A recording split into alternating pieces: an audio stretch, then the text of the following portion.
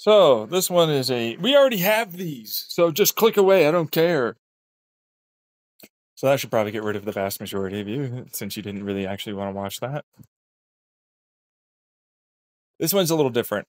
So instead of a small computer, like, like a really small whatever, this one would be the equivalent of, remember netbooks, and how many of you probably don't even use them, but if you are using them, congrats, except for like the vast majority of us have larger hands that would never fit those tiny ass keyboards, and I hate trackpads. Like, they are the worst thing. They suck immediately. You just want to get a mouse, right? But it's like, it's good for certain. No, like, you probably already have a keyboard and a mouse. It's like, what am I paying for? Like, honestly, and then on top of it, the scaling of your operating system for that tiny ass screen doesn't even make sense anymore. And so it was like, what the fuck is this? It's tiny. Like, if I wanted to actually look good and I can actually read things, or, oh, I'm going to go into, it's like half the screen is like single sentence, so I can read something, right? Some of you may have better eyes, but that's not everyone, so shut up. You should be quiet and realize there are other people than you. So anyways, my whole thought process was like, why in the hell is it? Because I started trying Samsung's Dex, right? And it's like actually way better than my Chromebook, way better than my old ass Asus like Windows 10 or 11 or whatever it is that has these Intel N something, 4000 something series chips, and they suck. They are terribly bad.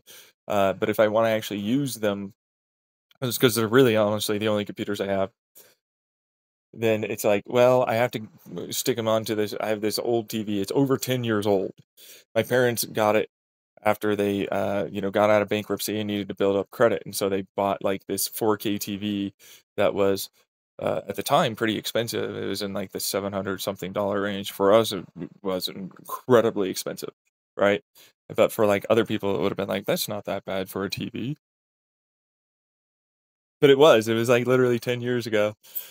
Anyways, that's the TV I currently have. Even though it looks like super cool and everything, it's old. It is old as fuck. Really quite old, you know? And it's like, cool, but what does that have to do with any of this? And it's like, it support it at 4K for sure, but like even at 1080p, they bog down so hard that it sucks to actually use them for anything. Um, and then I'm like, I have a wasted space of this keyboard and trackpad I never want to use, and a screen that literally I could give no shits about, and nothing would have changed because I'm already doing it. I literally give no fucks about this fucking screen. I leave it closed. I never use it for anything at all.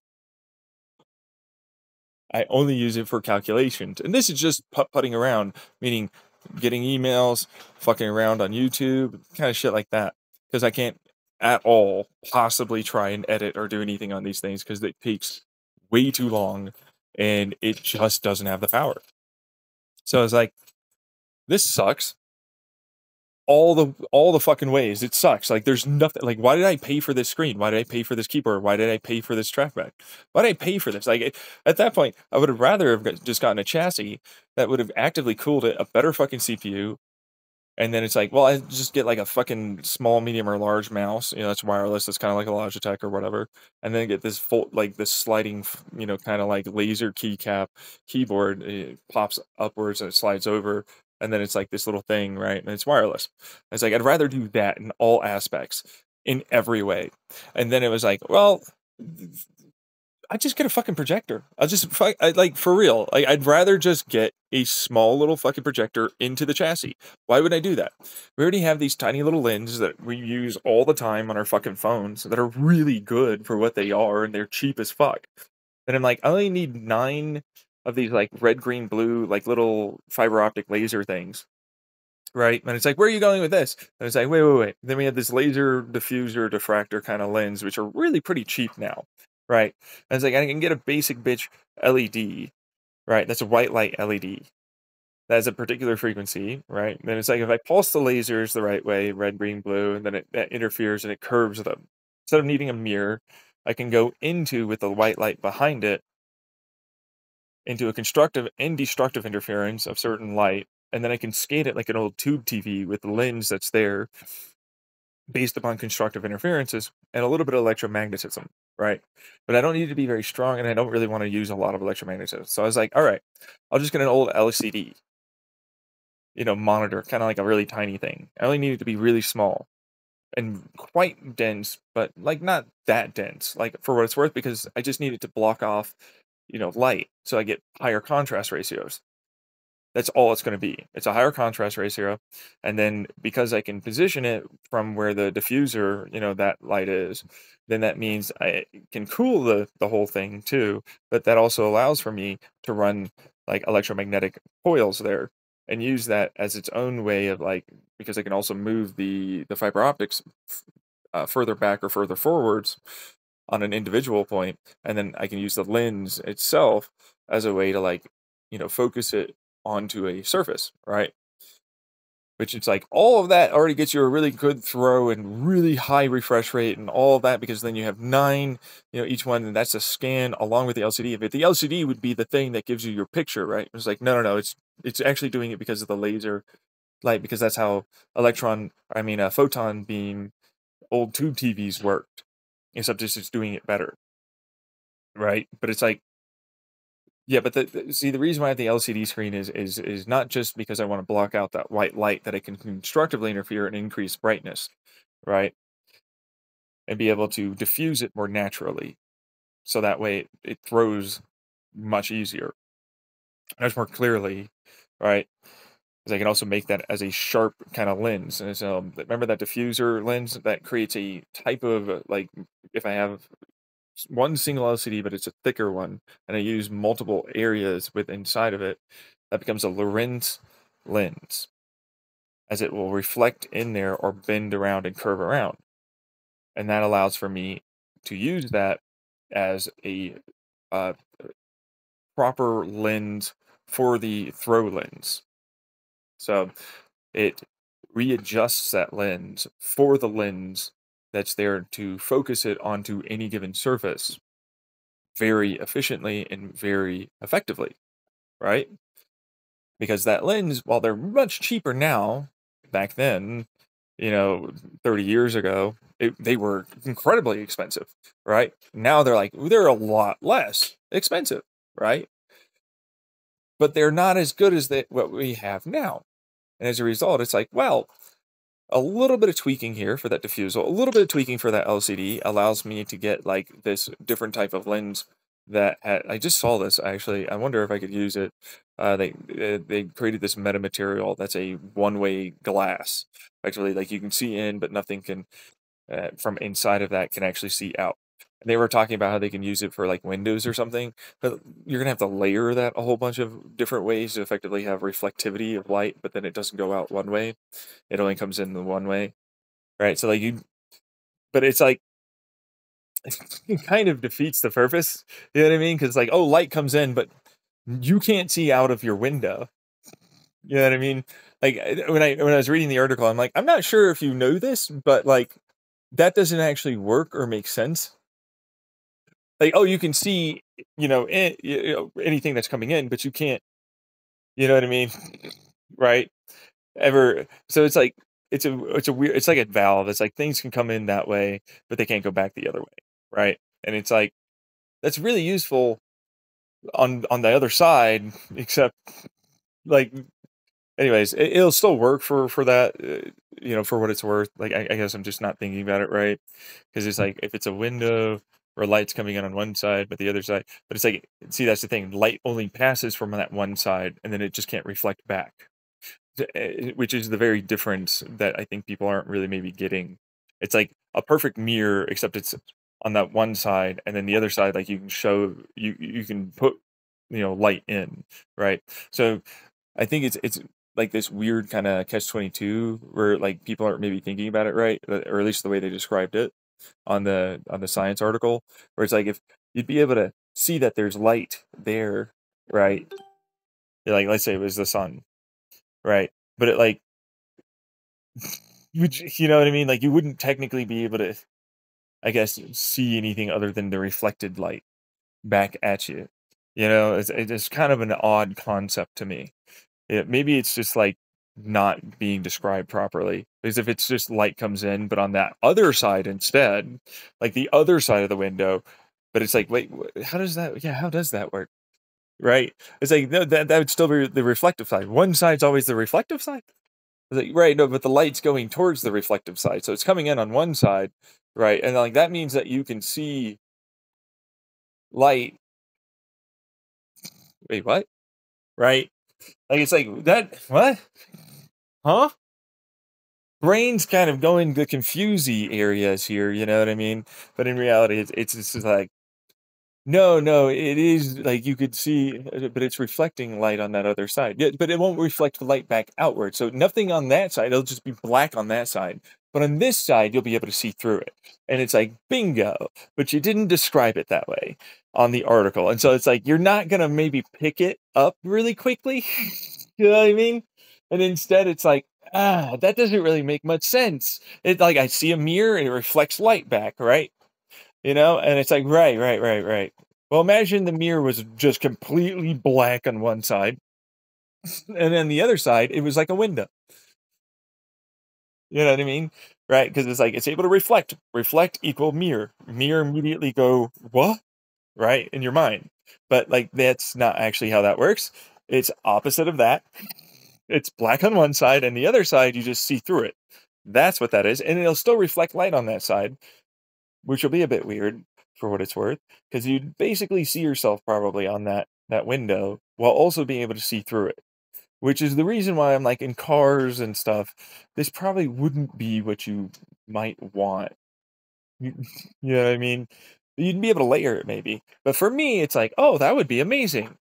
For this right now, like I could use that right now for this projector, right?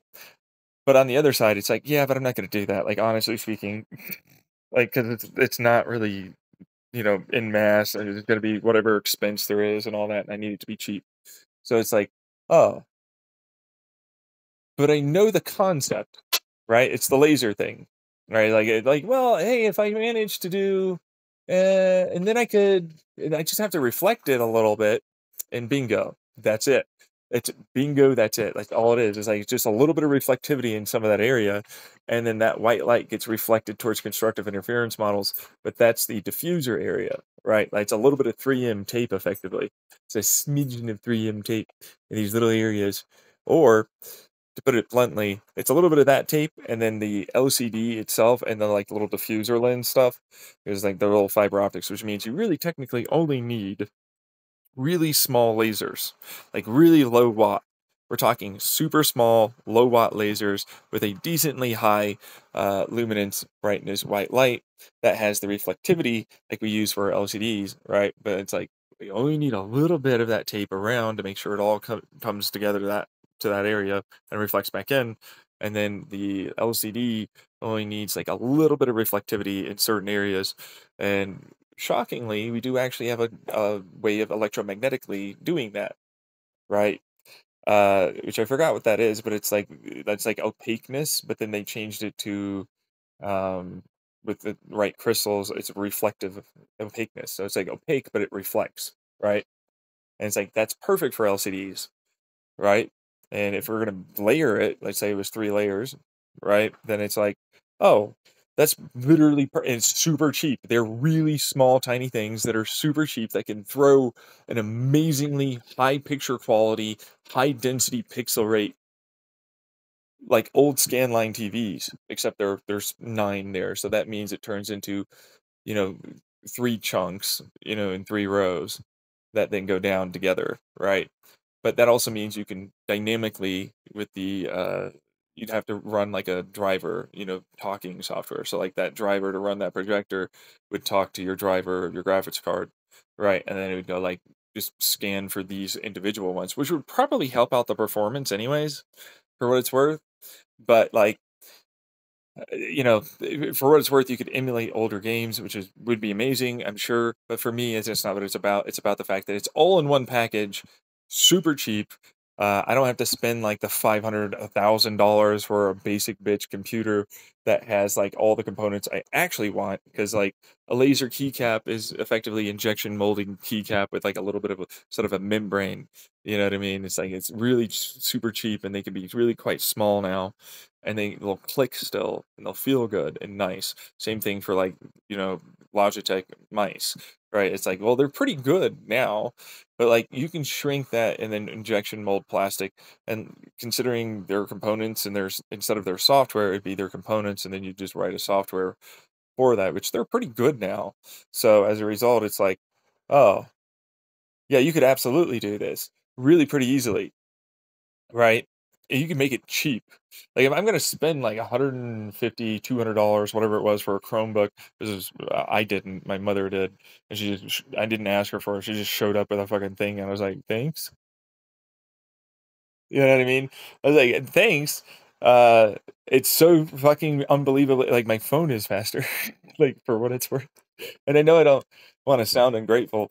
Uh, and it was nice, and it did work for things, but it was like this is actually kind of hard to use. It's got such a small little keyboard. It's got all this like everything kind of just isn't great about it for what it's worth. Um, but anyways, uh, a lot of people say that about Chromebooks, and same thing with netbooks. I was like, well, this is just about the same. Like, I only need like a better chip, right? Like an APU, like a fucking was it an AMD APU would be just fine if I could get like an 8 GB of RAM into it, like an eight. Something that fell. Anyways, yeah, if I could just get like a basic 8 GB of RAM, with like a I think 4 GB of or 8 GB of shared, GDDR that's faster. That's like on the APU, so that way it's like either on the back or the front or whatever of the motherboard. It's installed in a blank chassis. Then it's like, well, yeah, no, but we're talking about like this super expensive chip, right? And it's like, right, well, they've got to have cheaper ones, don't they? Right? And then I'll run it in like faux crossfire. As it's not crossfire, I'll just share parallelization cores with like a basic bitch cheap ass fuck like AMD uh fucking actual like GPU, dedicated. But it's like, no, they're all one chip really. Like that's how it's programmed. It's all to act like one whole chip, right? And it's like, well, I've got the interconnect, which is the bridge between the main GPU and the APU GPU, which will just offload and offset some of that, right? It can be really quite tight and tiny and actually perform insanely well, and it can be super cheap, but you have to get into like parallelization, programming effectively, and then everything would be soldered. You're not changing anything about it. Like it is literally like just effectively a chassis that immediately goes into a bunch of cooling. Remember the whole act of cooling, which would be like a bunch of vapor chamber kind of stuff that would go throughout the entire chassis, and it'd have to be a little bit bumpy or whatever to increase surface area, but that's fine with me. If it's like one of those acoustic resonance pumps, they were showing off at the CES a while back, where it's like really small, but it's able to actively cool chips that before that you wouldn't be able to use. It's like, well, that would be fine, but you'd also use a tiny little laptop, like big, but very large in this instance, because like then it could be run very very slowly with a little filter there at the bottom, and then it would be able to pick in air, pressurize it from a centrifugal central point, run it off to the sides, and then blows it off from the sides inwards and then out or whatever, right? And it'd be super cheap and grow really, really, really easily. Some of the best, projector, high refresh frame rate stuff, which would be great that you'd ever want. I was thinking about it because it's like, well, then this would fit within your pocket, and it would be able to, well, it'd be a little bit larger, sure, like a little larger than like your standard cell phone, but like you're gonna have it connect with a USB-C anyways, right? It's already got a keyboard and a mouse that you can just plug in because that would be a part of like the either Bluetooth that it comes with, or like the Wi-Fi or something like that, right? And then it's like, here's the other, USB-C that's for your connectivity. If you want to buy a dongle, here's even more, but I don't really know maybe what you'd use it for. Then it's like, well, you could still shove in a 1 terabyte hard drive on that, right? Like I've got 128 gigabytes for my Chromebook. I have way less than that on my little Asus laptop. Like it's not easy to run anything on this at all. I can't run any games on any of them. It doesn't matter what it is. It doesn't matter how low perform. You know what I mean? I can't run it on any of that. And so it's like, oh well, this would actually be able to run it. This would actually be able to run at a high enough frame rate that would make it so that way you'd want to use it. It would outperform, unfortunately, for some of the people out there, your basic bitch kind of like Xbox and PlayStation. And it would look better too for that projector if you had the proper surface and everything that you're gonna need. Like that's what that would be. You need the screen projector little thing that rolls down, or like you get out to drywall and the paint and all that, right? But other than that, it would be pretty good. For me, it's mostly just because it's like, well, I could fit it within like that $200 package, right? And it'd actually perform well enough that you could play games, feasibly play games, like at 120 frames per second at a 1080p. We're not talking 4K, we're talking 1080p, which is fucking fine, honestly, these days. But let's see here. Then it's like, right, you have to understand that it's like, well, I also have 8 gigabytes. I actually have a genuinely decent CPU or APU, really. But it's like I'm also doing a fake version of Crossfire because it's like, no, no, no, that's not an APU. You think that's an APU? It's not. It's just the CPU. And like this is not really two GPUs. It's really one GPU. You know what I mean? It's only the one GPU. So even though like people that are the kind of like more knowledgeable customers then turned into, yeah, no, we know it's not, but like whatever. you know but yeah, see, that's the thing. It's like an Xbox is like you're paying for like all this extra stuff, right? And same thing with a PlayStation, right? It's like you're paying for that software, you're paying for this service, you're paying for all these other things. It's like you get this operating system, you get these things, and that's it. Right, like, I'm already gonna have a keyboard that I can mass produce that's gonna be pretty darn good. It's not gonna beat actually, like, really good keyboards, but it's pretty darn good, right?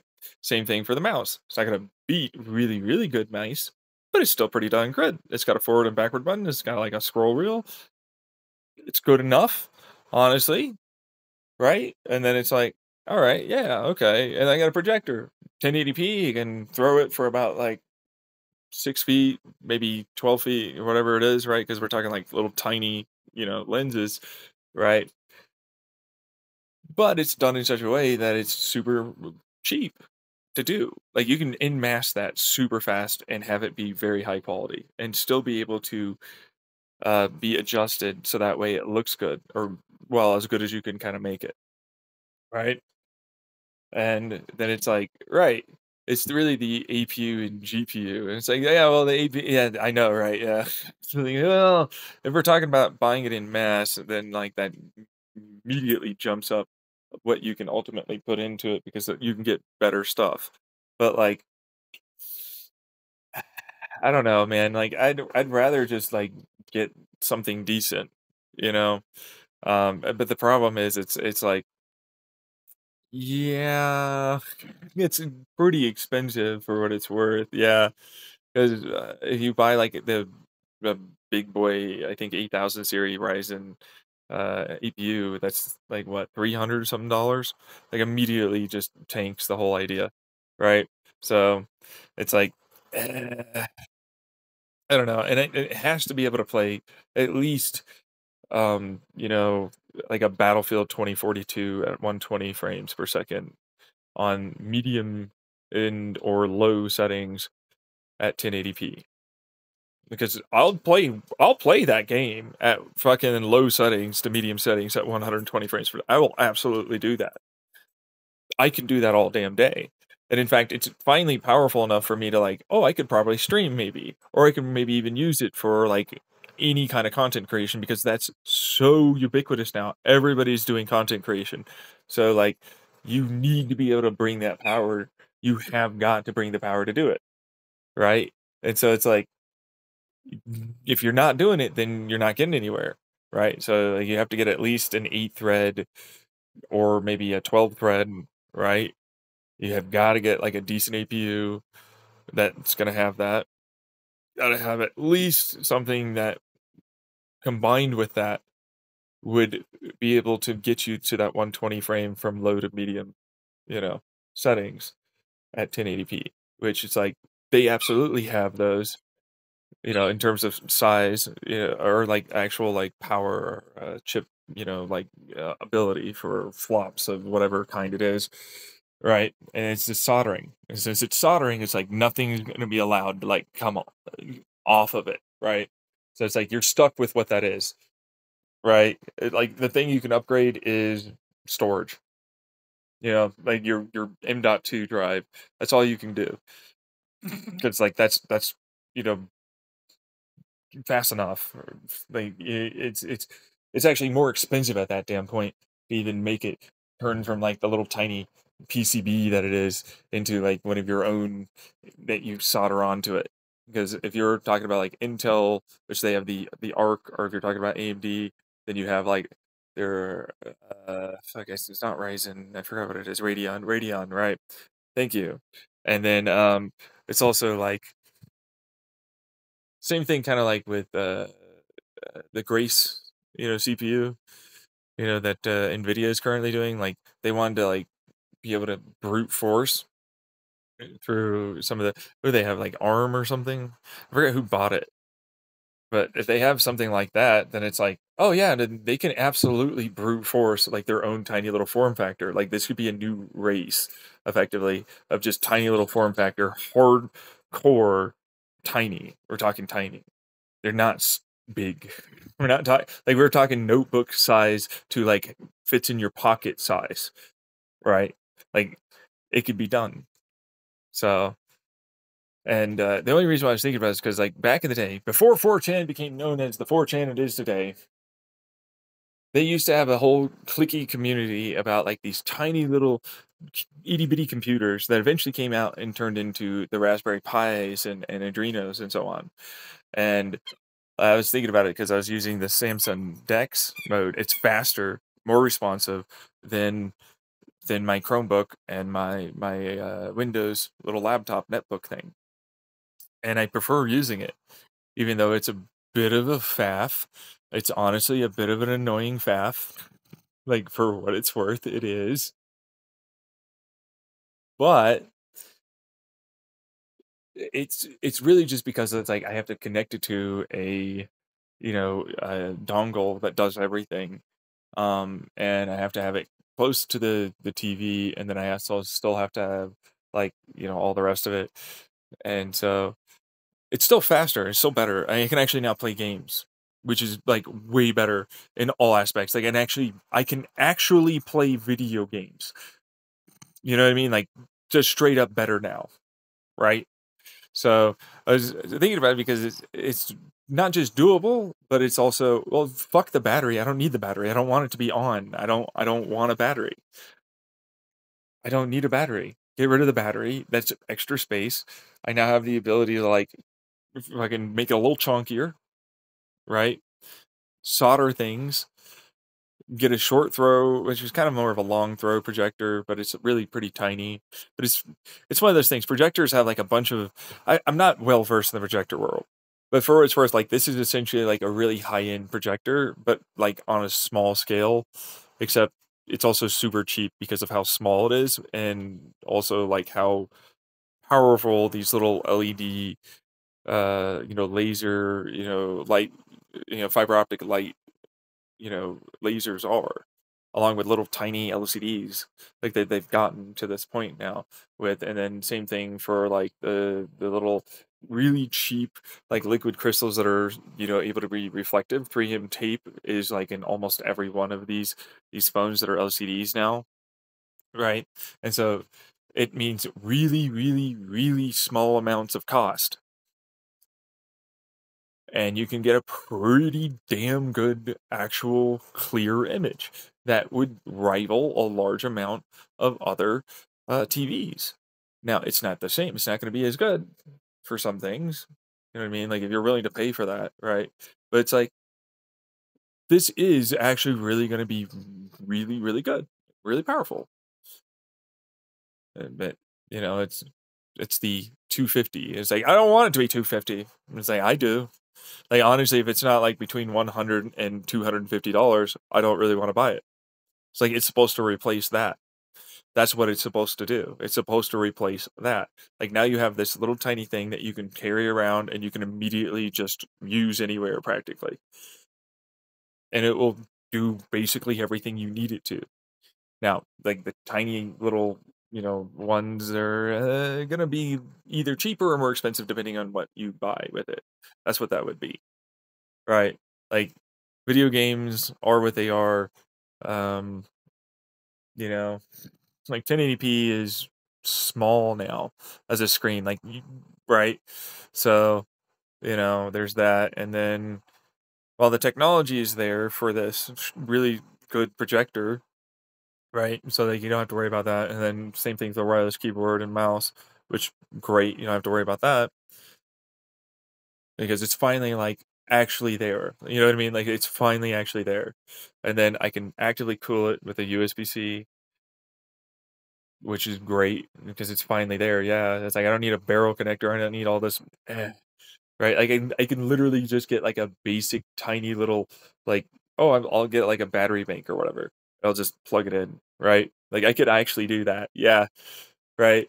And then it's like, "Oh, but if I don't wanna do that, then I just plug it into a wall wart," and that's fine, like, honestly, because they have the ability to do that now, right? It's all about the amount of power that you have to do, and so, instead of, thinking about it like, "Oh, man, I have to cool it this hard," it's like, well, that's a lot of extra, programming, like, it's a lot of, like, stuff that you don't need, that's not what it's for, you know?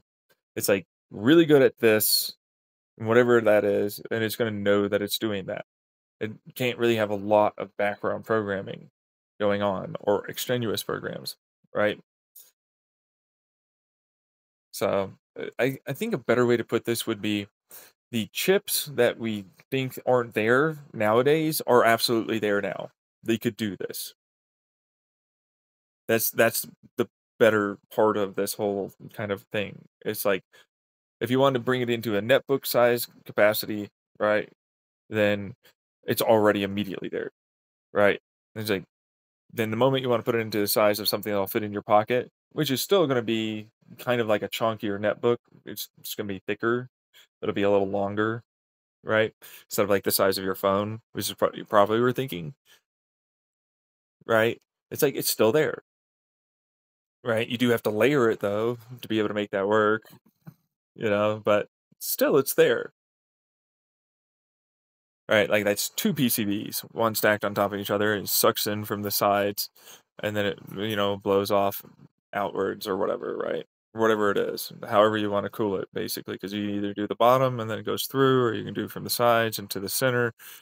There's a couple of different ways you can do that, but it's like, silent enough, it's all you need, and I don't want the screen. Like, the screen was expensive, although, wait, it's not actually.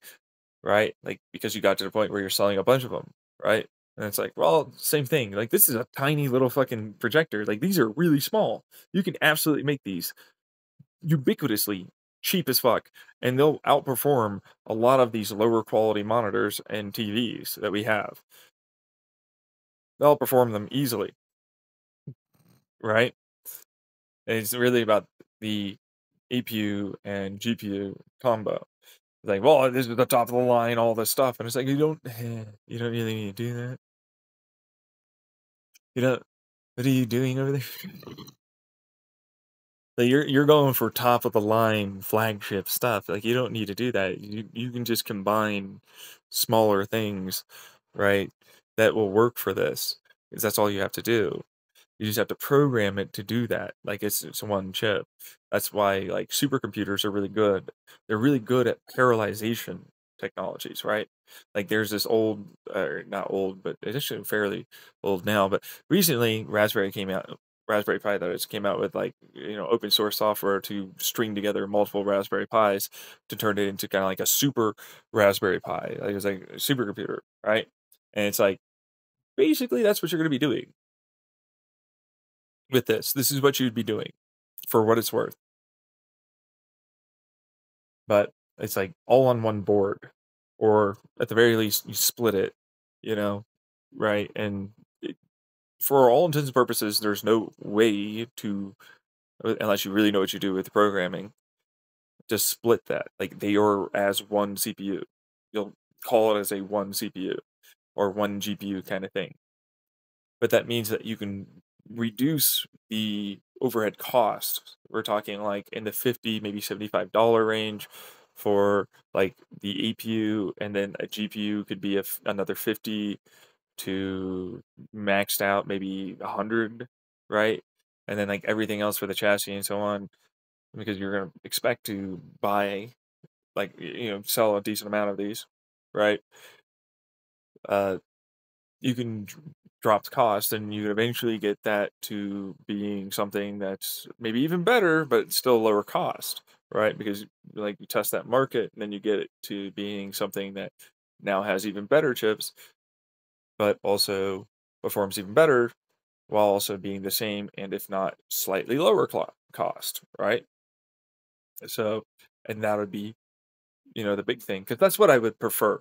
Like I would in every way prefer to buy that than buying a netbook. Like, I don't want a netbook. I hate netbooks. I don't even like laptops. No offense to laptop manufacturers. It's not just the modularity, although I do like the modularity of the free fucking what, I forget what it is. But like I like that, but I don't want a screen.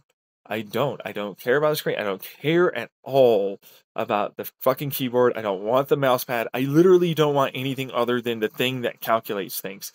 That's it. That's all I'm looking for. Like I've got keyboard. I'll buy a keyboard. I will buy a keyboard, man. Like I will do that. I'll buy a decent mouse. I will buy that. I will buy an actual monitor if I had to. But like this is a basic bitch like projector that will outperform a lot of these smaller, kind of way more expensive than they should ever be in my mind monitors that are like 24 inches or 22 inches or something like that. They're like in the $150 range, and I'm like, uh they they don't look good. They're not that, like I'd buy a laptop for a monitor better than that. You know what I mean? Right? Like that's literally what that problem is for me. I don't want the freaking monitor. I'd rather have the projector. The projector would work better. It would be able to handle higher, what is it, nit peak brightness, contrast ratios, color accuracy, but that all depends on what you're projecting it onto and the distance between it and everything else, which this will come with adjustability, which is phenomenal, by the way. Right? So like if I looked in the world of projectors and they're like really pretty darn expensive, and they don't even have adjustable focuses. They don't have, adjustable contrast. They don't have any of the stuff that I'm talking about. And I'm like, all of the parts are there to make this way better now. What is this? Why am I having to spend like close to $1,000 for a fucking projector? This makes no sense to get basic, like you could have already done this levels of stuff.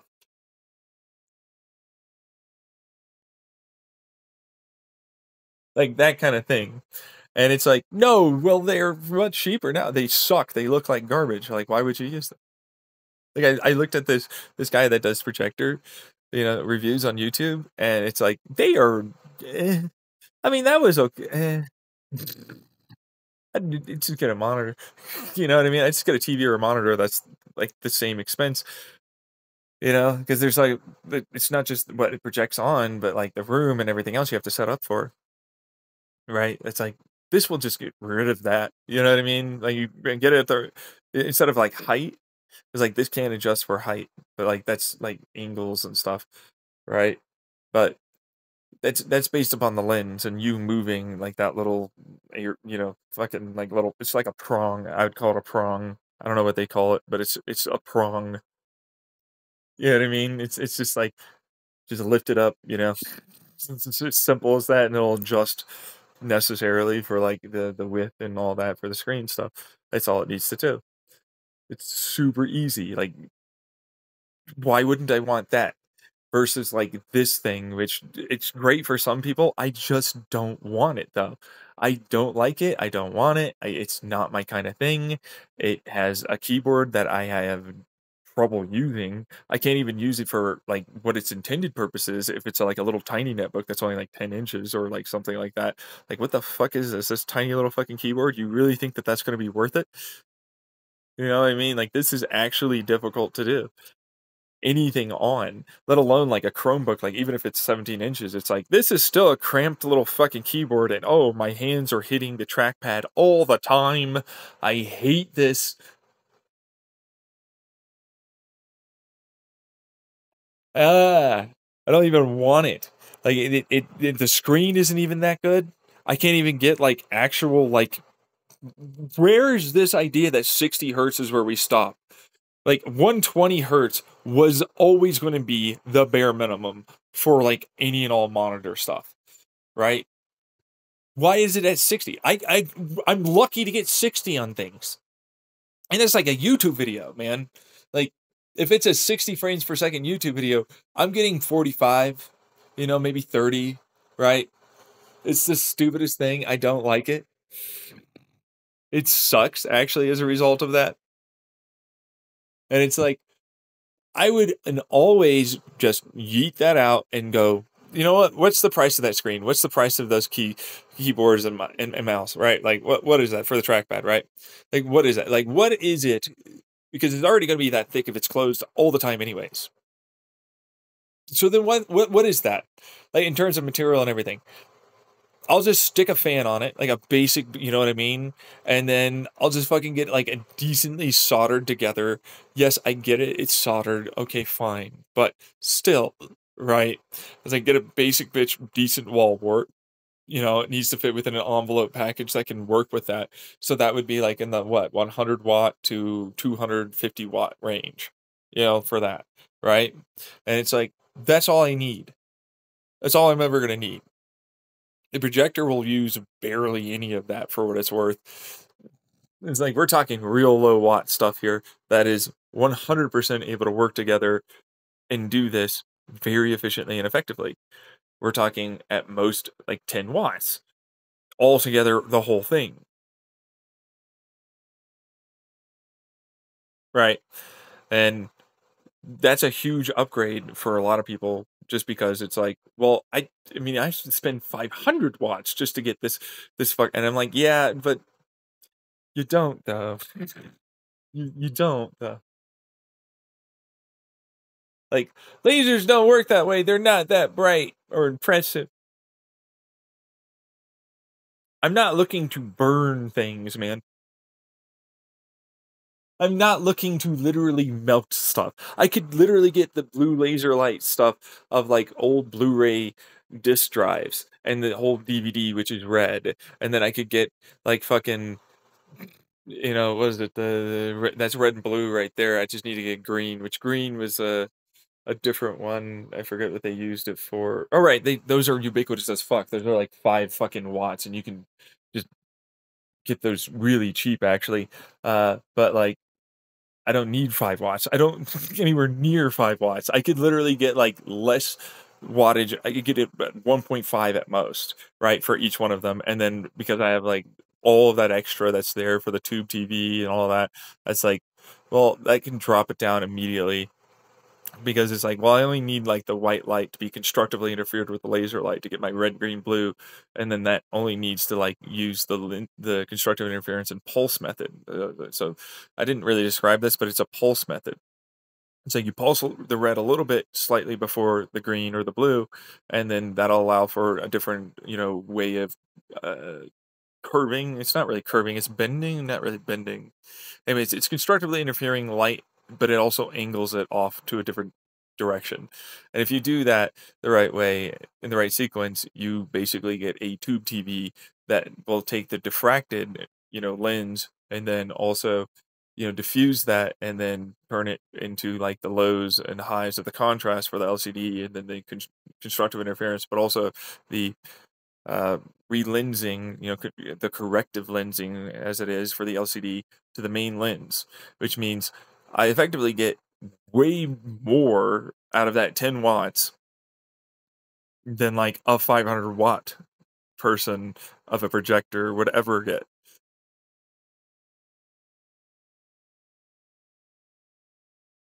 Kind of thing, right? So it's like, yeah, no, they're fairly cheap and efficient and powerful now. Like, yeah, 30 years ago they weren't. They would not be able to do this. That's not the case now. We have all of that now. We could do this genuinely now. So much so that it would genuinely rival a large amount of OLEDs and LCDs, right? But not all of them. And in fact, you were talking about more of those cheaper quality. It is only 1080p, right? And yeah, sure, it's 120 frames per second, right? But we're talking tube TV scan lines. You know what I mean? So, especially when it's like that method of pulsing, along with the steady state light that's in between, means that there's a destructive and constructive interference of that light that's in other places that's getting corrected. Meaning not just in this one top left as it scans, from left to right down, right? Or from left to right and then down one and then right to left and so on, right? Yeah. Well, yeah. So that means that you can do more for those scan lines than you think. Right. Especially with like a little LE or is it the LCD like screen. Well, see, that's the thing. It's not going to be able to use an actual like true, image. There's no real image. It's correcting lenses, right? Like that's what that is. Like it's not really doing the lens, like the actual image itself, putting it on and then it changes it. The image itself is being made like this tube scanning of the laser lights. That's what that is. So it's super cheap, right? But it's also really effective on that side. But the LCD basically just allows for us to do that even better, right? Like, it's a corrective lens. That's all it's meant for. It basically doesn't like to correct itself when you pulse it that way and you have a steady state very well. Like it'll do it and it'll look pretty darn good. But the moment you get like a corrective lens with the LCD, with that reflectivity and like how you constructively and destructively interfere it with the depth that's there and the pulses that are there and the steady state that's there, that gives you the ability to get a way more accurate, way better image that has way higher contrast and peak brightness. But it's okay only within certain distances, like any other projector, right? And it can only do so much. There's only so much width. There's only so much distance. There's only so much short, right? So it's a way of using the technology we've had as laser lights, laser light systems for a long time. Like pulsing lasers can go up to these millions, huge, huge, like numbers, it seems like, right? Like millions of a second, billions of a second. These tiny, tiny little fractions of a second, right? And it's like, what does that even mean? It's like, Jesus Christ, right? Yeah.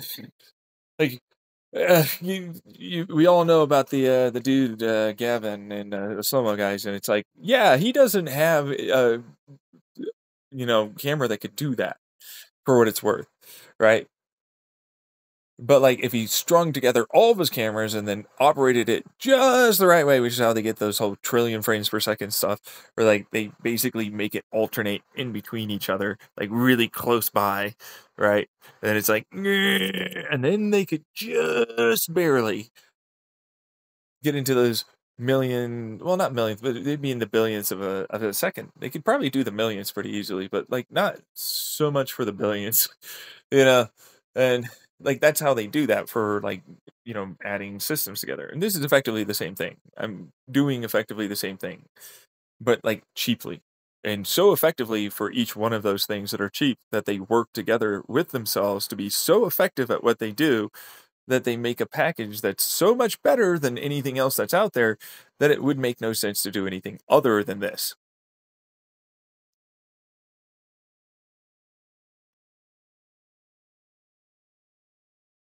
Instead of needing a mirror that moves around super well, which I don't need it, right? Like I have the LCD corrective lens and a little bit of 3M tape in the right way, in the right areas, right? That's all I need. I have a steady state LED, right? That's constantly going. But like then I can pulse that and then even use that as a with the right circuitry, a dimmer mod. Like that can be a literal dimmer mod. Like depending on how I pulse the LED, like brighten it up or um dim it down based upon how it is I pulse the lasers too. And so like that could be a steady or I can pulse it. And I'm mostly just going to be using it as a steady. But because of that, like we're just talking about some programming that truthfully we already have. Like we've had laser lights that have been doing this, pulsing laser lights for a really long time. We've had the ability to dynamically pulse it as well off of digital means for a long time beyond just analog.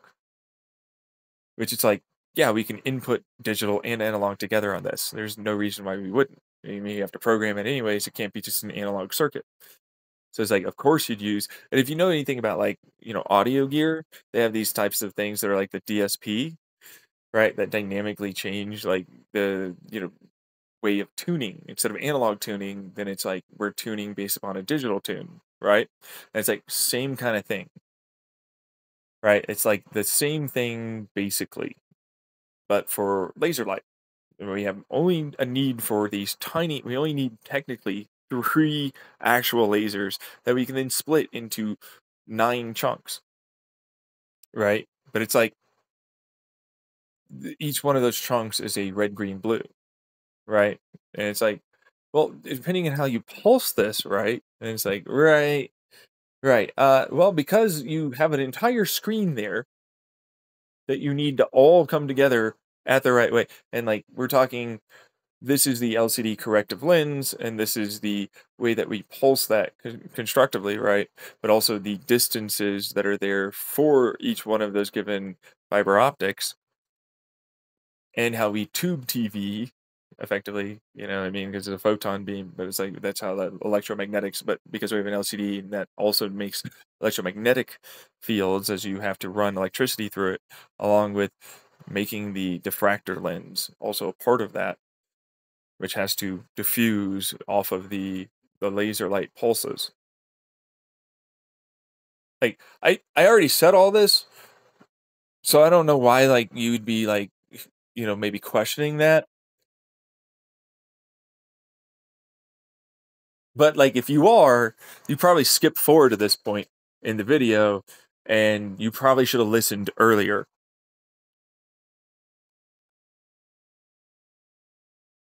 So there's that, right? As I take a sip of my coffee. Decaf today. As always, and it's going straight decaf now.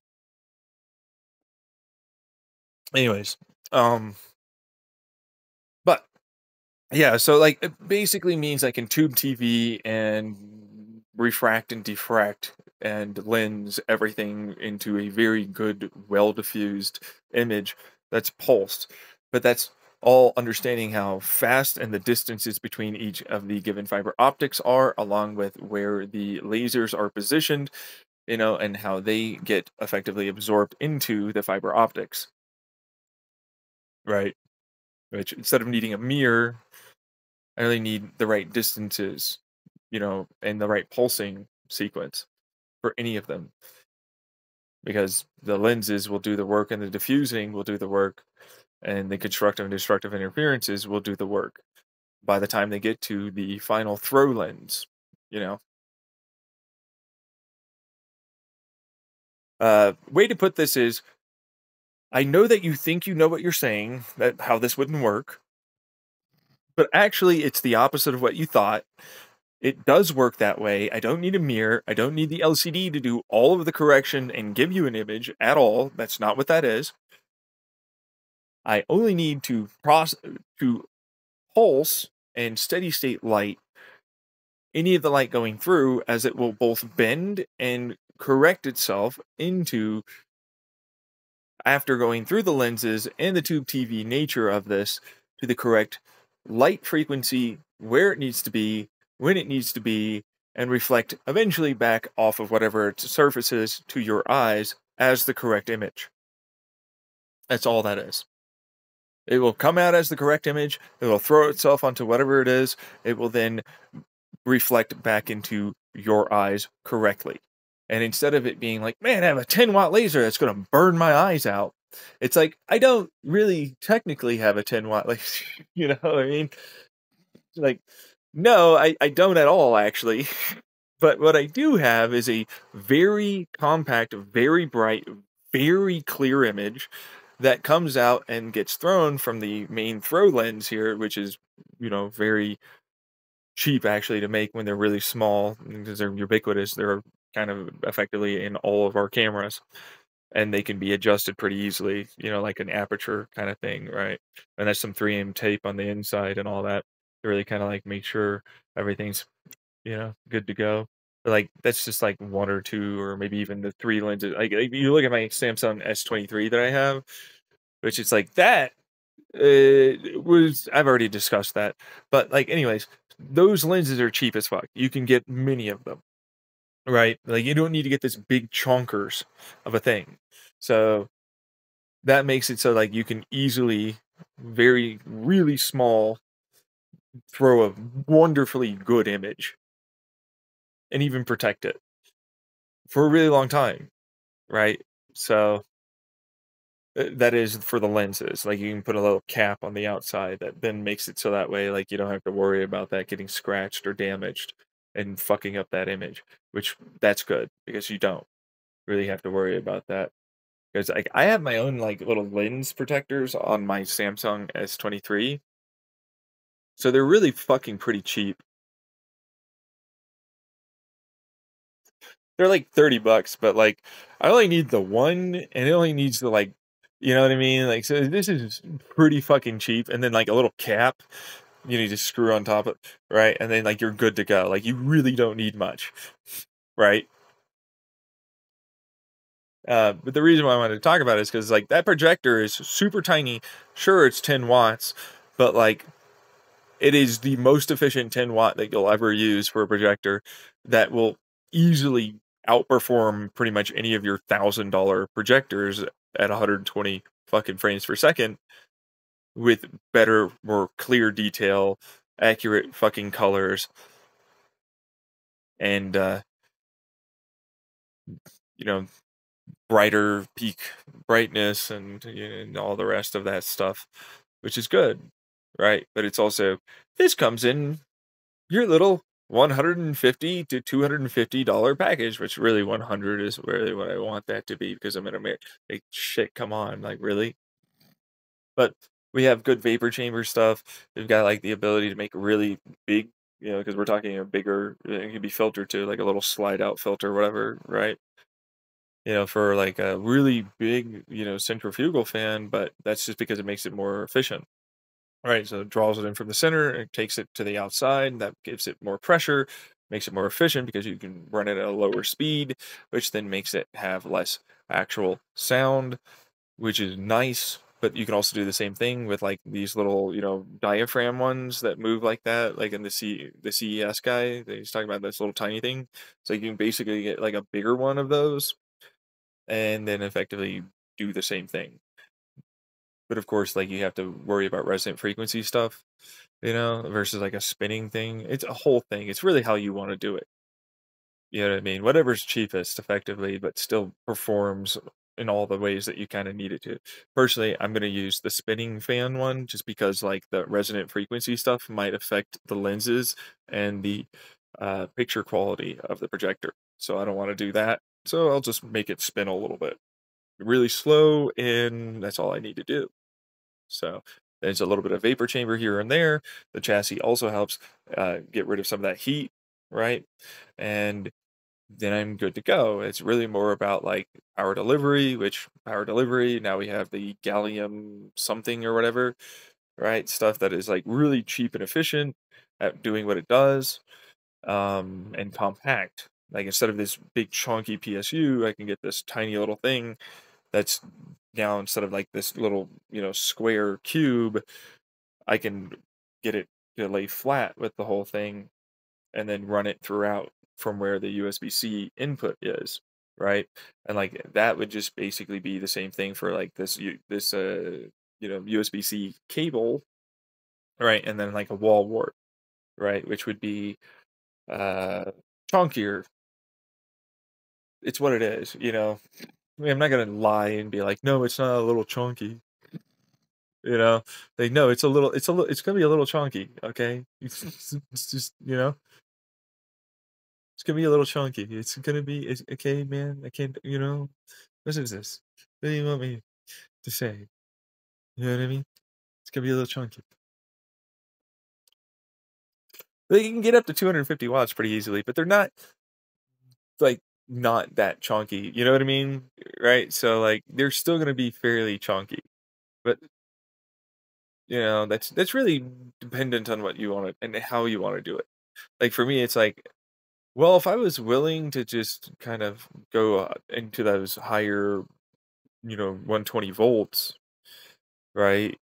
Then it's like, oh, I can get the three prong for this, and then I can run like a better circuit and make that much smaller and make it a little longer, right? Instead of like a wall wart, it would be like, oh, that would go into that, and then that would lay down, and then that would run off into like the USB-C, from a USB-C to a USB-C, like a standard cable like that, which would be a lot easier to do versus no, the wall wart's real chunky. It's gonna be a little chunky. Yeah, it is a little chunky, you know, even with the gallium stuff. Although they might have other technology now, but I don't know that much about it for what it's worth. Um, so there's that, but like, yeah, it's still gonna be a little chunky, it's what it is. So whatever. But they have the ability to go up to 100 watts. I know for a fact that they can do 250 watts these days, right? In fact, I don't know what their max is, but I know like 250 is doable, right? So there's that. And it's like if you were gonna like have this plug into the wall from one of those little prongs, things, then it's like, well,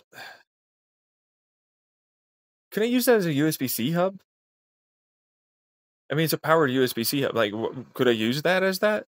I might be able to use that as that, right? Hmm. Yeah. Right. It's what that would be.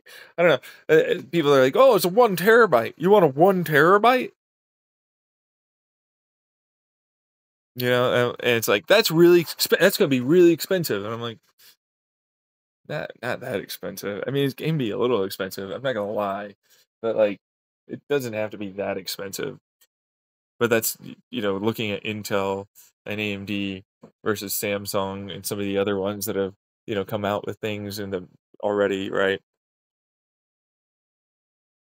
Like some of you actually manufacture some of your own um memory chips effectively, so you basically just solder them on and cool the whole thing basically.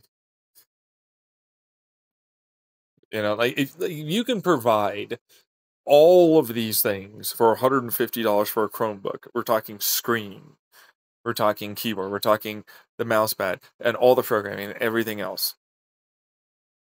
You can provide all of this for the same amount. It's and you got to provide receipts. Where are these things for this constructive interference? You better put that in the description or something. I can't possibly Google constructive interference. I can't possibly Google LCDs and how they can't possibly Google any of this shit. I can't do that at all. All right, well, this isn't really for you. This is the concept, right? This isn't for you. This is for, like, people that know things, that kinda thing. It could be genuinely that cheap, genuinely that good, and you could sell them like hotcakes. Cause like, who wouldn't want that, basically? You know what I mean? Like, it's fucking cheap as fuck, and it'll play games, like, main games, like, real actual main games, and it has actual, like, fucking storage. Like, why would I get this chunker? Well, no, I mean, because you don't have, like, the ultra graphics. Okay, that's fair. Yeah, I don't though. And right, yeah. It's like, well, yeah, okay, yeah. Isn't that a one kind of like thing that people tend to not maybe think about at first? It's like, well, you got it mostly because like it can do a lot more, but also because it looks cool. That's what that is. Like, it's not gonna fucking outperform this guy. The top of the line flagships. It's not gonna do that. It's only got 250 watts for what it's worth. It's just using it very efficiently. It's a lot of parallelization, effectively. You know what I mean? Right? And it's sure it's got an operating system on it, but it's like, yeah, it's gonna be a pretty massively scaled down operating system. Like, whatever Windows is that it's got for backgrounds effectively are gonna go bye-bye. You might be able to stream, sure, but, like, yeah, no, I'm taking the hit of, like, I'll be at 60 frames per second at low so I can stream to you. You know what I mean? Like, that kinda thing, right? And it won't even be, like, the absolute top tier. It'd be, like, a 720p stream, like, some good bit rate, I guess. That's it, right? Like, that's what you'd be getting. But that's still better than, like, what because I can't do any of that. I literally can't do any of that. So, right? And the same thing for content creation. It's like, well, yeah, no, I have enough RAM storage now to actually, like, hold a decent chunk along with just straight up storage, 1 terabyte, hard drive to be able to, like, store an actual video and work on it, right? And sure, it'll take longer. I get that. You know what I mean? It's not a 4K, it's not an 8K. It's, you know what I mean? Like, that's what that is. But I can actually do it now. Like, oh, I could take like the sleep I need after I've done edited. I've gone and done the edited, the goofedness of the edit had happened. For those older meme guys and gals out there, millennials, you're in your 30s. I was thinking about this, but you should have your life figured out somehow. Is what they say. That's not really how that works, and you're always learning. But like, that's what that is because everybody treats you like shit if you don't. And you're allowed to mess up even in your 20s, but like, and you're not young like you think, like you're 14 or 15 or something, like in your head, or maybe when you were a kid, but like you still feel that way, huh? Guess what? That 75-year-old, they're like you, and then they look in the mirror and they go, fuck, shit. That's gonna be you in about 40 years. You're halfway past that. You're already 30 years old or more.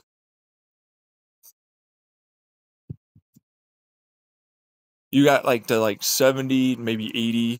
You're luckier in your 90s and you die. You're 30, right? You're a millennial.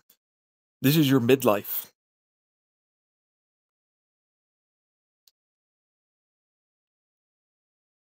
I just wanted to attack some people, real quick and really kind of fucking shove them down and shut them up. Look at this existential. It's just one thing to the next. It's just one thing to the next. And planning is like you live in the moment. And it only has to ever be that it's enjoyable to you in that moment. So you went all the way over there to just go and take a picture. That's good enough. In fact, that's great. That's perfect. That's all you need. That's the secret of life. You did the thing and you planned the thing and you enjoyed yourself. That's all you need to do. That's all it is. That's what you're going to be doing forever. That is literally it. You'll be committed to one mortgage or some fucking financial commitment or some other thing, and that's all you're going to be doing from one to another. You'll be working to pay it off. You'll be, this is this many number of hours, this is this many number of days, this is this many number of times I have to fucking deal with this person, that person, or whatever else it is, and then you're done. You get like about a, you know, couple decades maybe. If you're not in America, maybe a decade at most. But if you're lucky, you get a couple decades. Although the tail end of those the last decade, is not really going to be good, most likely for you, for your retirement. That's all you get.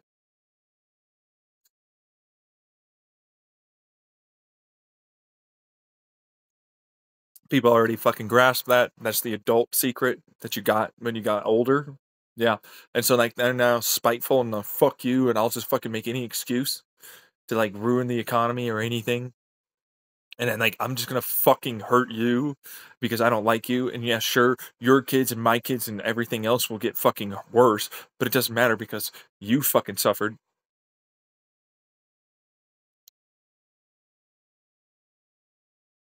That's your politics. That's all you get. That's it. So, anyways, we're going back to the fact that, like, in 250 watts, outright power package, that's the max, right? But in reality, it's more like a 270. It's like there's power draw and dips. It's like you have to have that, like, immediately, like, be able to take and grab that as, like, that's how you run your chips now, right? And we're talking, like, well, it's only going to be, like, these cheaper, you know, chips, right? But it's like that's parallelization, that's the threading, and like we need at least 8 threads is what I wanted, but like 12 threads would be the best, like for what's worth. When you need that 8 gigabytes, but it's going to be soldered. Like you're not sourcing it from other people. You're just getting the chips and soldering it on, which immediately makes it cheaper, but also they're better and they're faster. You can get them right next to that thing, and you can get that DDR, the GDDR, right, for your graphics card, or HBM. If you have HBM, mwah, HBM is perfect for this. Literally, it is the most perfect you can get. I'm not even kidding. If you have the H.2.64 or 65 or whatever, like those encoder chips that like NVIDIA and Radeon have, right? Like that's your now interconnect. That'll be your interconnect. Instead of offsetting it off to the CPU or the EPU in this instance, right? They'll have that as the interconnect between the main GPU, which will be very close to the EPU, as in that pin set. If I can get that pin set moved in a way that allows for me to like literally stick the GPU like right behind it, I'd do it. I'd do it so fast. If I could literally sandwich pancake board this fucker, I'm doing it that fast. Like just and stick them together. I'd do it. Like that's as perfect, literally, because instead of like I could still put like another H.265 or whatever, but like I just need an interconnect point, and then that allows for me to run a different style instead of like the PCIe Express. It's a pin to pin practically, right?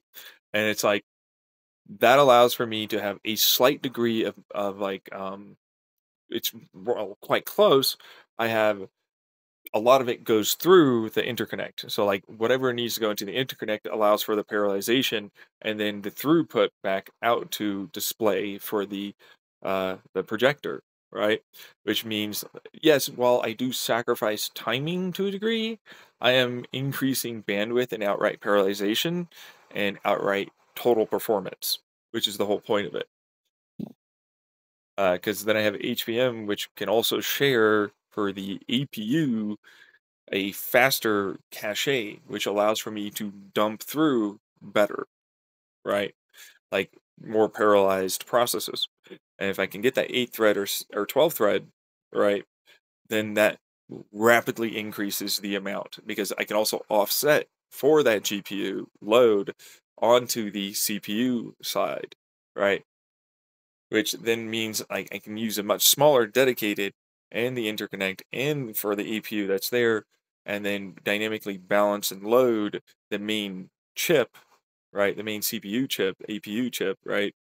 As like a whole actual um, outright what's that, like, flop increaser or whatever. Like, I can balance the load, like, and depending on how it is I need for any given possible change that's displayed, then instead of it being just pure physics, it's more about like, oh, I can balance the physics off of both GPU and CPU as well, and work effectively within the lines and scope of the total actual power package here that I have for 250 watts, which, because I'm actively cooling it, it means I have the ability to much more readily, like, increase outright performance. Or we're talking about just straight pure performance here.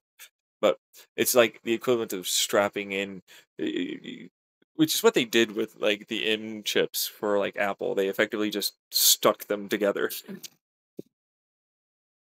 And so I'm like, well, I don't, I'm not gonna be able to do that. But like, I could do this instead, and this will allow for me to basically get a very similar performance.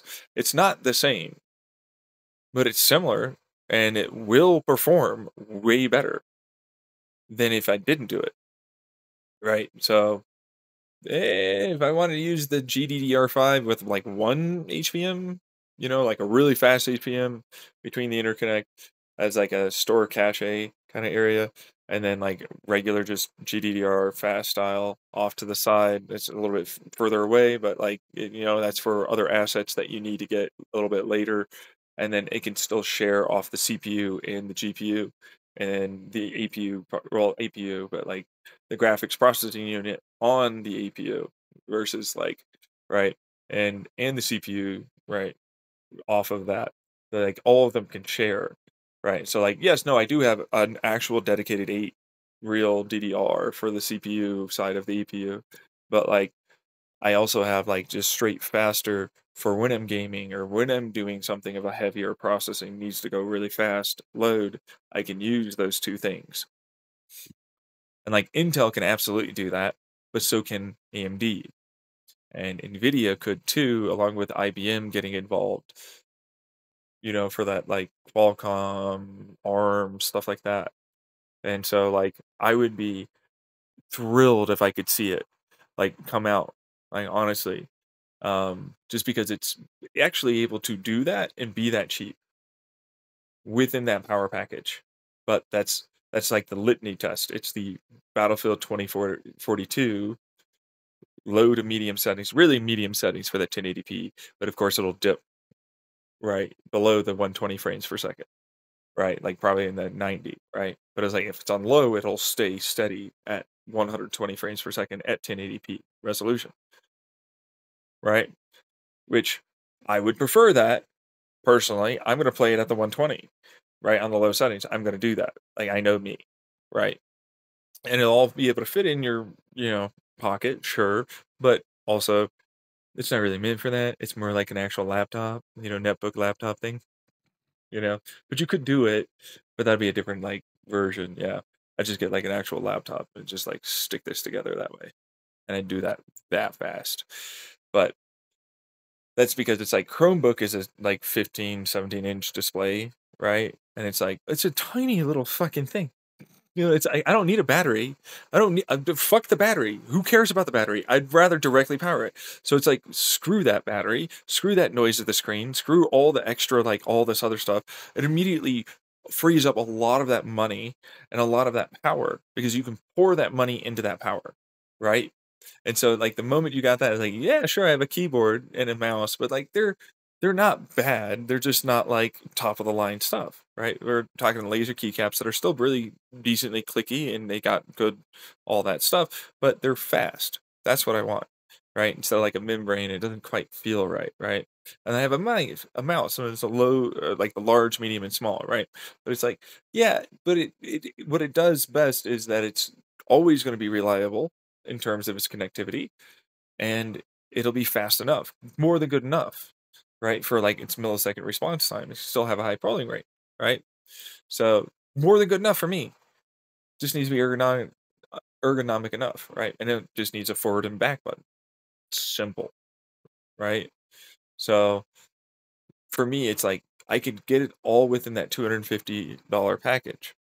I could play that game at that frame rate, I can even make it so that way that 10 watts, right, of that little projector is really only needed at times, right? Like, right? So it's like it's technically 10 watts, but we're really not 10 watts because it's not steady 10 watts. And like that's how lasers can ultimately pulse to a higher wattage, but in reality, that's not really technically what it's doing, right? So it's like, oh yeah, no, I can get it much brighter, but I don't really want it to be burning our eyes. So that one turns into, oh yeah, no, it's a 10-watt package roughly, right? But it's really lower watt is what we're looking at. But it'll perform like it's a much higher wattage, and it's still going to draw watts because capacitors are what they are, right? And along with like a little tiny, battery to help kind of like smooth it out, right? Yeah, that's circuitry design. So, and that all depends on how it is that you want ultimately to throw like the scene, right? Like so like if we're just scrolling online, then that's a steady state light that you can dim really pretty darn low, and like you only need it to be maybe 1 watt, right? Maybe 2 watts at most. But the moment you need like high action and everything, you have to ramp it up, and that can go all the way up to 10 watts. And that's why like that package, while it's 250 watt, like the chips aren't gonna really maybe do that, right? But when you add in everything, and I want a little bit higher actually, just because I want to make sure in any dip moment, like really high energy moment, that it'll still be able to sustain all of it, right? It then means, oh yeah, no, it's good to go. It's steady. It's gonna be able to survive. It won't be too hot, which will be wonderful, you know, and you can keep it as a portable kind of device that you can take anywhere. That's the whole point. Like, and instead of a laptop, which bothers me, I'd rather like actually have something that makes sense for me as this. Because like I'd take this anywhere. I would absolutely take this with me on camping, van trips, if I had a van or could camp, right? That kind of thing. Or, with me to doing anything I would with a laptop. And in fact, I'd probably enjoy it more. You know what I mean? So, and then there's always like, this is the high end, top of the line. We're talking $1,500, man. We got the bigger projector. We got the better, CPUs. We got we got an actual real, talk. This is a great, GPU and CPU, APU. We got the 8000 series APU in here. We got the 16 gigabytes of actual RAM. We got the 32 gigabytes of GDR combined with the HBM. We're going for it, right? Like you still got a good, like this is an even better keyboard, right? Now, granted, it's a little different. The USB-C is out, unfortunately. Like, well, kind of, almost. You know, yeah. Like it's a definite Walmart city over here. Is what it's going to be a chonker. There's no battery. You're not going to be able to do that. Right? Because it's like meant to be much more like an actual, computer that you can just sort of throw, but like that's a battery bank that you can keep with yourself.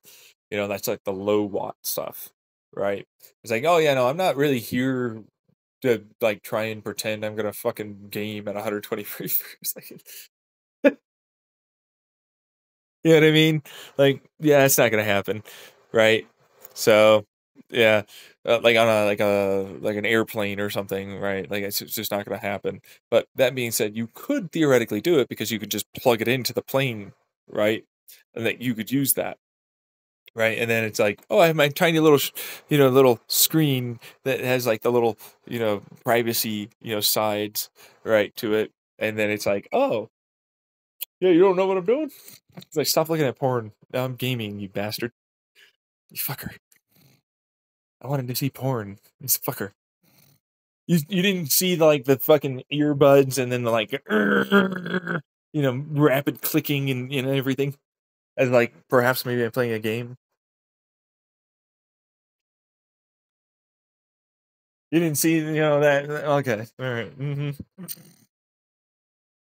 Meanwhile, my mind immediately goes to, yeah, I effectively get like a little tiny laptop stand that then just has like a little, like little projector, I guess, or whatever screen that instead of like projector screen, it'd be more like it's just like a flat cardboard that I would have probably just painted, on it, right? Like that's super cheap and it'll basically do the same thing. So boop and put this down here and it, just have to angle it back rearwards like a scorpion, right?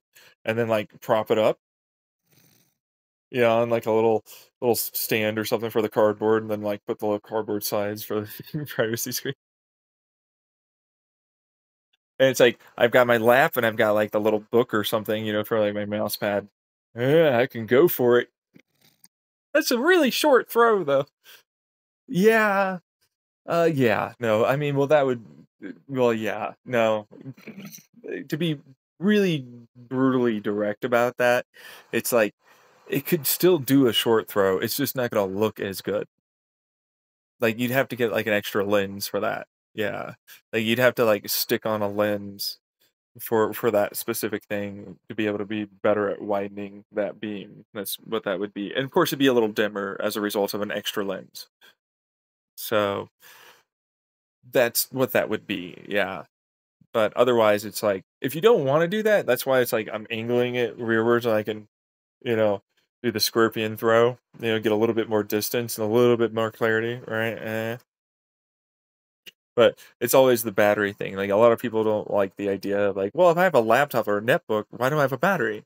And I'm like, because you could still run it off a battery. But in fact, you could probably just plug your phone into it, like for what it's worth.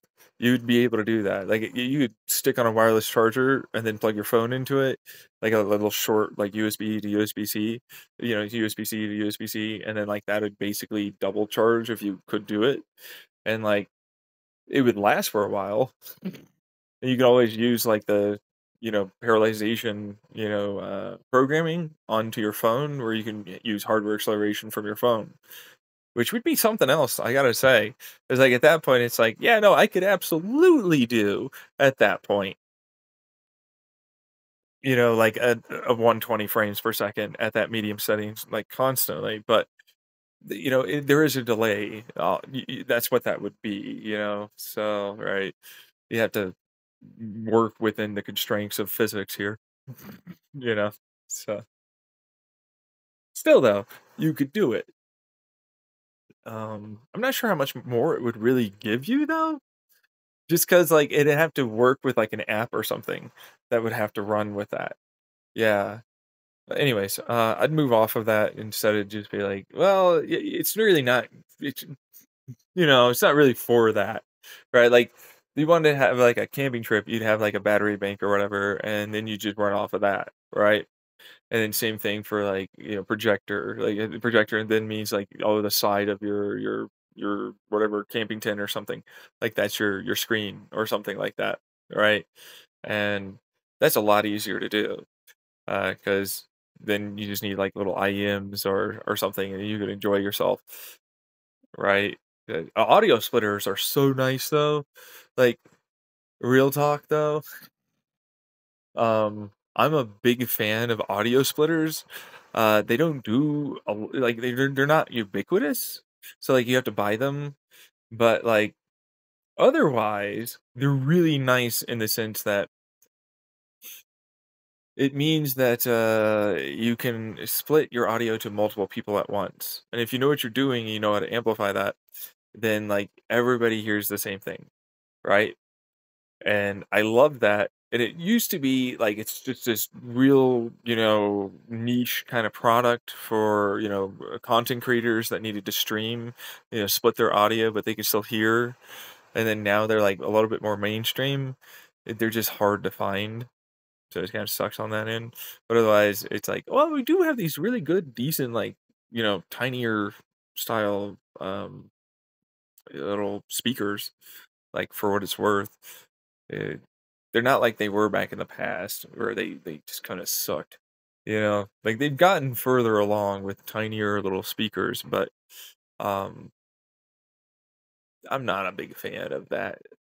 I'd rather just like give you a Bluetooth direct to like a little like battery bank that would then give you a splitter into like whatever, multiple, headphones or IEMs or something that you could run, because that would work way easier.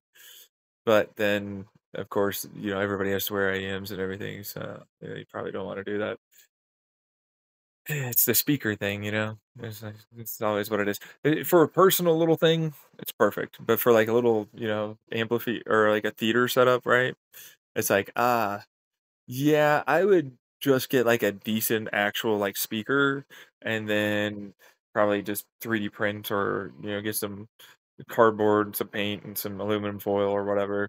But 3D printing would probably look a lot less jank. So there's that.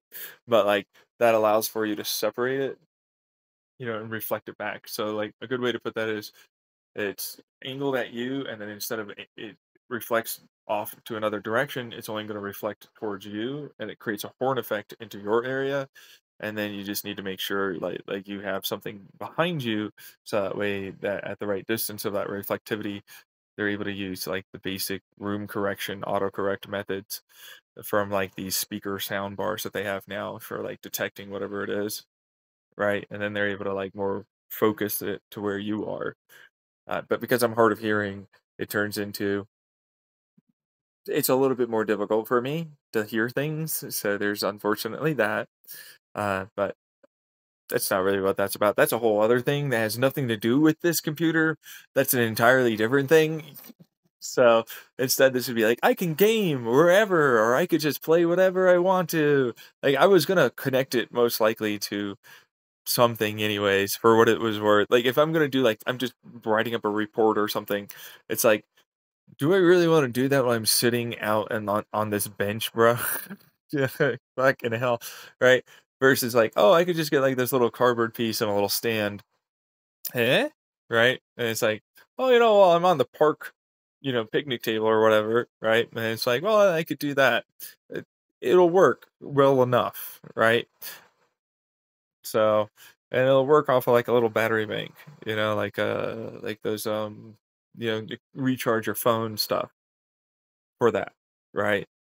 And sure, you're not getting into 250 watts, no way, but like you can get ones that will give you a proper actual wattage that can run it, like bare minimum. Oh, it's this, it's slow chart, that kind of thing. So like everything gets and like you don't get the frequencies, you don't get any of that. You like, why are you even running the fan? What do you need the fan for? It's like, right.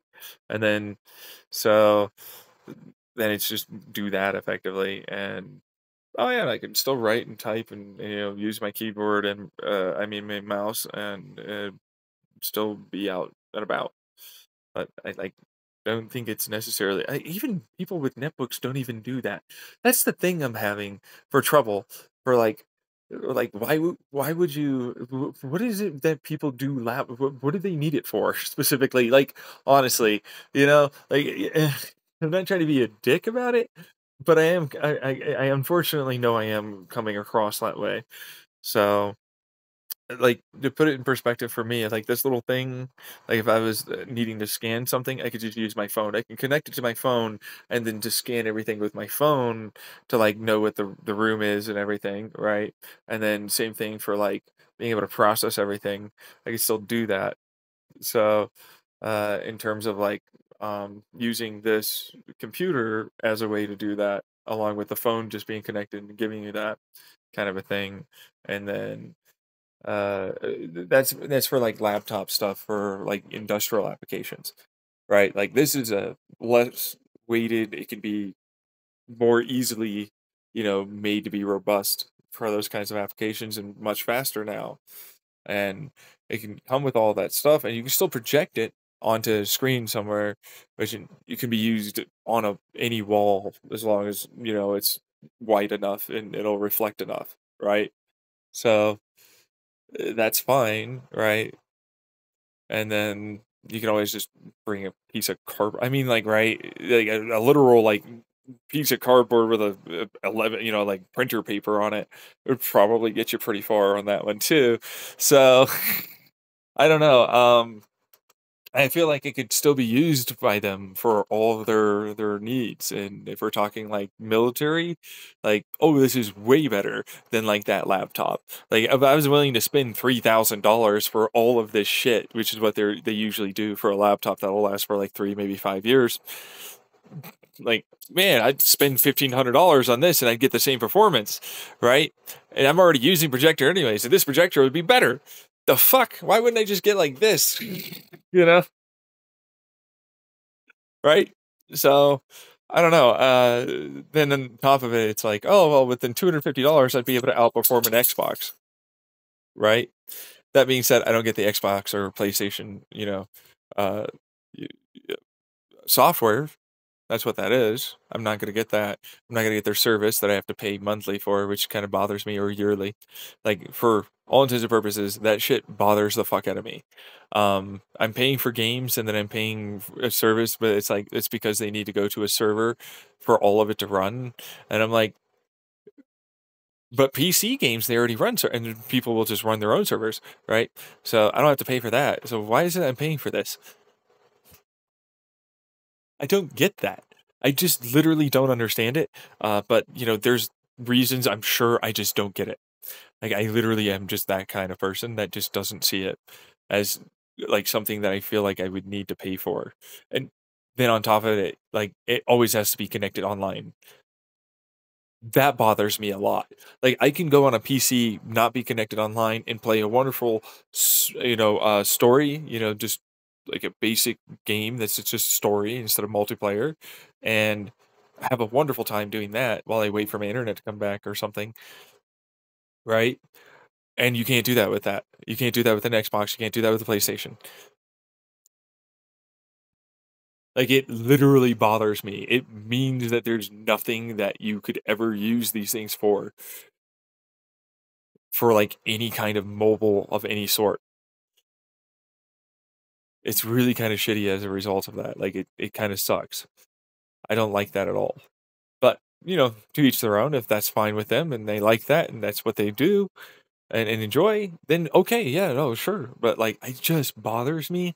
So I just don't want to do it. And they're chunky. You know what I mean? They're chunky, but they have more, features, which this is not going to have all those features. It has a lot of features, but it's not going to have every feature that they have.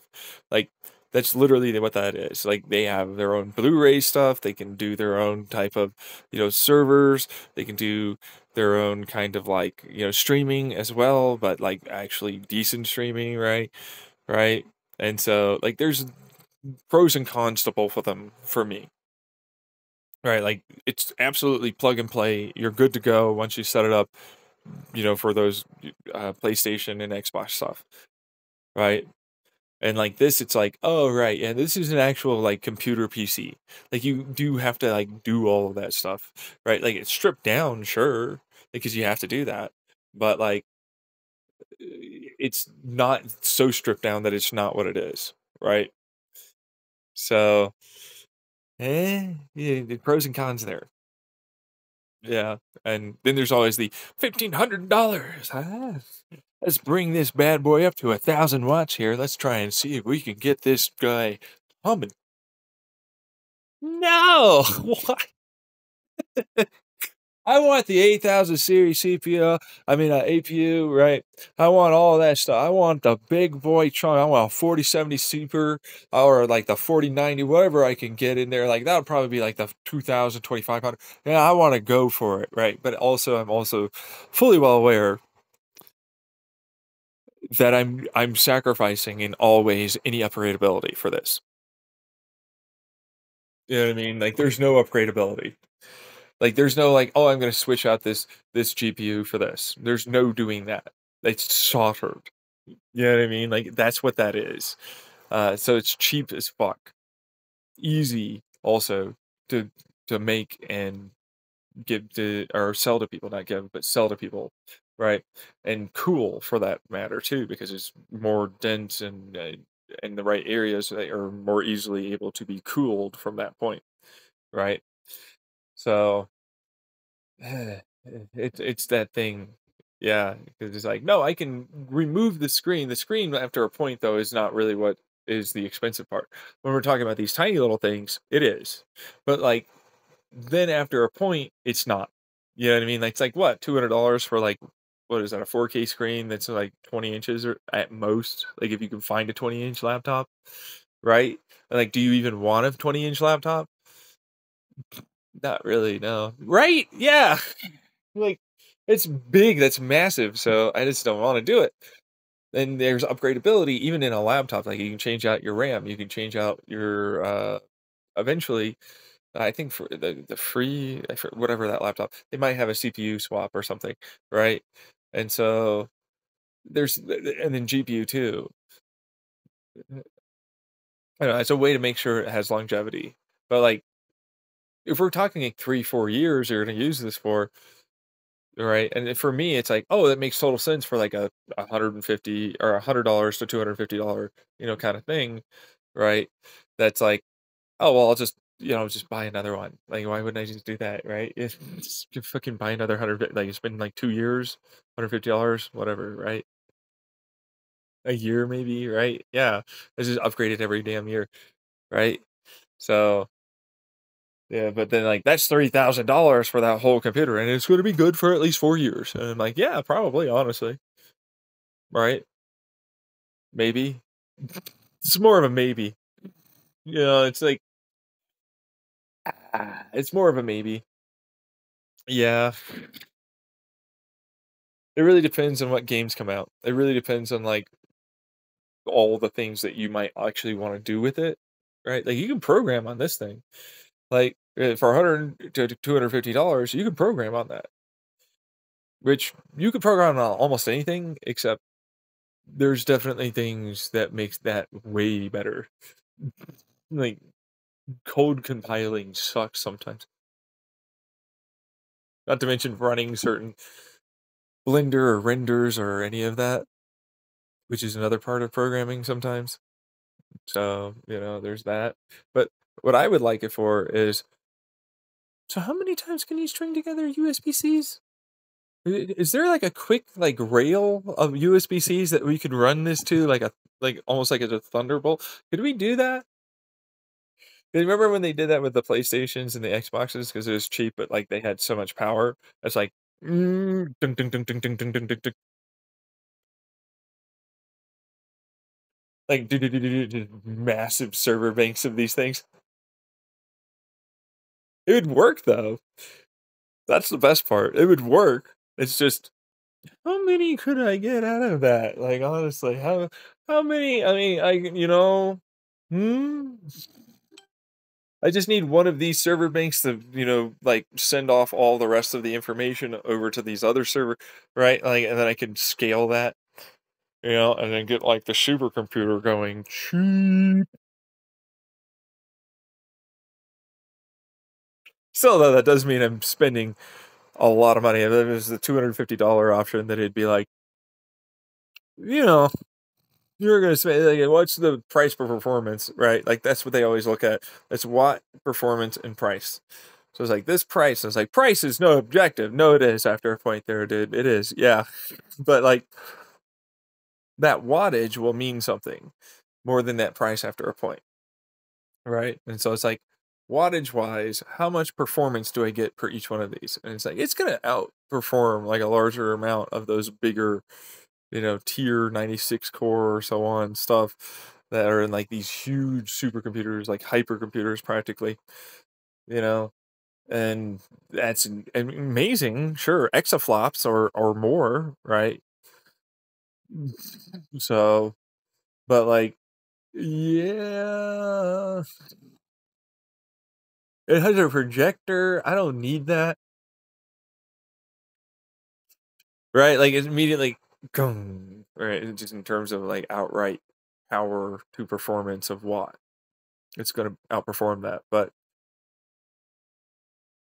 yeah, but like I could easily I could get much further. Like, could they make it bespoke? They could probably make it bespoke for you if this came on to market and was sold enough. Then yes, they could do that. Shit. Yeah, I know, like, my plans, they're dashed. No, wouldn't you know it? Meanwhile, me, they're not dashed, we just have to bring it to market. That's all that is. You just have to bring it to market. Like, come on, man. Uh, Meanwhile, man, if I could get investors to listen to me, you know what I mean? Like, I could absolutely sell so many of these. I know how to market it too, because that is the equivalent of all of the places that you want it. It's the netbook, it's the van life, it's the, you're living out of your car, it's the, oh, I travel a lot, it's the kind of like, I need to get kind of basic kind of stuff done, or I'm now the, hey, I stream a lot and I do a lot of live streaming that is real life live streaming. So I wander around, and you know what I mean? And so it's like, right, I got the either the cell data or the Wi-Fi thing, right? And then you get the battery bank in my backpack, right? Right. And it's like, that means I can then actually do that. But it's like, we already do that with our phones. I'm like, yeah, but like, I could do this way better than my phone could ever do it. Like, it's not gonna look like kind of garbage trash to a degree, right? And that's nice. I like that. I could always connect it to my phone too, wirelessly or wired, and still get more performance out of that and longevity. And I can stream for longer at a higher quality. I'd prefer that. Like, honestly, that's a perfect market right there, right? So that's great, right? And then it's like, same thing for, the on the go or less on the go. You know what I mean? Like, I want to be able to take this to and from lands, or to my friends, and we'll have like a little outdoor party, camping, all that kind of stuff. Like, oh man, socialization is out the window. We don't do that anymore.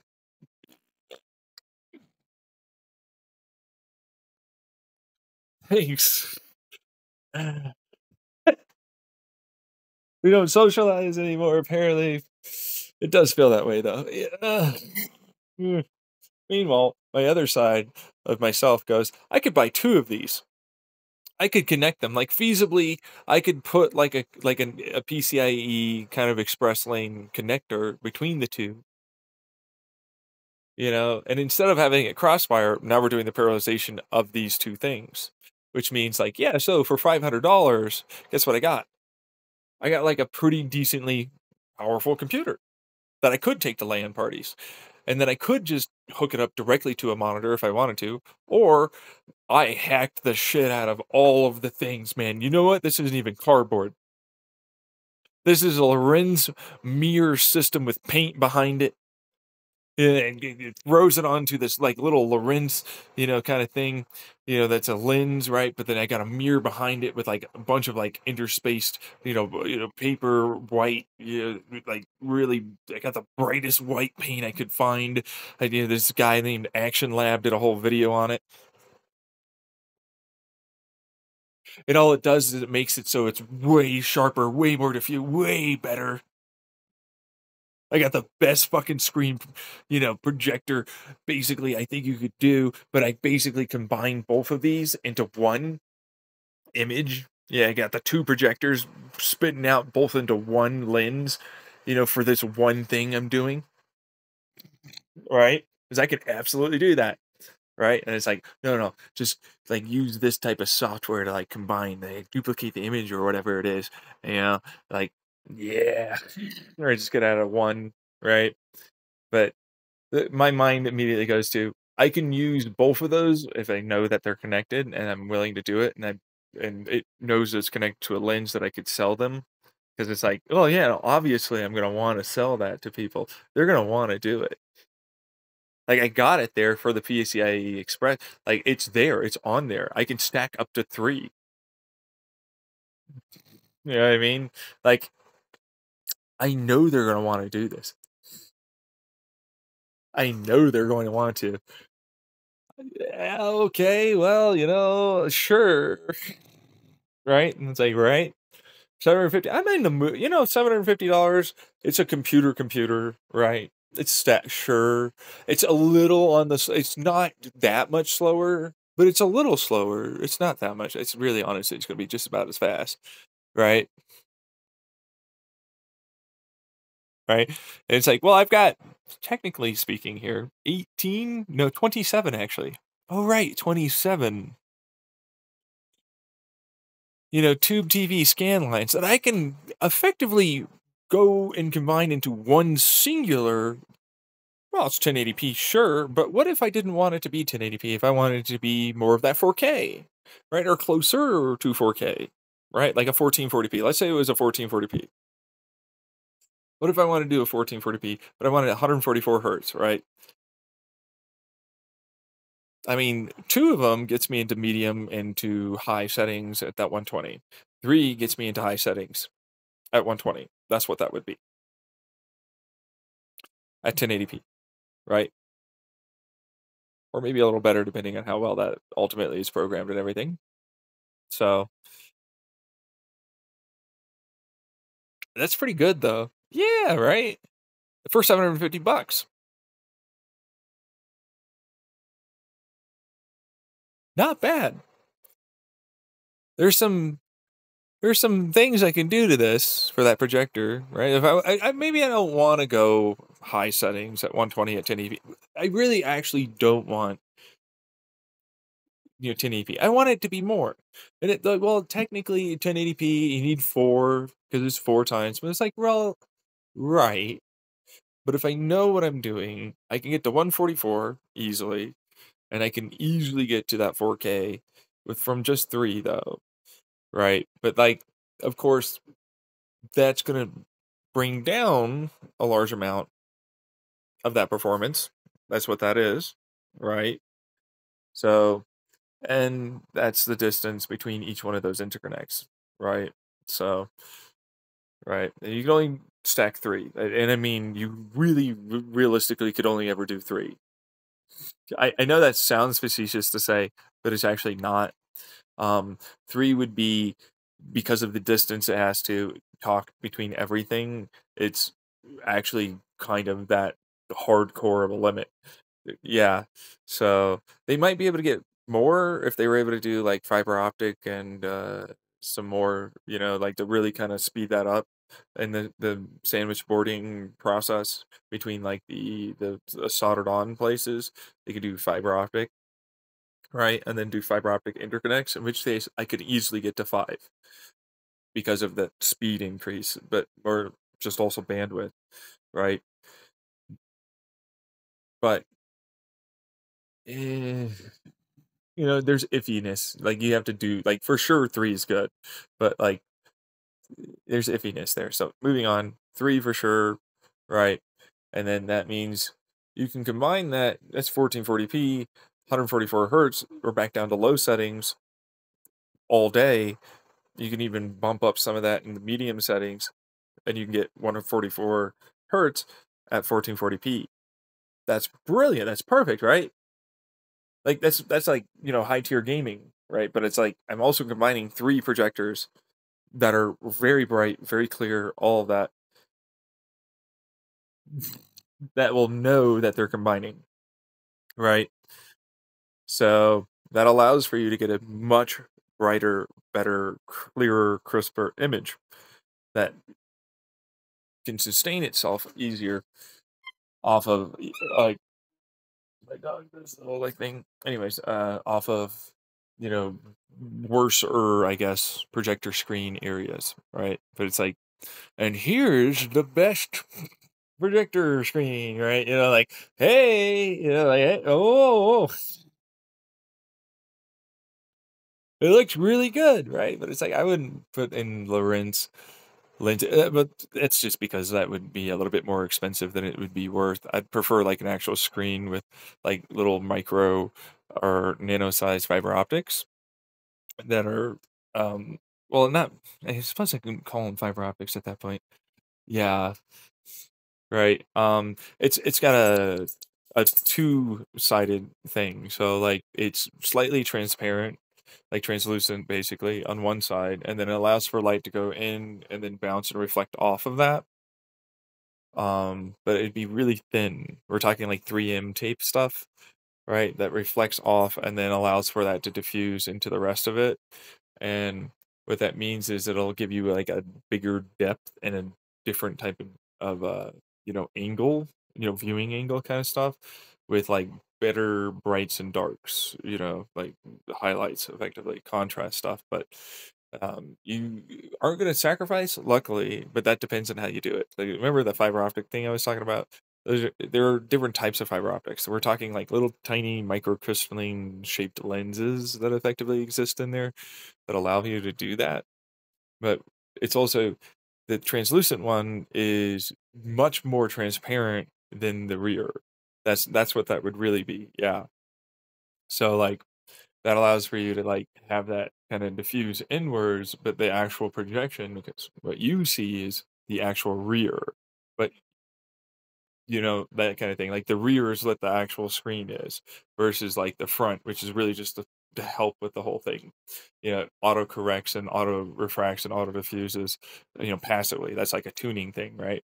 And so like that would be like a super cheap, simple. I can just literally roll some glue or whatever that's clear enough, or well, not clear enough, but clear, right? That's on there, and then like put that translucent, transparent, mostly screen on the front of it, and then it protects it, and then it allows for you to get like a screen and protector, actually, for that, for what it's worth. Yeah, that looks a lot better than what we currently have, which is nice, but that's why it's like the 3M thing that I was talking about, because it's like, oh, yeah, instead of it being like a mirror, which it kind of is, it's more of like just a really white screen. Yeah. But like I don't want it to be white. See, that's the thing. Like it's like kind of bad for it to be that color. Um which is why the whole like little tiny lenses are there. And so like it's actually both a mirror and the white screen. So it's like it's both the 3M tape and the white, really Action Labs like white, the whitest paint in the world, right? So basically a combo of that, right?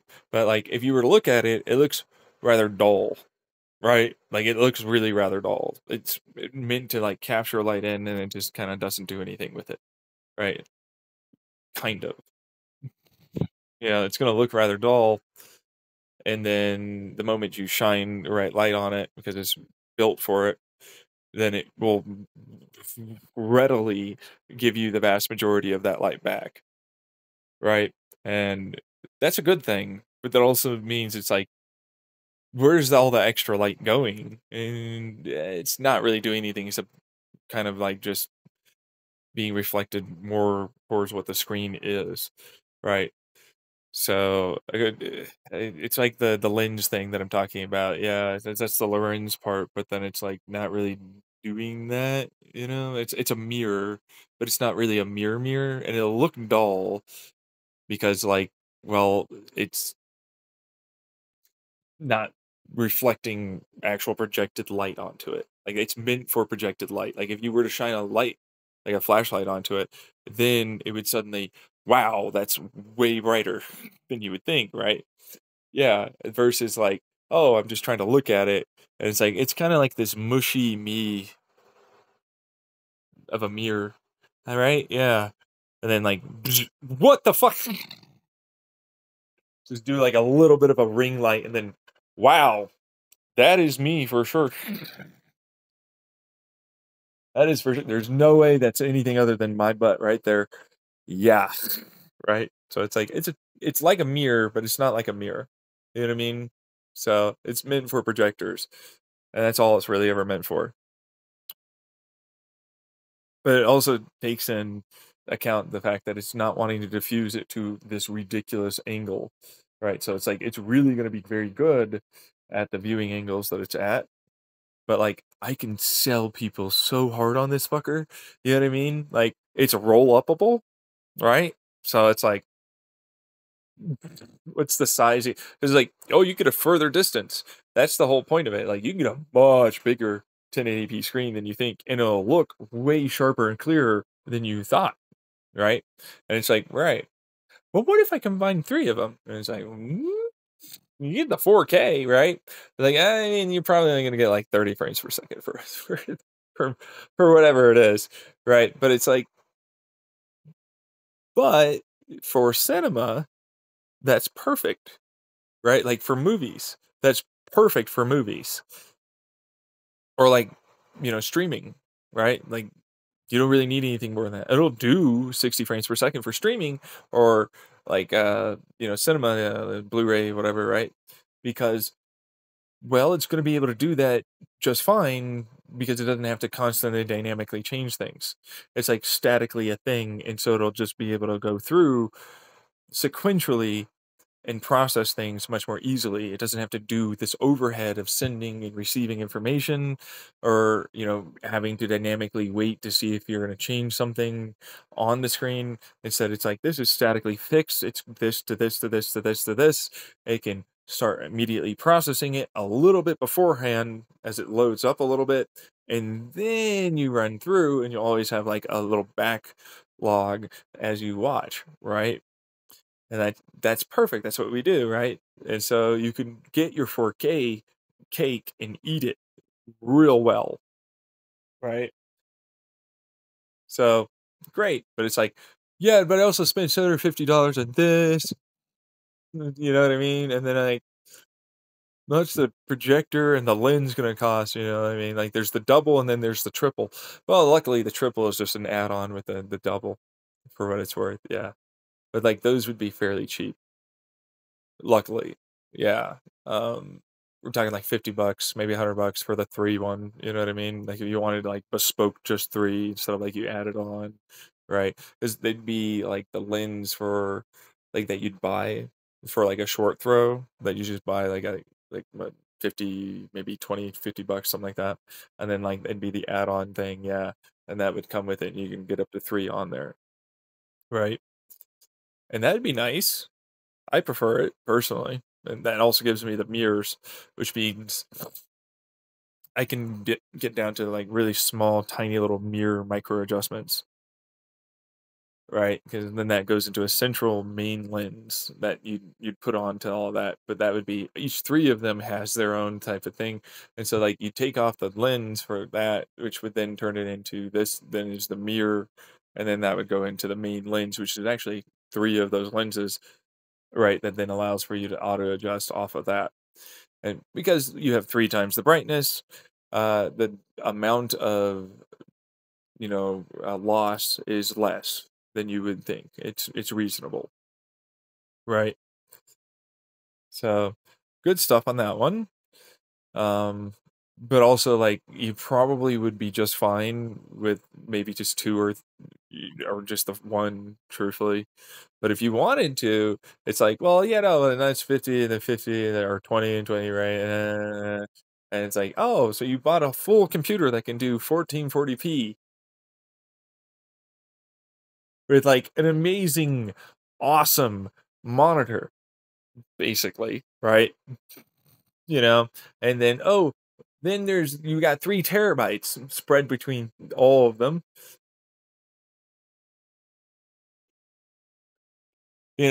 8 to 16 gigabytes per each of them, all in a parallel configuration, right, for the GPU and right, and then the CPU for the EPU part, right? And then you have like, how many cores there did you say again? You got 6 to 12, 12 threads or like 8 threads, depending on the one you buy, right? Then it's like, I've got 3 times that. Yeah, which is like a comparable, but not going to be quite as comparable, but comparable to like these bigger boy 12 core 24 thread, right? Which is pretty cool to think about. But in reality, it's like because it's 18, right? And it's like 18 times 2, which is 36, right? But it's like that's because it has to spread. So it's going to be comparable to a lot of that, but right, it's what it is. It's going to be a little slower, but we're talking like a millisecond or less, or maybe at most 15, right? Between this, because that's how connected, like they're right next to each other effectively. So, not that terrible, right? It all depends on the programming and how they do the connections. But then it's like, all right, if you want to get the uh, projector screen, right? Then it's like, well, that would be solid $100, for that. Then you have, was that 16 or 8, 16, 24 total gigabytes of RAM for your APU, and then you have the 16 for the GPU, right? And that's times three, which unfortunately I'm not very good at doing that in my head. So 16 times 3 is 48. So 48 gigabytes, which is massive. You could run workloads on that, like for real. Like you could actually run, although like the GPUs aren't really, but rendering, hmm. If you were able to use the CPU, then you would be able to render with that. So wait, is there like a scaling difference here that I'm not aware of, like about like how it is that like the CPU and GPU work? Unfortunately, the answer is yes. You're gonna hate the answer, but the answer is unfortunately yes. Like if you want it to be fast enough and you want it to actually like render everything properly, the answer is yeah, you are going to have to program it for all that. You are going to have to use one of them as a sacrificial lamb to the other two, because that's kind of how that works. Because like you'll offset load to the other two, and you'll still do load on the one sacrificial lamb, but you have to process that to be able to spread that load properly, which is one of the reasons why it was like I want to be able to get like that interconnect, like a rail kind of thing, to effectively be like that kind of like sort of USB. Remember like the power brick I was talking about for a USB-C hub kind of thing, right? It's like perfect for that. That is literally what like I can add all three of those together as an interconnect itself, and then that would then have a just smidgen of process, like just enough processing to be the sacrificial lamb for all three of them to then be parallelized off of that, right? And then, yes, unfortunately, you don't connect directly to the computer anymore for your keyboard and mouse. Instead, you connect directly to the USB-C hub, right, on the power brick. But that's perfect because that's all you need, basically, right? It's a barely there, noticeable couple milliseconds at most delay of a difference for it to send information to the computers themselves versus like directly to the computer, from the USB-C through the line to all of that, right?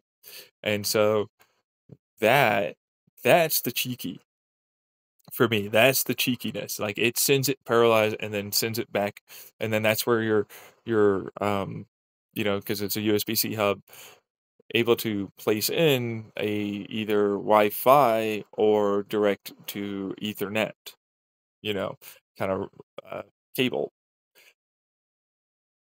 So that would allow for you to use that as the sacrificial, but that also means it's like, yeah, two of those USB-C things are effectively nil. They can't be used as USB-C at all. There's no extra connectivity in any aspect. Uh, that's gone. Instead, it turns into it's pure and simple brute force method. Just run them for like the sacrificial, just calculate in parallel and split any of the information and send it to and from. And that's the new interconnect effectively, right? Which then means it can absolutely run at a higher amount. But like, would they do that? It all depends on whether or not they'd be willing to. Like me, I know me. Like I would listen to the instructions. Like the instructions are going to tell you do that, use this. But the moment you connect it to any one of those computers, it has to use that computer as the sacrifice. So it's like if you connect it to the USB-C hub in the power brick, that's the only thing, right, that you need to do to be able to get that kind of performance out of it, right? But that really is freeing up one of those things for the resources. And it's like, yeah, but also not as it's a little bit more than you think. Like the information coming from that, like from those little things are already enough to basically display something. Like, if you were to combine those 3 USB-C hubs, you could display conceivably, something and still have an operating system like I was talking about for the old style, kinda like small miniature Raspberry Pis. And this would essentially be the same thing, right? So, like, it's already, when you combine 3 of them, a computer in its own right, right? So, this turns it into this is a supercomputer kind of parallelization technique. And so instead of having to run any of the operating systems or anything else, operating system gets run off onto this, the USB-C hub combo, right? And then that allows for you to then use this as the fast interconnect, bank of computers that'll just, you know, run from each one of the hubs all the parallelization that it needs to then send it back to you, and it'll just display and everything else, and all you have to do is just tell it to do things. Kind of like the GPU, right? Like the external GPU stuff, right? It's like, well, this is kind of like the same thing except for like the CPU and everything else. So yeah, conceivably in $750 with the all the rest of it, which by the way would probably be closer to 1,000. Yeah, can conceivably get the same performance out of that that you would as a you know ish. You know what I mean? There is the delay there and everything, but like, yeah, it's pretty ish. It's pretty close. Like that's why I said it was like a 12 and 24 core as a one whole thing. For even though it's got 36 threads, right? Yeah. It's that thing. It's like they're right next to each other. Like that's the thing. Like because on that core, that 12 core, 24 thread, they're so close to each other, they can increase their bandwidth and outright calculations per second, right? And even if I am making it parallelized, right, it doesn't change that, like, it still takes time for everything to do that. So it's that, yeah, no, I'm able to increase performance, but not to that extreme of a degree. But if I wanted to get to that degree of extreme, I could, but it wouldn't be for gaming. It would definitely be for only just like, workloads like rendering, um, you know, filmmaking, stuff like that, yeah. Like, it has, like, a lot of RAM capacity now, it has 3 terabytes of storage, it's got a lot of that, and you'd be able to use that, but, like, it's gonna not do things as quickly. It can still work like it uses all that, and it will dramatically reduce the outright speed of all of that, but it won't be the equivalent of, like, a bespoke for it thing, so that's what that would be. Yeah. So, still though, really pretty good. I'd like it, because then I can get 4K and I can go up to like 120, right? Or something like that. No. Well, d- uh, uh, my first initial very hardcore judgment is no, it wouldn't. But like, you could theoretically do it. Like, we are talking about like the GPU here, you know what I mean? And the type of game, right? So like, it would feasibly be able to do a 4K at 120.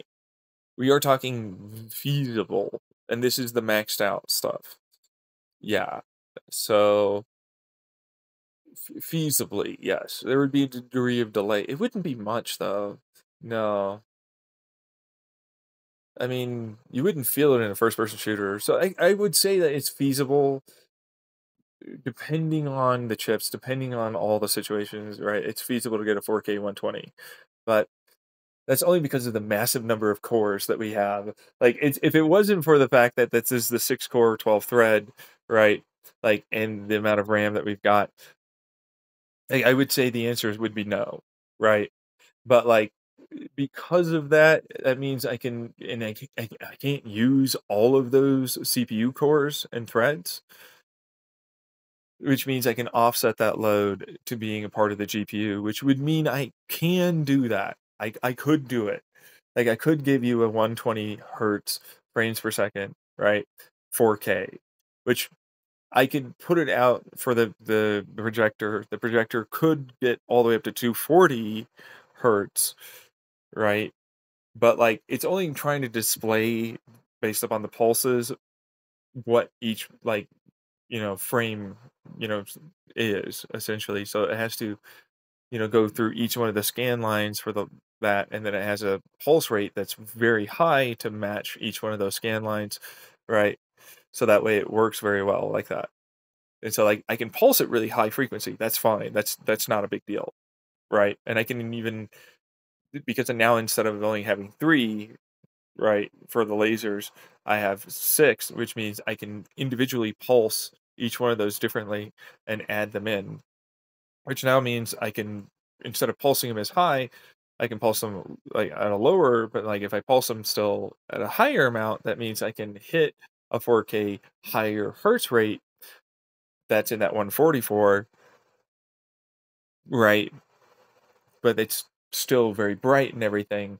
I'd probably just get like a different type of screen, like, you know what I mean? Like, they used to have these big box TVs that were screen projectors that were all in one encompassing unit. And it's like they looked actually pretty good. I've got to say they do, right? But it's like I could feasibly kind of do the same thing with this. It's basically just a short throw projector with like a computer at the, in the bottom, basically, and then like get the whole thing as a one sort of situation, right? But it's up to you. Personally, for me, it's like I'm absolutely just gonna keep it out, and then like get the screen projector. I'm already gonna spend like what, $1,000, and I'd be able to like outperform Scotch wise, right? Something that I spent like two, maybe 3 grand on for like a big desktop unit. But to be frank about that, that would still smoke my ass on many other applications.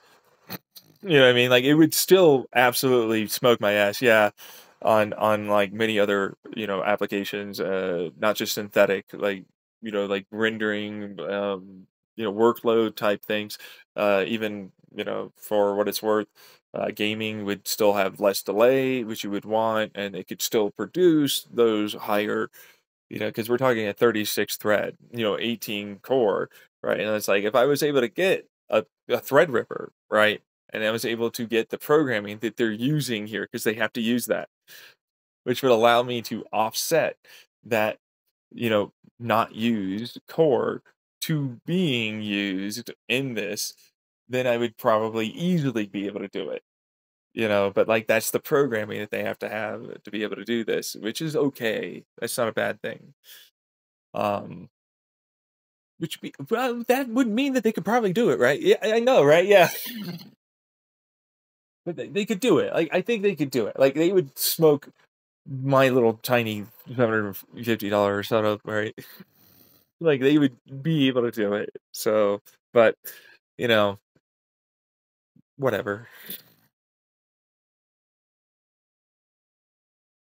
I'm already kind of slightly cross. It's like I thought this was pretty good, you dicks.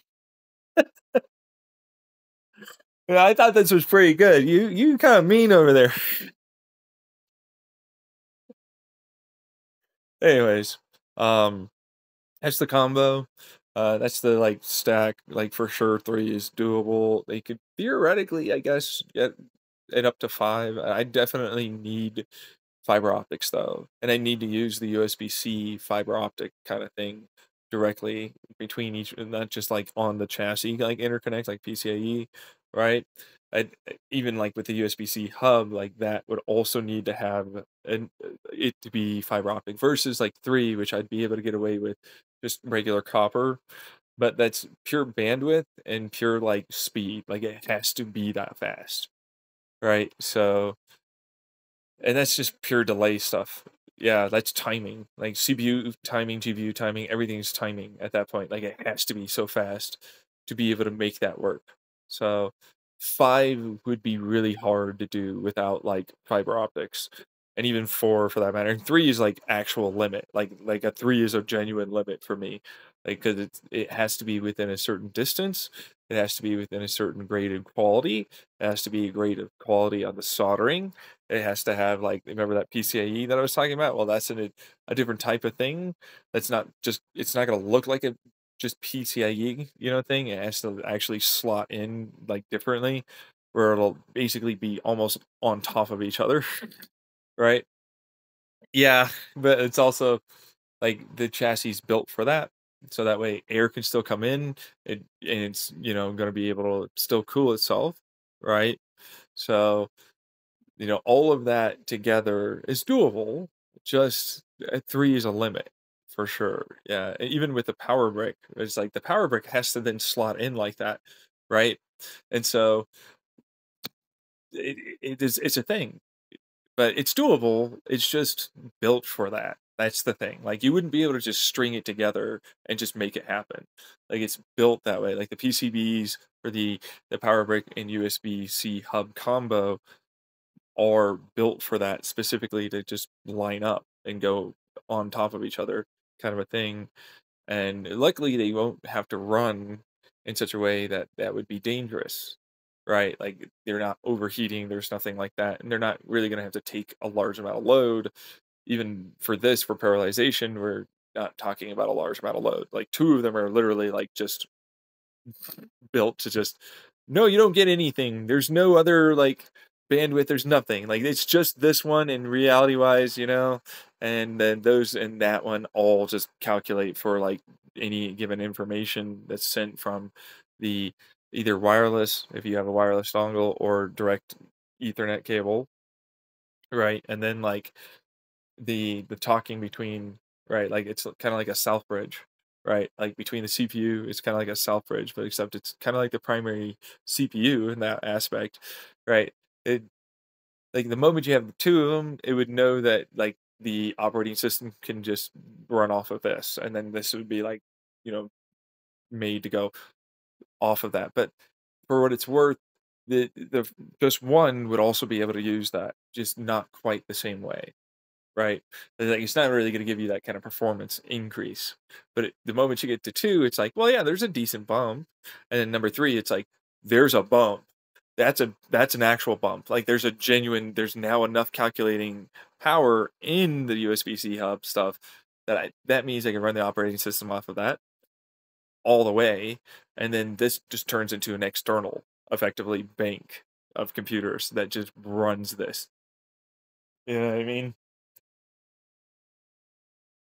Which is great, but again, I don't wanna sell you magic beans, right? So it's like, you're not gonna get the same performance as if you had an 18 core 36 thread.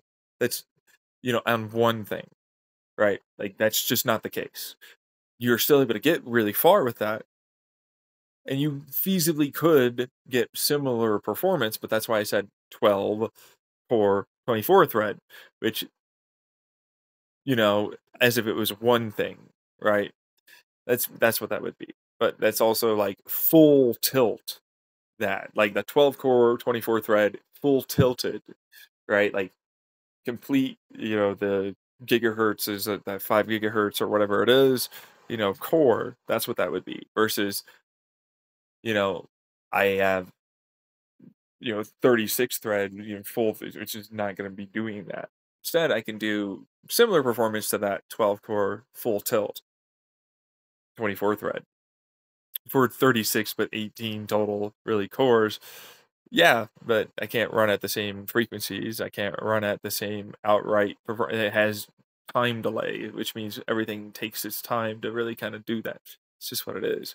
So it's like, instead of selling you on this idea that you're gonna get like a massive increase of performance, which you are, I'm not gonna sell you that it's the same performance as an 1836, unless you were talking about, roughly speaking, a, workload that means that you could use that fast, right? Like, that would be what you'd be able to do. Like, that probably wouldn't be even running at 5 gigahertz anyways, because you have to cool that, right? For like a Threadripper or something like that, which you can do, but it's probably not going to be running that, right? So I could feasibly, for those other types of workloads, get close to that, right? Or similar enough that I would probably just, unless the time is of the essence on that one, right? It'd be well, the wattage and performance per watt here is so good that I would be able to use this instead, except I could only use 3 unless I could eventually get enough sold to where I could get the fiber optic and everything going, and then I could sell it to you at the same 250 and get you the better chips and everything, right? And then I could probably get you something that would work for that 5 tier, and, like, I can keep adding them, right? Like, that would work off to this, which would work off to that, which would work off to this, which would work off to that, right? And then, like, I can, bank them effectively, like a big old server rack of them. Then I could do something like that. Otherwise, the answer is no, I couldn't do it, right? I could still do that now if I programmed it, right? Yeah. Yeah, but I just wouldn't be saying that you'd get the same performance at all in any aspect. But I would give you a similar performance as a full tilt 12 core, 24 thread, right? CPU. And that's good. I'll take that. That still gets that can a 12 core 24 thread can still get you 4K 120 hertz if you were able, this is the big part, to get like the GPU that would go along with that. But that's like a full bespoke GPU. That's like a 4090 Ti, right? That and again, we're talking like low settings, low medium settings, that kind of thing. Right. And the fact that they don't have that kind of RAM, that's the thing. Okay, see, thank you. There you go. Yeah. Like, yeah, sure, I have an 8 gigabyte or well, yeah, 8 gigabyte HBM2 on it, but I also have like the 8 gigabytes of the DDR spread, GDDR, whatever it is, 6, 7, whatever they're on now. Right. And that's fine. But it's like that level of RAM capacity, 32 gigabytes is great. Like that changes workload types. Okay, so like workload instead of like we're talking like get video gaming, right? You have to get out of that mindset. This wouldn't be video gaming anymore. This would be like synthetic bench, well not synthetic bench, but like synthetic workloads types, like calculation types, weather modeling, stuff like that, right? Which would be able to now handle it in its just straight raw form with the programs that they have now for their drivers as like in their RAM. You know what I mean? Their cache and RAM would be able to handle like huge volumes and then they could just wreck it. Like they can brute force through a large amount of their workload faster that way, which is great. Um for what it's worth. Yeah. But uh it's that thing where it's like it's well, good. Yeah, absolutely. I'm gonna give you that. It's still that workload. That workload's really good for that. I mean, you know what I mean? Like it's 16, sure, but it's like actually it's 48 total if you wanted to split it, but like you have to program that, right? That's what this would be. Instead of like a parallel and then like you get all of that, right? It's more of a well, now we dump it and spread it across all 3 of those, and then we parallel through all 3 of those. Right? That's what it would have to be. So, which means the interconnect has to be fast, which is why I only have 3 because like you're going to be allowed to do that, right? But like that's the program for that. Like you can definitely combine all of that RAM. Yes, that's okay. But like that's the difference. That's the interconnect. That's the, you know, right, only way to do it if you wanted to do that type of workload. Otherwise, it's just split 16 and 8 and 16 and 8 and 16 and 8, and that's fine because that will still power you through the vast majority of most workloads, unless you wanted like an actual like workstation workload of some kind for synthetic, calculations of something. Right, and then that makes total sense because you would wanna use that. They're so close together, the RAM, the DDR, regular CPU RAM, the HBM and everything, they could actually feasibly split that, right? And it starts looking an awful lot similar, although it won't perform the same, but it's pretty similar as, like, a Grace or, CPU or APU that is, like the supercomputer, big boy AI computation, right? Like, this would be really good for those kinds of workloads. But that's only because they can basically combine all of its RAM and then use, you know, multiple, chips for that parallelization and spread its workload between each one of them, right? That's the only reason why it'd be able to perform adequately, if not the same, for those types of workloads. It's still not gonna beat them. No, I mean, like, I can't beat a $16,000 CPU, or I'm sorry, APU. I'm not gonna fucking be able to do that. There's no fucking way. Can you get out of here?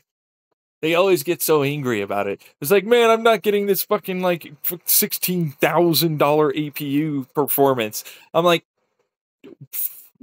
"Who cares? I don't care." This isn't for that. This is literally like a cheap kind of product that you could just buy, and then you have like a decent kind of gaming-ish, workstation-ish, putt around and browse online kind of thing. That's all it's for. And it's like, yeah, no, nice little trick, sure, that destroys the vast majority of like what most other people would probably presume as reasonable. Right? Like, "Oh, I just buy this cheap now. It's like $100 instead of the $250 one because it's, like, been a year or whatever." And then it's like, "Well, I'll just buy 2 of those, and now I'm basically able to game at that type of, like, level that I want for this game." Right? Like, that's what this would be about. This isn't about, like, "Man, I'm gonna fucking take the fight to the supercomputing world." It's taking the supercomputing world's parallelization techniques and programming techniques into the mainstream world, which then means it can be much cheaper for us to be able to provide incredible gaming performance or workstation performance for the masses, which is great. Now, it isn't gonna be like, "Oh, I can take 3 of these chunkers," which they're not that chunky, but, like, they kinda are a little bit at that point, you know what I mean? Like, a little, right? Like, if you want to stream on the go, they start adding up there. Yeah, and along with the battery bank that you have to run with all that, and the 3 cables, which we're not talking about it, but it's like, there are 3 cables here, it has to all dip into that 120 volt capacity to get that 250 watts there to be able to make that work, right? So, like, yeah, no, this is not what you think it's gonna be. It's like you kind of need to go to 120 watts and another 120 watts, and like it only has this many amps, and so it's like, how many amps are we drawing from the wall here? Or I mean, not watts, volts, right? So it's like, how many amps per each one of the? How many lines on this circuit can I really do? And 3 is really kind of also max, not just for the interconnect, but because like that's an amperage like current limit. Like it's an amperage and current limit. There's a point where that's not gonna be done anymore. Yeah. So it's like, mm, I don't really want to get too deep into it, but like, yeah, it could get a little further, sure. But there's a reason why it's like I'll draw way more volts and then split it into a bunch of 12 volts on your PSUs, right? Versus this one, which is taking that 120 volt and then trying to turn it into with the current that they'll allow through for amperage, that is, right? For that given singular socket, right? And it's like that will get me to that 250 just fine, and it won't, heat up tremendously and all that, which is great. But the moment you have a second one in the moment then you're gonna add in a third, some other wall outlet somewhere, right? It's like, well, you're getting there. You're getting up to that limit. Like you can't keep drawing more volts. Like there's only so many volts, so you have to start drawing more amps, and you have to start drawing more current, right? And so it's like, oh, that should probably be on another line, like another wall outlet, circuit through your house. That should probably be on another one, right? Just because it's like you want it to maintain the 120 volt, right, for each one of them. And you can do that feasibly, okay, for one single circuit, right? But it's not going to draw 120, right? It's not, no, but we're dipping into it to the point where like we would be pretty close to the full 120 volt, right? And amperage wise, we're nowhere near tripping any circuit breakers, but like we're bingo on volt basically. Yeah.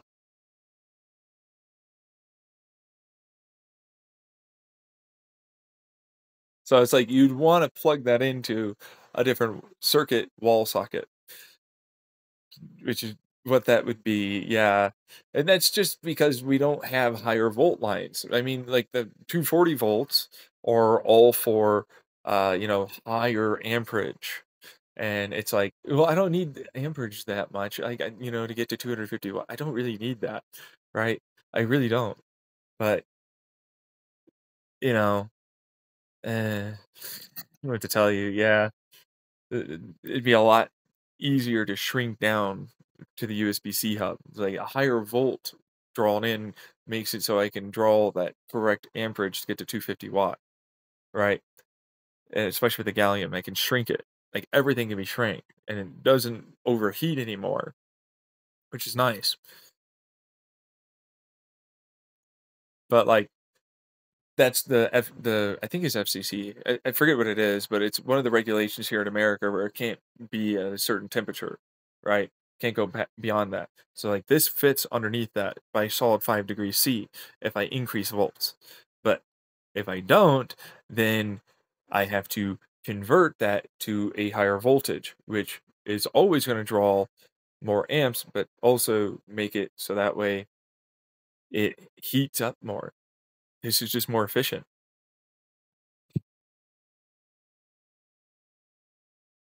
So then that also means less outright copper I need and gallium and everything else. So like getting higher up, we're only like maybe at 10, maybe 20 volts at most from fully taking 120 volts from that. So it's a lot of volts. It's a lot. Yeah. Yeah. Uh, but that's volt convert to amp, right? So like I don't need many amps to run that, right? So that's the thing. I was like, I don't need many amps if I run volts. Volts then can be converted to amperage, which is apparently not what like a lot of people do, which I don't really understand why. Like it's a board design that I've already like figured out in terms of how to effectively make an electromagnetic coil, and then it pulses the right way to be run through a movement, and it generates amperage. So electromagnetic field gets generated, it gets captured as it collapses, but then instead of capturing it as it collapses the same way, there's another pulse on the other side that allows for it to move the electromagnetic field, and then because that's that many volts there, that then drops it down from volts to amperage. That gives me more electrons, which isn't what amperage is, I guess. But then it's like, oh, I've got the right volts and I've got the right amperage, and it's super cheap and efficient for gallium parts because like that's a field effect, and I can shrink down like those coils that I need and the type of material I need for all of that to be able to convert volts to amps, right? So I don't need to run as many amps, but higher volt means that I'm drawing way more. But then I guess I maybe don't understand how voltage runs on home circuits, perhaps, maybe, right? Because they can always draw more amperage, I guess, to be able to perform something, but like that's not what this is about. Like I'm converting volts to amps. I'm not drawing amps. I don't want amps because if I do it that way, everything's really um low heat. Basically, it produces very little heat waste, and I can shrink everything down and make it much tighter and more compact, right, as a USB-C hub. And it uses less electricity, wastage, all that. So it's just less material, less material, less material, less material. Like a lot of that is effectively what I'm trying to tell people. It's like really cheap manufacturing technique, really cheap ways of delivering power that are very efficient because that also allows me to store that in a different way and deliver it, as a constant, delivery of that voltage. right? And amperage. So makes it so that way it also has a surge and it can talk to and from and for what it needs, right? And it can dynamically keep a reservoir, I guess is a way to put it, right, of like power that can then be delivered as a, if it needs suddenly this extra amount, which then means it's like, well, that's a type of DC, but with an AC dropout. So an AC dropout means it's like it takes, instead of like a capacitor, it'll take that AC line as it changes and it'll go, oh, right, that means it's drawing way more. It drops out AC and it increases the DC amperage and volt to be able to deliver it correctly onto the board itself as the correct volt and amp to the CPU and everything, which but that's what you want, right? Makes it far more efficient. But that's I call it AC dropout because it's an alternating current, But like that's just a detector instead of analog, it's a digital because like that allows for both of them to talk back and forth. Like, hey, I'm about to like do this calculation. So like the program goes, hey, yeah, and that means I'm gonna ramp up to this. And so boop, and then it does that. So it always has fresh power delivery, exactly the amount that it needs now.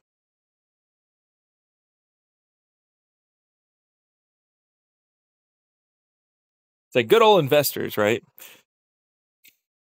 Right. But that also means I get gallium parts for my capacitors and, all that stuff for on the actual board itself, which is another. They were thinking about glass. I like glass and ceramic combined, truthfully, like for what it's worth. I'm also using epoxy for my kind of like concept because like epoxy isn't just like epoxy. Like you can use, there are like many different types of polymerized epoxy types, right? And it's like, ooh, I can use like recycled epoxy plastic together with like old glass, you know, and with like some broken up. Um, I know that sounds strange, but they use the same ceramic with a slight bit of like extra. I forget what it was, but anyways, it's this thing that they make plates out of. It's literally the same like kind of ceramic that they'll make plates out of, right? And it's like, oh, when you just form that, like you heat them and you form them, is literally what it is, right? It then means like you can run the tracers in there, and then it forms around it, and then it creates like a really cool like interconnect, like that are like sandwich board, like they're pin sets essentially that connect to those pin sets. Like for each board, they'll just connect like that, right? And so like that's a really cheap and easy, efficient way of doing it, especially when you have gallium in there. Like I keep forgetting what the gallium part is. Like it's an alloy or whatever that is. But anyways, that means they're a lot less electromagnetically able to interfere, right? And so that means I can really shrink them down and get them really tight and close together and deliver power really efficiently, very easily, right? And it massively reduces the amount of material, and it massively decreases size, and it massively decreases cost.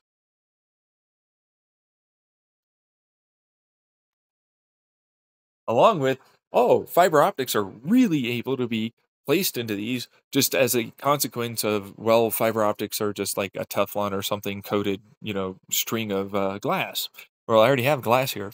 So if I know what I'm doing, which I do, then it's like, well, the fiber optics are already there, right? But fiber optics, while cool, not exactly, uh, you know, having the little part that takes the fiber optic and then, goes, oh, it sensed it, and then it said, or the light that is, and then sensed it, and it goes, okay, well, then this is the electricity signal that you have to put into it. So there's that. But there are ways of getting around that to some degree ish, right? But like that's where the like interconnect thing that I talk about for all that, and like that's the, well, I would start there, and then it'd be like, well, if there's enough market and people want it, then it's like, well, I'm already ready to go for the fiber optic, and then maybe I can get a big batch, a big bulk order of these larger, better chips, and then I can string together five. And instead, I can get like a different type of power delivery at that point, which I know that sounds weird, but the answer is what you're probably already assuming. It's basically an external PSU at this point. It's not even a joke. Uh, yeah. So, but it won't be actively cooled, which is nice. But it's also it's basically like a big blocker. It's like a blocky kind of like thing. Yeah. So, while external won't be that bad. I mean, if I could get the fiber optics for even just three, I now actually have a secondary one that I could use, right? For the chips that they already have, everything that would be used there. But the moment I get five, it's like, oh yeah, no, the whole thing is now a huge USB-C bank. If I wanted to, like for what's worth, once you get five, it's like, oh, there's enough computation overhead, and it's able to keep itself together that like I can actually use all of the USB. Now they're not outright all the way at 40 gigabytes a second or whatever it is that they have, but still I get 10 for each one of them, which is pretty fucking good. The moment I add in another bank from that, which you can do, like, and that's the whole server part that I was trying to get across. So, but that wouldn't be for anything but like people that are looking for that. Instead, it'd be like, well, this 3 one is now going to act an awful lot more like it's, an actual bespoke, 1632 core, right? With an actual 4090 Ti instead of like, it's a really, not really though. It's close. It's in the 4080 range, maybe, 4070 Super, right? And that could get you there, but it's also we're talking not that truthfully, right? Because it's like, well, we have the ability to dynamically increase RAM because RAM for the GPU doesn't really need to be that actual amount. Is really what it is. There's like a big old, well, I don't, there's a loss of RAM. Yeah, like it's just sitting there doing nothing. Eh, I kind of want that to do something. So I'm gonna make it do something now. And that's the drivers that have to run with all that. Right. And so if we're talking AMD or Intel, then yeah, no, they can absolutely do it. You know what I mean? Because they make their own GPUs and CPUs and APUs. So they can absolutely do it. NVIDIA would be the odd one out. They'd have to work with an IBM. He's like that's a driver, talking back and forth between the people in their company to be able to work that out, right? Versus IBM and NVIDIA, which have worked together, but like a little bit different. You know what I mean? Yeah. So, but they'd be able to do it personally, I think. But there's always that. Um, but for me, it'd be like, well, well, this is, hmm, I could do it. I mean, then that's what you're paying me for, basically, as like the company. You'd be paying me for the software that would be making it so that way it does this. And instead of it being the, like a stripped down Windows or whatever, which it would be, but it would also have to like work within the scope of what they have. I can't like break into their source code and do things to that. So it then means I have to, unfortunately, run what is the equivalent, I suppose, of a translation program in between their operating system, right? And this actual operating system, which would be, I guess, more Linux based, yeah. But I wouldn't. I'd rather just make my God operating system for this because it would work way better for this. But I'd probably have to just strip down like Windows, right? Like a pretty decent amount, but not break into their source code. I have to do a translating program specifically just so that way, like it thinks it's all one, you know, whole computer and doesn't effectively start having problems with itself and bloat the hell out of it, right? So, yeah, it's not really built for it. Like servers are built for a particular workload because they're built for that kind of parallelization.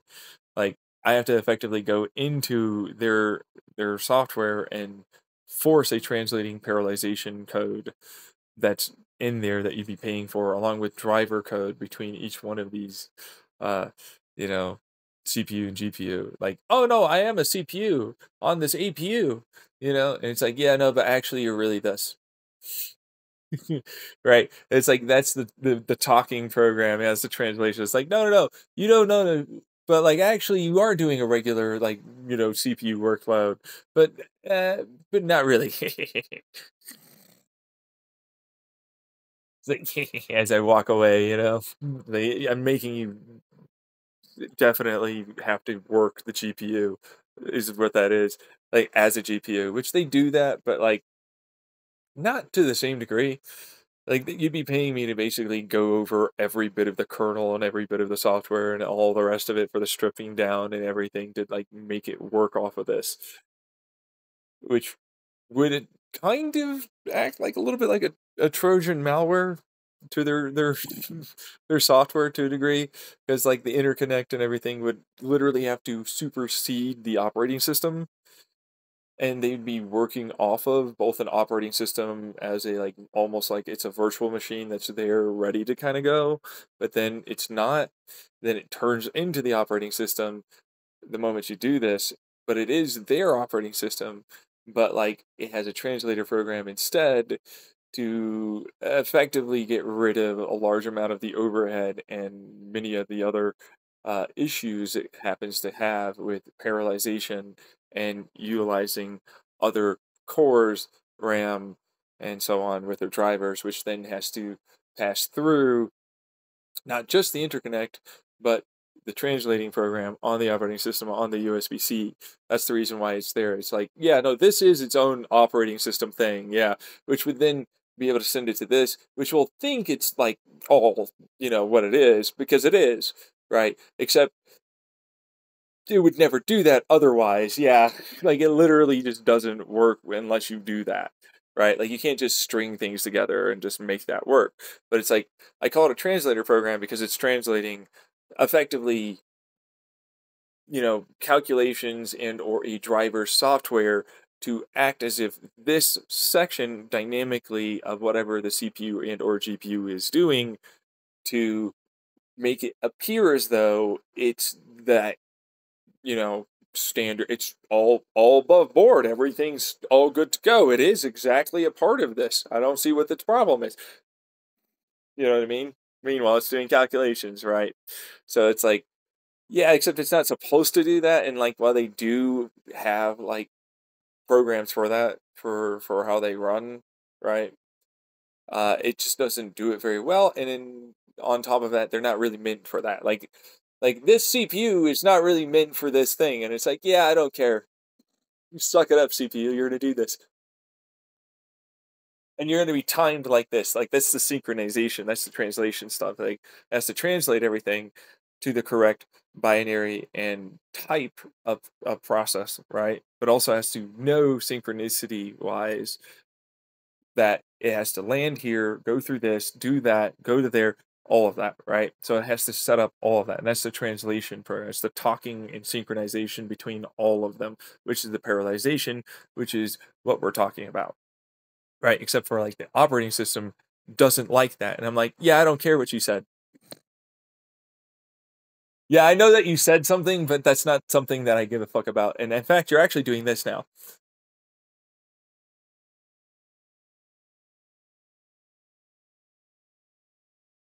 Which I know, uh, way to go on like describing it layman's terms, but like basically that, yeah, the operating system really, really, really hates this and genuinely tries to see if someone is trying to do that by like, oh, you're basically like hacking us or something, right? And it's like not really though. Like you are this operating system that's there, right? But it's like you're getting turned off effectively. That's like literally what that is.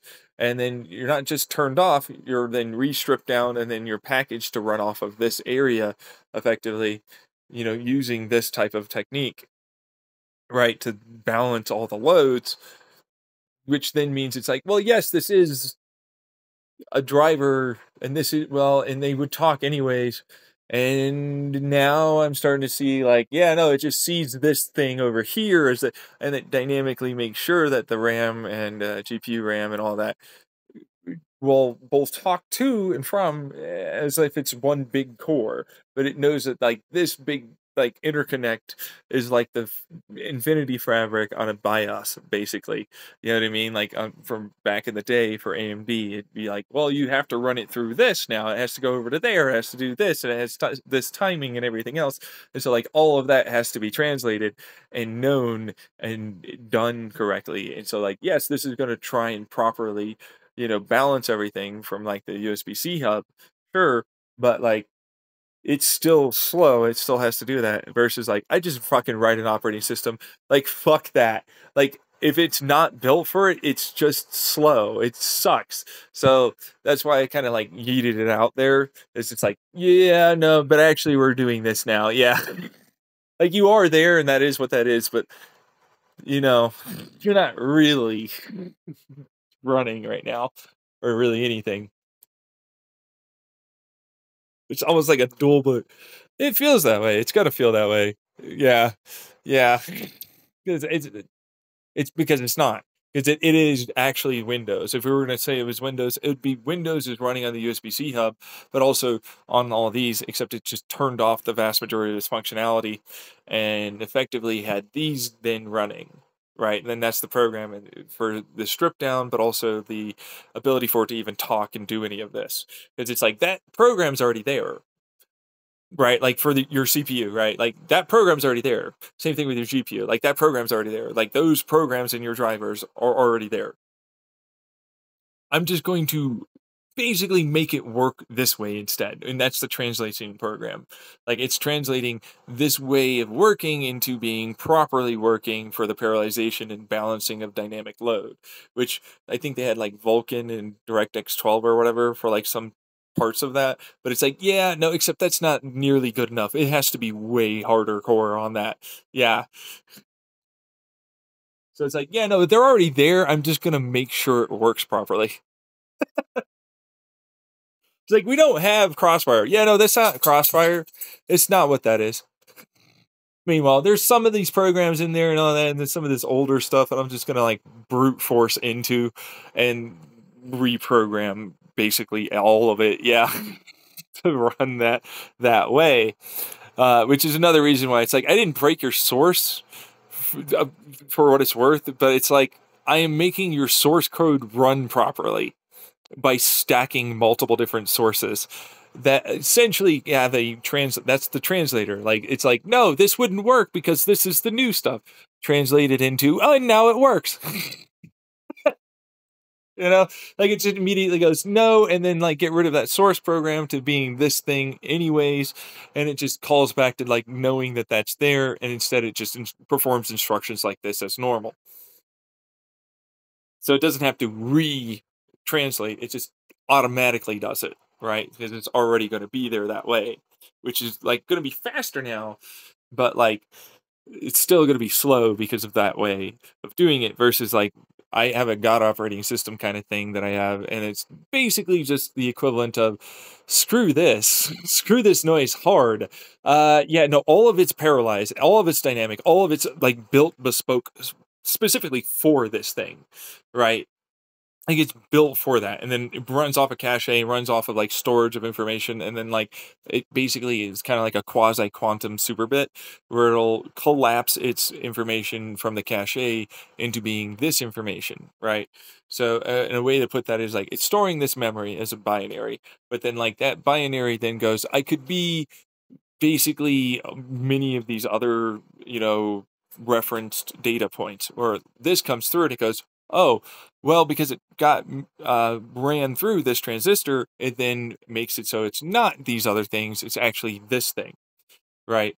But like that means it's now for this other side that it could have been, that side that could have been, it's actually for this other transistor to, and it just moves on for all of that, right? And it translates nothing, like, because it's built for it. I don't need to translate anything. It's just built for that. And if I was to do it, then it would be, yeah, I just freaking make the operating system and you'd run off of that. And it'd still be really rather nice, but it's also, yeah, what's that driver doing? Yeah, I don't like that driver. I don't like anything about that driver. Everything about that driver kind of annoys me. There's a lot of like loops and deads and so on, like that I don't like.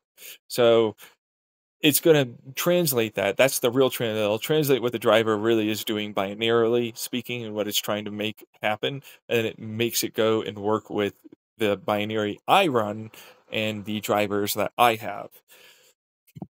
So it goes, it's supposed to work like this, and it's like, yeah, so it's gonna work like this instead, and it's doing the same kind of thing, except mine's doing it better and faster. That's what that's doing.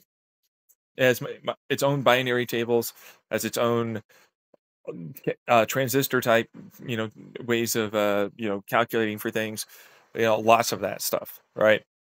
Yeah, and so it's making it more efficient, but it's built to do that to begin with, and make it so it has fewer calculations it needs to perform to get the given result output, right? But it's like, I don't think IBM, I don't think Nvidia, I don't think AMD, I don't think like Intel is going to do any of that, because like, for what it's worth, they don't. They use 8 bits, and I don't do that. I use 2. Well, technically 4, but that's the IP protocol thing,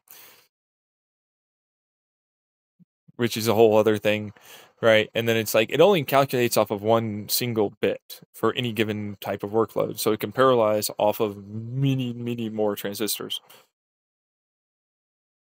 which is the whole thing. But I'm gonna move on because I've been talking for 3 hours now, and that's a long time, and I need to eat food and do things. So the basic premise is it's a tiny little form factor. Chassis is also going to help cool it. PC, right? It has a short, long, medium-ish throw. Like, well, it has a throwing, but like it's really meant for that, right?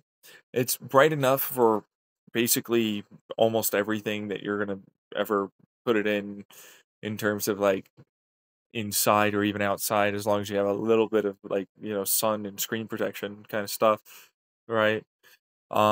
It's pretty powerful, but like only in the sense that it's built specifically to make the um effort work. Like it can't make like a $300 chip, you know right, in terms of that, right? So it's like it's going to be able to do it, but it's doing it so that way it's a software balanced dynamic load that normally wouldn't be able to do jack shit like that, right?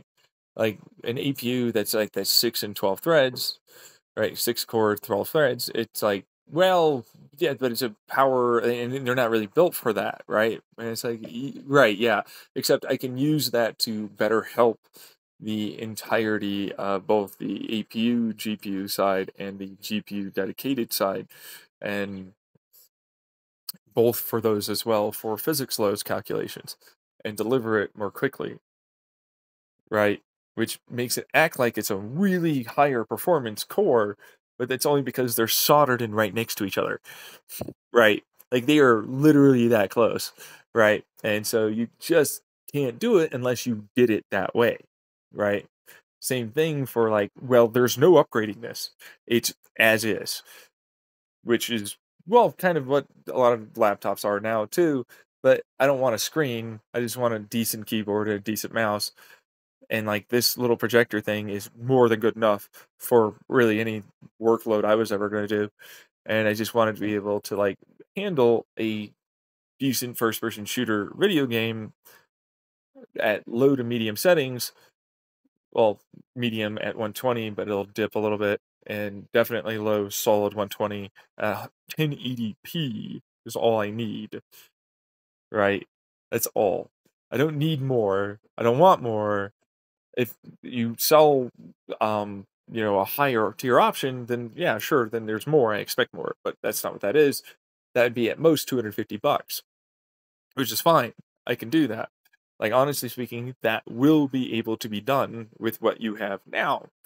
It's the programming that needs to be there, right? And if you're AMD, Intel, Nvidia, IBM, any of that, then yeah, you could work feasibly with the drivers you have already and the operating system. We're talking about Windows, Mac, or even Linux could feasibly do this and get those results for only about $250.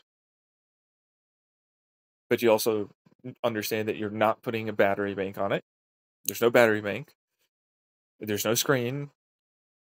There's no like things other than like this slidey keyboard thing, right? And like a wireless mouse, right? There's no like trackpad. There's no like keyboard has to be built in. None of that, which drops price down a lot. So that helps, right? It's just that you got to be able to do it. You got to be able to program that. You got to be able to put it out there. And yeah, there's a huge market for what it's worth. For me, it's a huge market.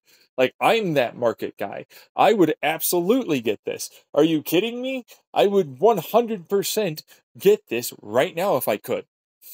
Right? Like right now, I want it.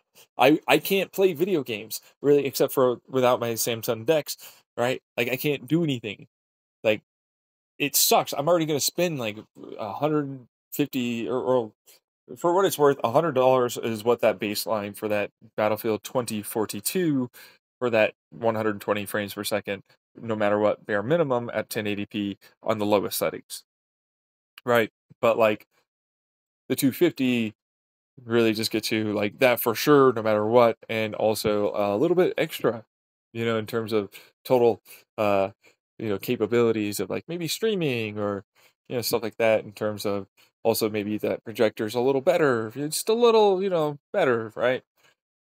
For me, it's like, oh, I could get the frame rate, but I'm not going to be able to get because that's the 4-core 8 threads, right? Versus a 6-core 12 thread, right? So I can't balance it as easily. I can still do it for sure at the low, but the medium's not really going to happen. Like you'll get to 120, but it's mostly below 120, right?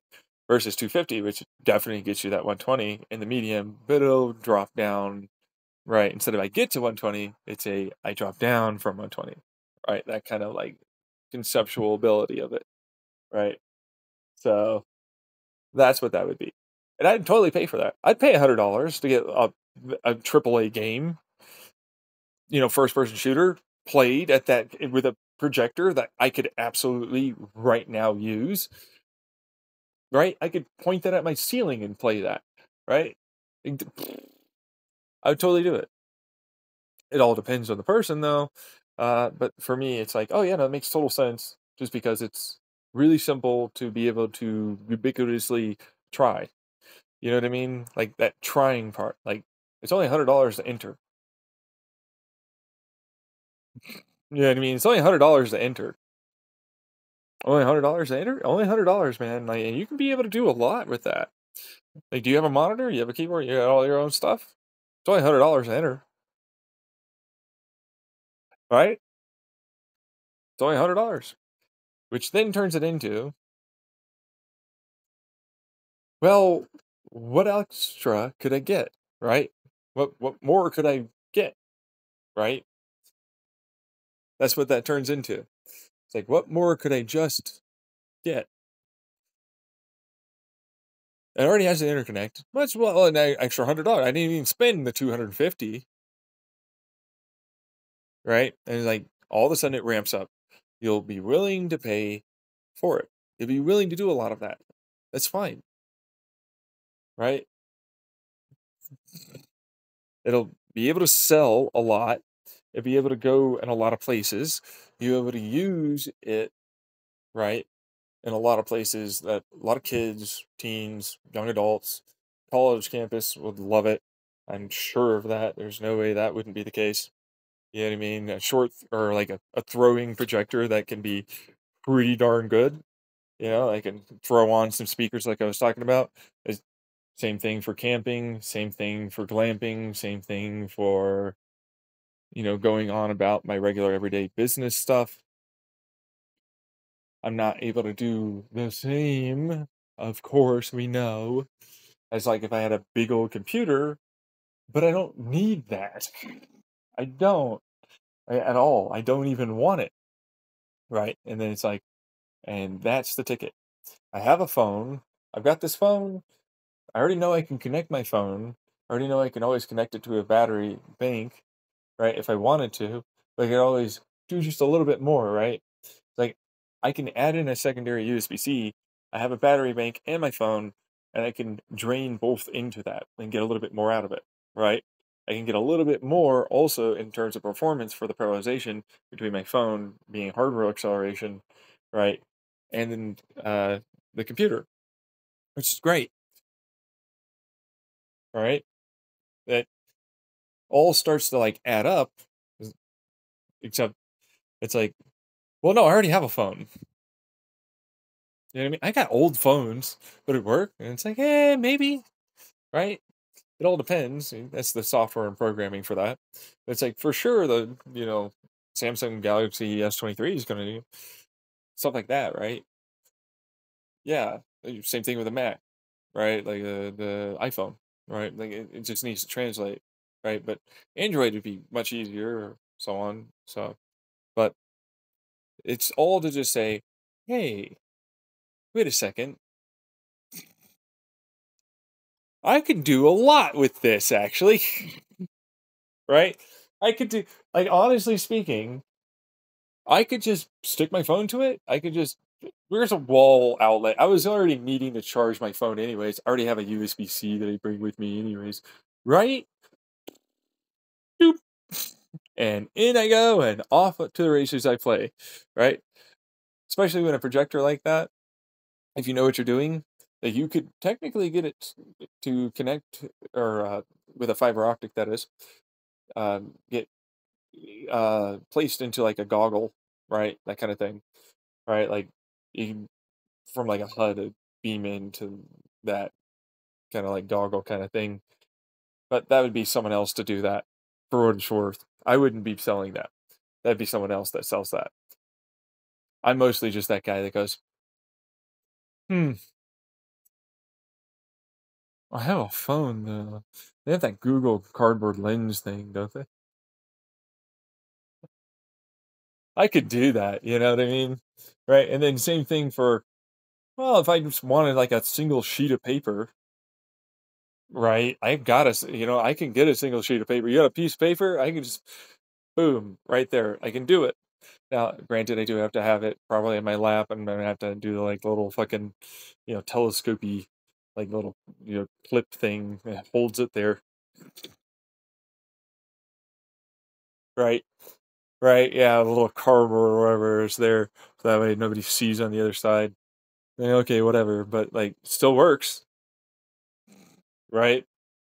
I could just freaking throw this onto a wall too. Oh, absolutely. Right. So that'd be fun. Right? It's $100 to enter. $100. $100 to enter streaming. $100 to enter playing some decently good games, right? At a good frame rate that you would actually want to play, right? $100 to be able to stream and enjoy incredible, movies and TV and all that, right? $100. $100. That's all it takes. $100. I can guarantee you a lot of people, just off of curiosity, what's it about, will buy it just for $100. That kind of thing. Once they understand that it's that good, then it goes to, yeah, you have to buy this. Who isn't going to buy this? Why wouldn't you buy? You need to buy this. Buy this, buy this, buy this, buy. That's all you're going to do. That's all you're going to do. That's all you can do. Because everybody's got the new thing. It's the fad. It's the thing, man. Like, oh man, I got the 250. Oh yeah, look at me. Right? It's like, oh, I got the 500. No, that's two of them strapped together. Like I've got 750 right here, baby. Right? Next thing you know, everybody's all about the projectors, all the screens, all the types, all that, right? Like, well, bounce it off of my TV? Well, yeah, I mean, if you wanted to, I suppose. I, I mean, okay, sure, if you want to do that, I'm not going to stop you. You know, it wouldn't look as good, but like, yeah, but that's what that is. See how fast it ramps up? Like for $100, and then you know how people get with fads. You know how ubiquitous everybody's gonna do the whole competition, and I've got the better one, and everything else. Then it turns into, well, well, yeah. I mean, I wouldn't. Who wouldn't be PC gaming, right? And so then it turns into internet. Everybody's gonna go fucking stupid ass slow. And what is this? This cell data? Are you kidding me? This is garbage. There's going to be another talk all about why is everything needing to be online? It's always online. Everything needs to always be online. I just want to play my regular ass fucking game. Why do I need to connect? This is a story. Why? Single player. What in the fuck, man? Meanwhile, it's not single player. I can, like intranet and play with my friends. You don't have friends? Screw you, man. Not everybody. Fuck you, man. What the fuck? This is bitch. Such a dick to me sometimes.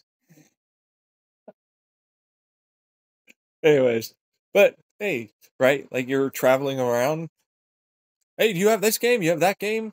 Hey, yeah. Oh, and now we're playing, right? $100 to play. $100 to have a moment. $100 to have an experience. $100. That's all you need. That's all you want. $100, and it'll last for years. And you'll buy another one. Now it's in the culture, in the community. Of course, you have your computer at home. You got the big guy, whatever. But it's like, yeah, but I like this though, right? Yeah, I like this. I want this. This is the thing. This is the new hotness. I want this. Next thing you know, we're going to get all the unfortunate ground rules from things that are the government and agencies and all this other stuff. You can't do this. You can't do. And it's biggering and more fucking PR and all the rest of it. More money, more people buy, fight the power, blah blah blah. Right? And I'm selling more. I'm selling more stacks. That's right. They'll call them stacks. You know how they'll work. I have a stack of 3. I have a stack of 5. I've got a stack of double 5. You know what I mean? I got my double 5. It's like, you know what I just heard? Right? Because it's 250. 5 times 250, right? And it's going to make sure I get it all well and done correctly with the old calculator. Times 5. That's $1,250. I've got 2 stacks of that. $2,500 I sold. Ka-ching.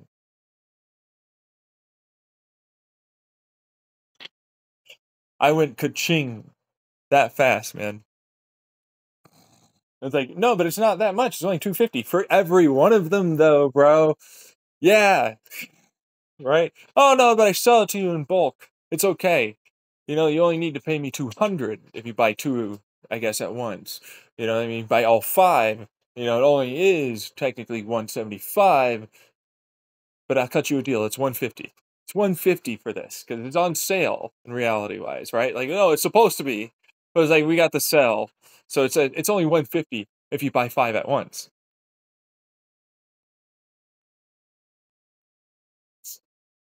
Jeez, right?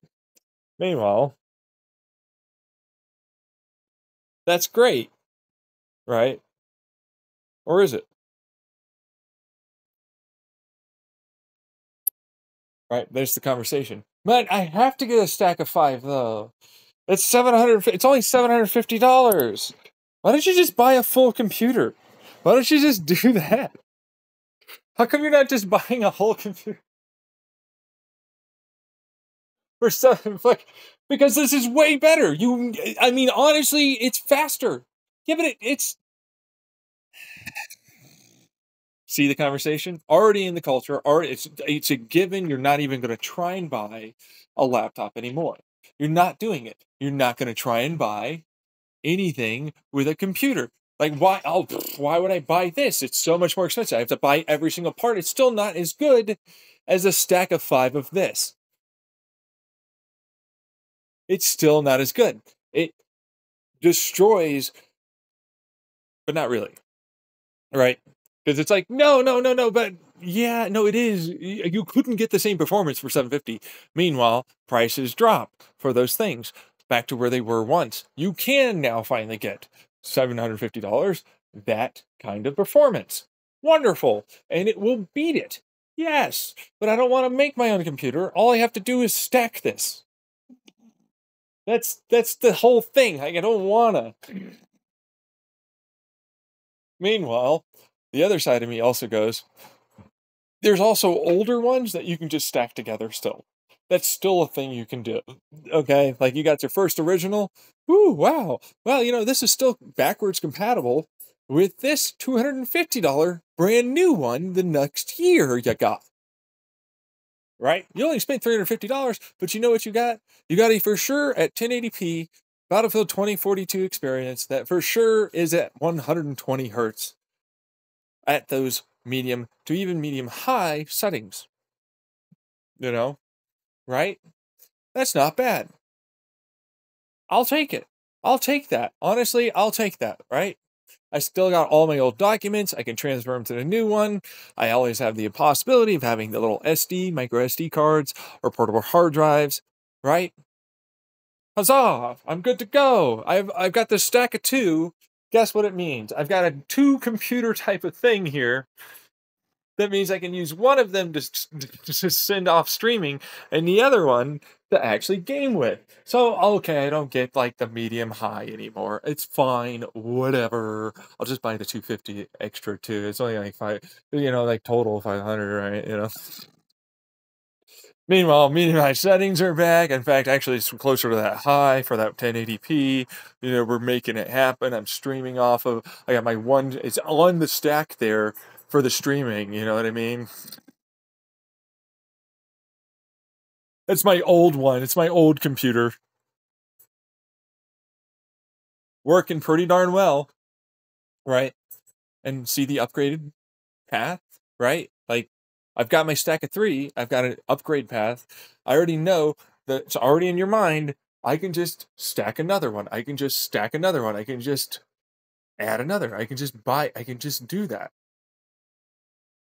Instead of, oh, I need to go do all this other stuff to upgrade, just stack another one on. That's all you have to do. Just stack it. Stacking, right? Stack Overflow. What's up, guys? Some free promotion, I feel, at this point. How many times I said stack?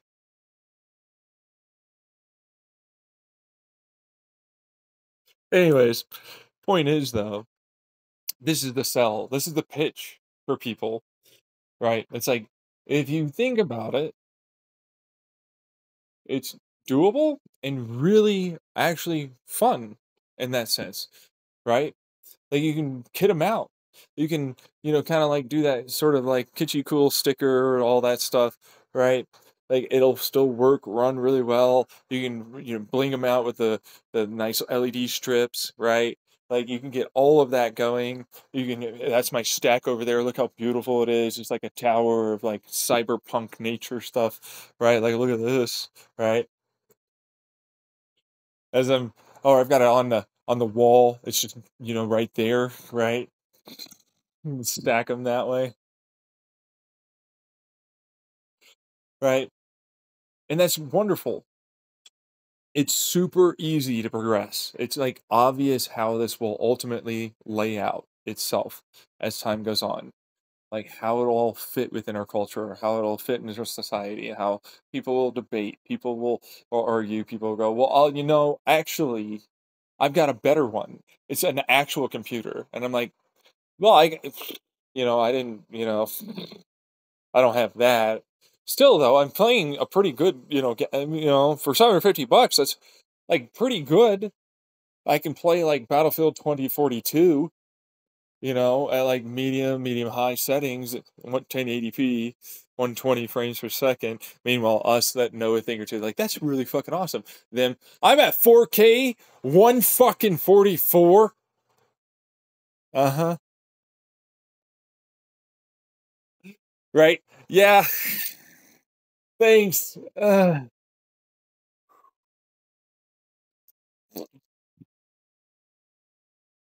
Just trying my best over here. Just fucking dick. Anyways, right? But for only $750, right? For only 750, but it's like that's the 250 three times right off the bat, right? Like, right, that stack of three that I was talking about a little earlier, I primed you with. That's the first 100. That's just being used to stream now.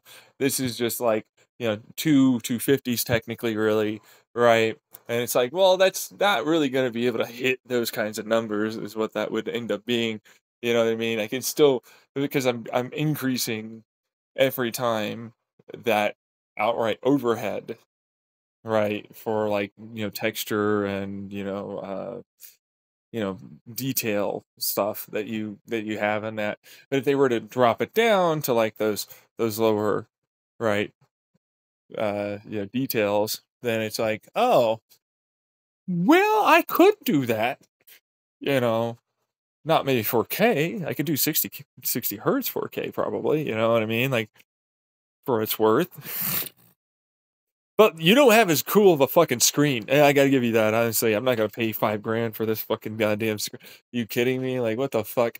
Like this OLED, it's got this nano sound. It looks great though. Like, honestly, it is 144 hertz 4K monitor. It is. I've been eyeing it, but it's $5 grand, bro. It's $5 grand. Ah, you know, I don't really want to do it. Meanwhile, but mine looks pretty good though, doesn't it? Yeah, honestly, I want to play on your. God damn it. Meanwhile, also, yeah, I'm gonna spend $100 for those past ones so I can get that screen projector, right? And I'll just buy like the screen, like projector screen, right? And it's like I'll just pass through because it'll have that functionality. And it's like for $100,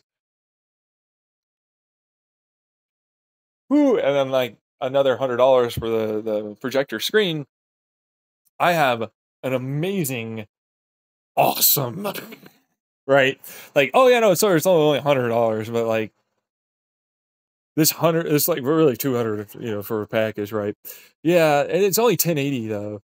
Well, kind of. It does depend here. It'll turn more into an actual projector instead of like it has also this operating system and everything else, which then turns it into, well, because you're pass-throughing and you're putting it through, but that also means like you're gonna need the USB-C for that one. Wait, what? Yeah, because it's only USB-C uh, connectivity. So you're gonna have to go buy that. You want that? Which they have 40 gigabytes a second or whatever USB-C types, which can get you that 4K at that 120 hertz, which you can do because it doesn't need to run anymore an operating system and everything else. Instead, it's just pass through, and so like it'll be able to ultimately do all of that at that 144 hertz 4K, and it'll do it pretty darn well, provided you're within the scope and specifications, right, of what it can do. Instead of like, man, I expect this insane level of actual like performance. That's no, you're not getting that, right? It's not going to happen like that. But like, you can still get really good performance. If it's 1080p, sure, I mean, that makes sense. But then now you have another computer, you got this, there you go, right? I can just project an amazing picture quality. We're talking things that would be in that, $1,000 to $2,000 range of a projector from like a little tiny thing like this, right? But that's what that would be in terms of actual like technology increase and availability, and quality, right? Versus like, before sort of stuff like 30 years ago, that would have been really ridiculously expensive. Yeah. Now it's not so much, which is nice. Yeah. The other side of it is, well, the only reason why you're getting the level of, you know,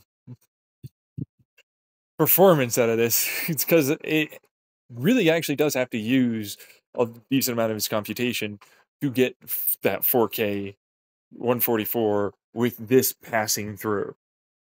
Just because you send it, it still has to ultimately deliver it, and it has to calculate for that. When it's already calculating for it anyways with an operating system and everything else, oh yeah, no, that's not that bad. But it's like, oh, it's coming in externally. It has to translate that. You know what I mean? It has to translate that whole bit of information and then turn it into the projector information. It has to do, this is for like whatever monitor it might think it is, and it goes, and then I have to get right. So that's annoying. Which a lot of them don't know that because there's no connecting back and forth there, right? So it's like, oh, it's this type of, oh, okay. Then I'll just automatically send that information like that instead, which means there's no overhead really, which is great. But otherwise, yeah, no, I do have that overhead now and I have to actually do that. If only they had thought of this one problem in their drivers, like my God operating system will absolutely do.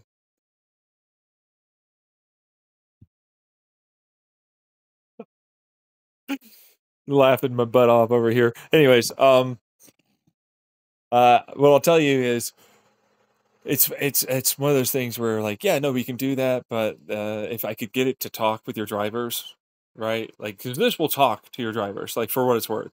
But it usually means you have to have like the was it the display port or HDMI or whichever one it is that has to go into a dongle that changes that into the USB-C information. And it's like, I'd rather just like a USB-C directly to it.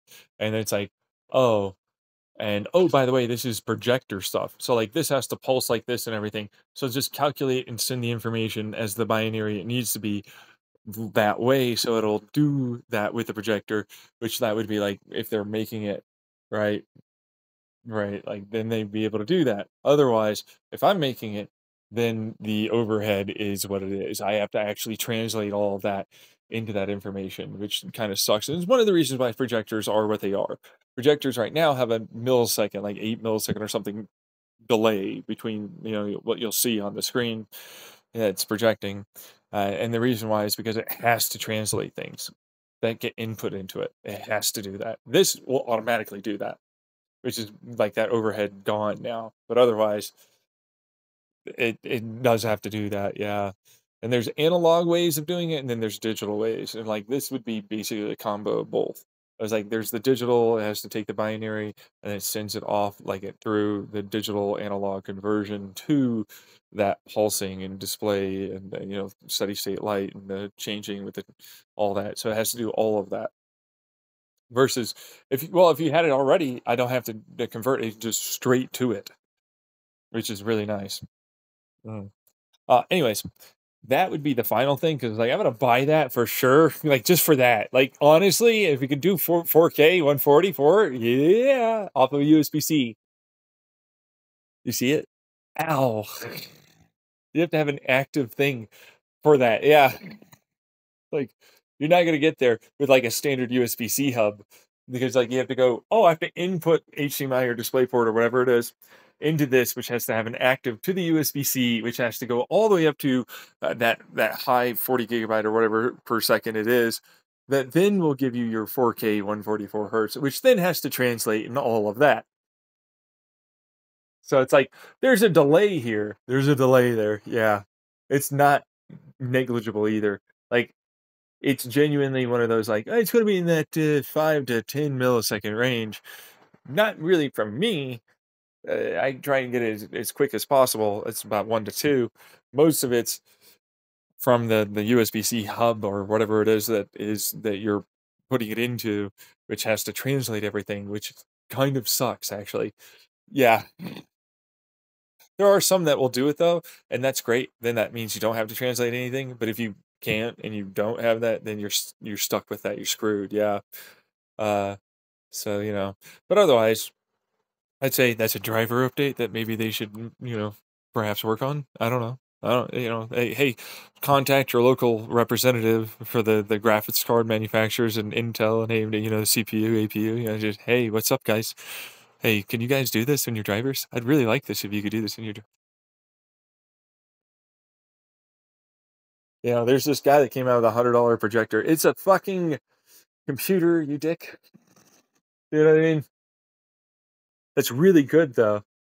You can do like 144 hertz 4K, like all the HDR, all the color accuracy, everything, all of that, right? But except like your driver's slow and have to pass through this. Can you just get a driver with a USB-C directly? Could you make a graphics card that makes like a direct USB-C directly to this? Could you do that? That would be really nice if you could do that. We need to talk about those DPS reports that we're not getting because of this problem that you're making for us. Get a little office space in there. Little reference. You know what I mean? Did he steal the Coca-Cola stapler? I think so. I don't know.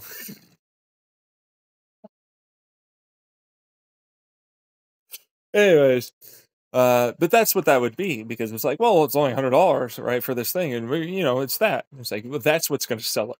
It's not the projector that'll sell it, although the projector will sell that, right? Like, oh, for sure, But it's also the side of like, well, you're buying what is effectively like a really decently good computer, right? And well, it's kind of bare bones and it's stripped down quite a bit on a lot of some of the other functionalities that you're going to have, right? Like you're just not going to have like a big old USB do all the fucking things with it. It will bog down, right? But you can't stack it, right? I think that's the big ooh what kind of moment. And then it's like, well, yeah, no, but I already have a computer. Only $100 for that screen, huh? And this projector? I'm gonna get that. It's like this is a really good project. It means $100 to play, and if you're curious enough, $100 with curiosity money. You know what I mean. Like a lot of people have that kind of that cash, right? Like, it's just like, oh, it's $100. I mean, it's a throwaway if it doesn't work, or it's like neat and I'll use it for whatever. But it's not the end of the world, and so I didn't do this, that, or something else, right? And then other people are like myself, no, this is incredible amounts of money. I'm going to research and review. Meanwhile, the people that have that money, this is an amazing computer and projector and everything. Like, honestly, what the fuck? You should buy this. You know what I mean? Like, get only this thing. This is the new screen, I guess, or something. What the fuck? Just selling like hotcakes. Just pump them out. Just lots of money just coming in. Yeah, sure. I don't get a large amount in terms of actual profit overall. It's still enough that I can make profit on every one, right?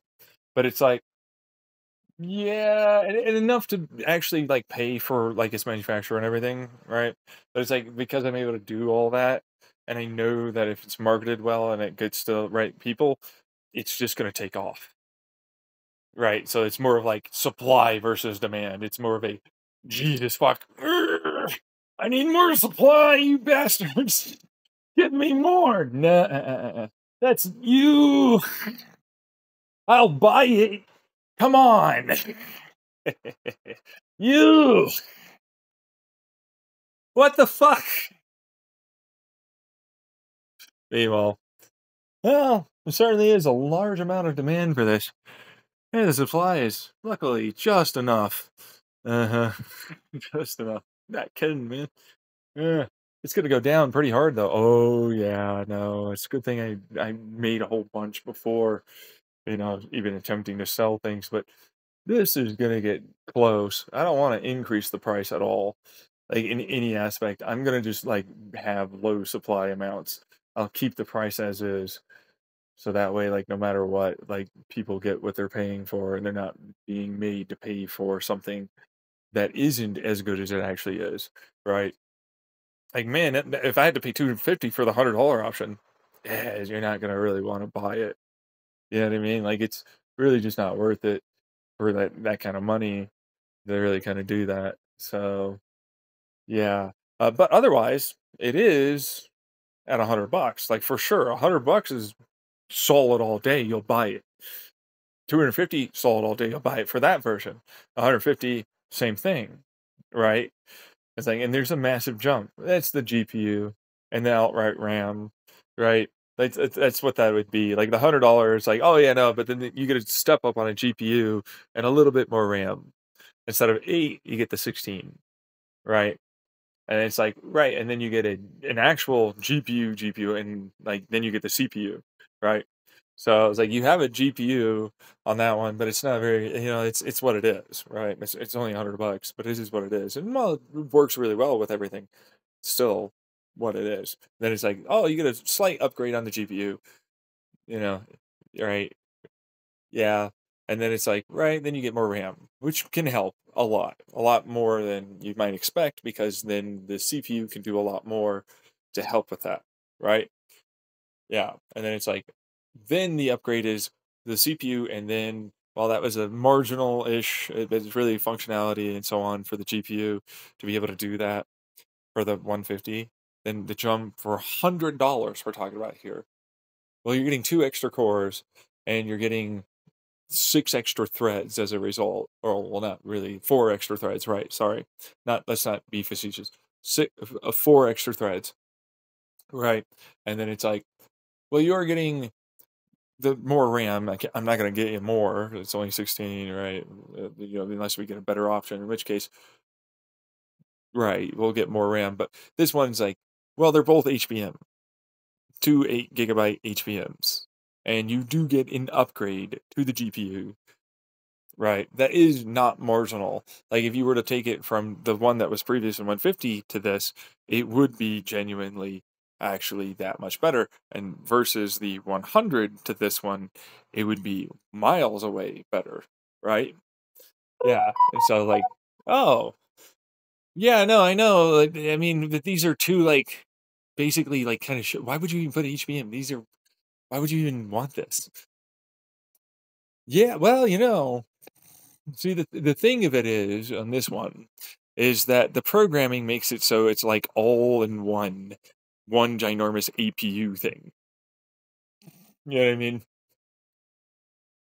It's like a 6 core, 12 thread, actually good APU with more than enough RAM for all of it to do everything. Like it has a decently high cache, right? For that actual 6 core, right? Which then means like I can run the HBM and uh my G- my RAM, my regular RAM, right, off of this, which then allows for me to get the APU and the balancing off the CPU and the GPU, which is actually good. Well, they're all actually good, but like this one like really could perform well with this. And they're so close together that they're effectively a merged APU, right? Like they're merged that, right? But that's the other interconnect, right? Like the bridge or whatever you want to call it, chip, right? That works between the two, right? Because like remember that H.264 or H.265 or whatever it is. Like instead of like coding it for that though, this would be effectively coded specifically to talk between the two and balance RAM, right?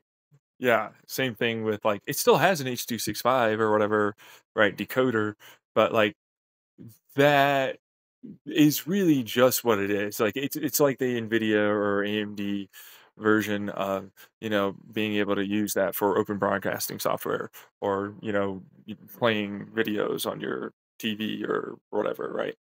Yeah. It's like not really much of anything.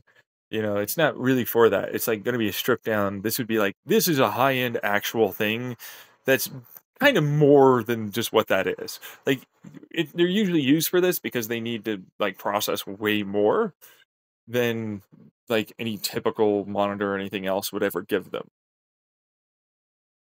Right? Like yeah, I don't it was a 8K 120 hertz or something. It's just really high bit rate and color dynamic and all this other fucking resolution stuff. It's still 8K stuff, but like it's what it is. It's a decoding thing that they use now. And it's like it's a small little chip. Yeah, that's really pretty cheap as fuck. Like for what it's worth. But like that does mean that you can balance that because it comes with its own memory on board, like its own cache, right? And it is able to work very efficiently, specifically as like a bridge chip, like a bridge interconnect chip between like the two, like the Infinity Fabric or the cache, right? Like putting the chiplets on a single like chip, it's like this works really well for that because it can also help with like you see a bunch of capacitors on this stuff now, right? It's like kind of same thing, same premise. It's like it acts a little bit like a modulation of power between the two, and is able to help translate everything between each other, right? And so it's like it's an APU again, but it's not. And I can sandwich them way closer together if I can use depth instead of, it's a little bit further off to the right or left, so that it's just behind the thing, right? And so that allows like a lot more processing. But the only reason it works that way is because like you have to do it that way. You know what I mean? Like otherwise, you're not getting that. There's no performance like that you're gonna get, right? But that's the upgrade. Like that, that's $100. I'm paying effectively the same, and I'm like, yeah, basically because you did do that, right? Like you basically paid for a doubling of your GPU and your CPU being able to instead of doubling, you are paying for it to as like a quarter or something, right? Like 12 to 8, like like three times or whatever it is, right? Yeah, and that's not negligible. Yeah, so it's like you're paying for something that is reasonable to pay $100 extra for, right? And it's like it's $150 extra, and it's like yeah, that makes sense though, actually, for what it's worth, right? Versus the $100 option, right? Because like you are actually getting all of that extra. Right, and it is a little bit better of a projector for what it's worth, like higher quality lenses and like better pulsing. Personally, I was gonna add in an extra 6 little laser diodes, just but make them less as bright, I guess. They're about the same brightness, basically. They're like a within a plus or minus of 1%, right? But it's like I have 9 for each one of the little LED things, the little like fiber optics, and so like I can pulse them individually, which makes the programming uh be able to do more faster, which I love. Uh Personally. Because like, well, I mean I still have extra money on this. And it's like, there's the projector. The projector was what that was. Yeah. I was willing to spend a little bit more on those little laser diodes. Right. 6 extra versus, I only got the 3 and the other 2 options. And, that does mean it can hit those, it looks about the same. It's gonna look about the same. It's just there's just something about, like, how it's gonna be able to do that now that allows for both the accuracy, the clarity, sure, but how much brighter it's gonna be. That's what that is. It's like, this one's gonna be a little bit more wide they're gonna be a little brighter, but, like, well, I doubled it. Well, kind of. I tripled it really, but they're only slightly within a plus or minus 1%. Which, by the way, that is not negligible. Just FYI, I know it seems like it is. It would be right, except um that's like quality sourcing. Sourcing that right. So it's like that plus or minus 1% of luminosity and like accuracy and so on is not negligible, right? So What that means is like I'm able to increase it just a bit in terms of power, right, to that and pulse it individually and get each one of those screens instead of one off of one of these pulsing or anything like that, right? And then I have the LCD that would do more. It would be more about all of that working together, and I get even more out of all of it, which means it can get shorter throw and even a longer distance throw. I can get brighter on it, which is already pretty darn bright, right? But it's now more accurate and bright at a further distance, which is great, and in a shorter distance, which is great, right? So that's the whole ticket, so to speak, on that one. And that's why you're paying $250. You know what I mean? So yeah, but I mean, I'm not spending $500 for like I can get 60 frames per second sometimes on some of my games on an Xbox or PlayStation. Fair point. You know, that's the real thing that I wanted to get across. But like, they also have hardware or software and hardware. Truthfully, that's extra than what we're getting, right? Like they have, excuse me, they have an actual. It's a good way to put this. They have a full-on DAC, right? That's what that is, right? And it's like this will have a deck, but like this deck will it's different. I know I'm not like other decks, right? So, but it is what that is. It's the same thing like the internet chip, right? Like the cross or for the talk, like that's going to be on the USB-C hub, but like it'd have to send it all the way to that to get all the way back for if you wanted to plug it directly into that. So it's like or on the fucking hub. Please use the hub. Ugh. Versus like, well, where's the Wi-Fi on the hub? Like everything's on the hub, effectively, right? Like you can still the Bluetooth isn't like it'll connect Bluetooth wise directly to the computer, right? But like it comes with a dongle, like you can just plug that in. So right, I don't know. It does have its own Bluetooth there for what's worth. It does. So there's that. But anyways, um, on the power brick dongle thing, right? Yeah. So that's fine. Also probably not for some though. But like, I'm gonna move on. Yeah. It's like, how does the cable work? Oh, that's. eh, It's more of like a wall wart ish, right? With the three prongs, right? That then goes off into like the three, right? Like off into like a standard like thinner cable that goes into the hub that then dumps it into the USB-C that's connected there, right? So that way, like it's able to take a lot more and have it be really nice and clean and efficient, right? And small and compact. Like it's got like three of that, right? So I prefer that personally, but some people might not want that. I don't care. That's how I'm doing it though, because that's going to be way better. Like I don't care what your little whatever that is going on. This will be better in all aspects.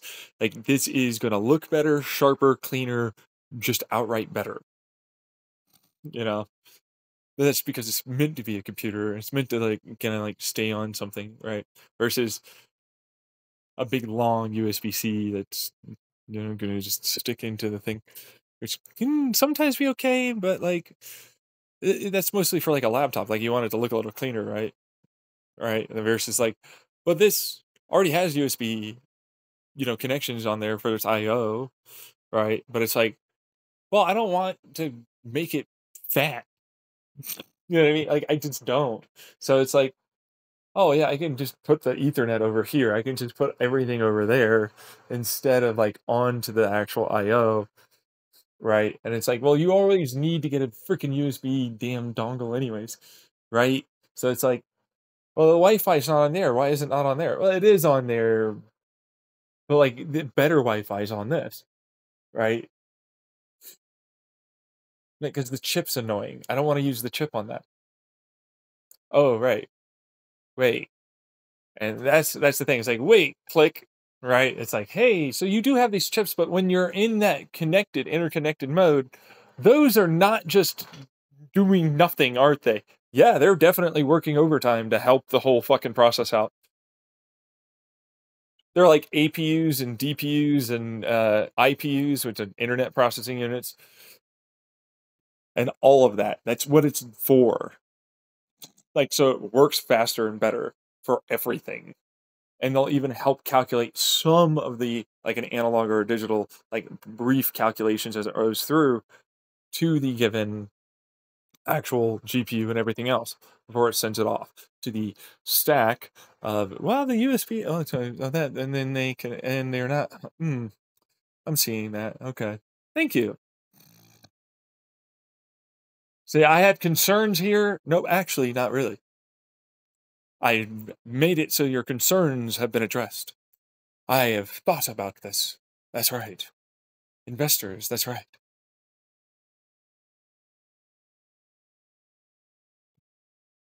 That's what that is. Meanwhile, the whole thing is not a wash. It's super simple, easy as fuck to do. But like you have to know what you're doing, right? You have to properly solder everything. You have to do the whole thing, right? It's built for this in mind, right? It's not like a, man, this is a little bit. No, no, no. This for this in mind, right? You can't string them from one to another. This is all from the USB-C directly to then all three of those. So those are three actual USB-Cs that go directly to each one of these with an interconnect in between. Instead of one that then spreads it, it's a, this is the one, then it already spread it everywhere. Right? Yeah. Anyways, right, the digital analog converter. Well, there's one on the USB-C hub, sure, but like it's a slightly better one. But you really probably want to just get like an actual DAC and an amp, right? It doesn't have a headphone jack. There's no headphone jack there, just USB-Cs and a one. I think like the most latest like USB-C or USB Type A connector, right? Right, whatever the best latest thing is, right? So you get one of those, you get one um, uh, Ethernet cable, right? Uh, and you have no other. And I mean this. There's no micro SD.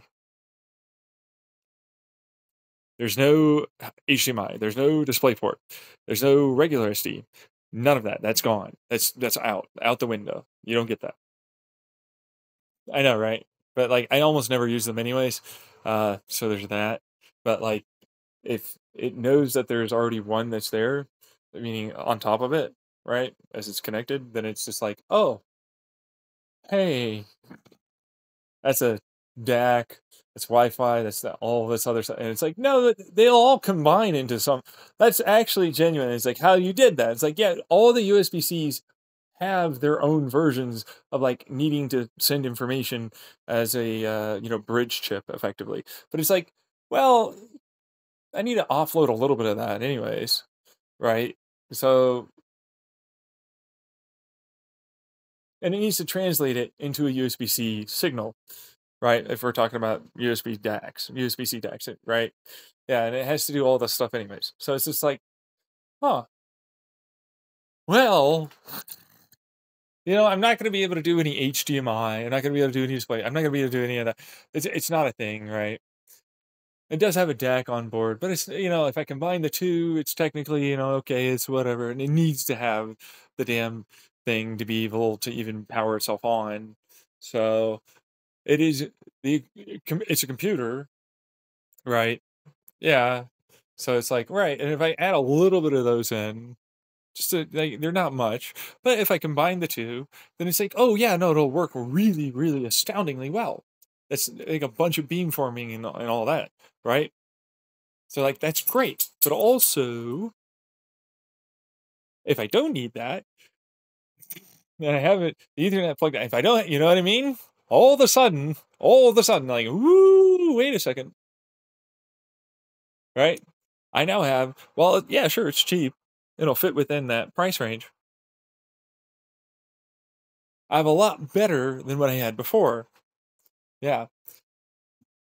So that's a way to get around some of the issues that some people might think would be there, right? On top of being able to increase outright performance for all of it, right? Like if you instead connect it to the USB-C instead of directly to the computer, it's like, oh, those chips can now do things for you. Same thing for everything else. It's like this is a little thing to help with all of those, right? Things. It's what it's for, right? That's why it's like, what kind of fucking GPU is this? What EPU? Like what? So 4th and 8th thread, there's only like a couple of those that are really, and then like it's pretty cheap. It has to pay with $100. That's the. There's only so many things that will work with this. Hey, there you're getting it. Yeah, there you go. I mean, you're already going to put on all of these other chips anyways. They're like fucking pennies, effectively. I'm not even kidding. They're like cents. Like they're not even a dollar. You know, they're not even like $5 at most often. I mean, you just buy them and like you're already gonna make this as like a soldered like whole thing. So it's just like, ooh, this is I can easily upgrade the shit out of this. I'm gonna go hard. These are not gonna be like, like the most expensive, right, of those chips, but they're gonna be doubled, and they're not gonna be the cheapest ones you can get either, right? That allows for great power delivery, great data transfer rates, great like processing performance, right? Parallelization and interconnectivity with everything being as close kind of as they could be. They're basically an APU as one whole thing, right? And then it's like most of whatever it is that like has to be calculated extra for is gone now. That's on the USB-C hub, right? Like that no longer needs to be taken care of by the CPU or the APU, the GPU, or any of it, right? That speeds up things too, because it also acts like the IPU or the AI processing unit or APU or whatever. That they're like, oh yes, no, we'll use that in our Xbox and so on. And I'm like, it's an internet processing unit, dude. It's that's all it's doing. It's just sending it to and from either the GPU or the APU, more easily, so that way it gets it, when it needs it, where it needs it. Except you know, it's which is like a DPU, a data processing unit, is effectively all that is, right? But it's like, no, yeah, but yeah, actually, yeah. And it's like, right. And that only needs to deliver timing wise to the projector, but because that's the drivers it's automatically going to have, right? And that translate instead of like, oh, these drivers need to like get translated immediately. It's like, no, those drivers are, well, they're good, for the GPUs and everything, right? It's like, no, we can't use those, right? Like we can use parts of those, but we can't use that, like because we know what this is and we know how it has to run, and that's the programming it has. And so it goes, translate that instead into this, and instead of putting it out like this, only process it like that and this, right? And there you go. Now it's projected. Simple as that, right? But that's great for this, right? When something comes in, it doesn't know to do that, which sucks. So it's like, guess what? Yep. Max is 4K, 144 hertz for a reason. That's correct. Yeah. But even then, it's like, there's a delay. There's a fucking pretty decent, like, you can kind of feel it a little bit. Yeah. It's not on my side, though. Like, the moment you actually, like, get it directly to that, instead of, like, having to go through a whole thing, it's pretty quick, actually. Like, there's really almost no delay. It's a 1 to 2 millisecond, but like, you know, anyways, uh, so that's why I have all those other extra chips. It just seems like, why would they be there? And it's like, well, they're not really the way you think. They're all soldered for a reason too. You know what I mean? Like they are all a part of the whole processing unit in its entirety. Like there's nothing there that isn't effectively doing something, right? For the whole thing. which is great. But also, you can stack them, and they're backwards compatible. What are you playing at? I see your game. Behold, the new hotness. Everybody wants these things. Nobody wants those things anymore. I can play some of the best games I want to play, whatever they are, at like fucking 1080p, pretty high settings, you know? And can get really good frame rate.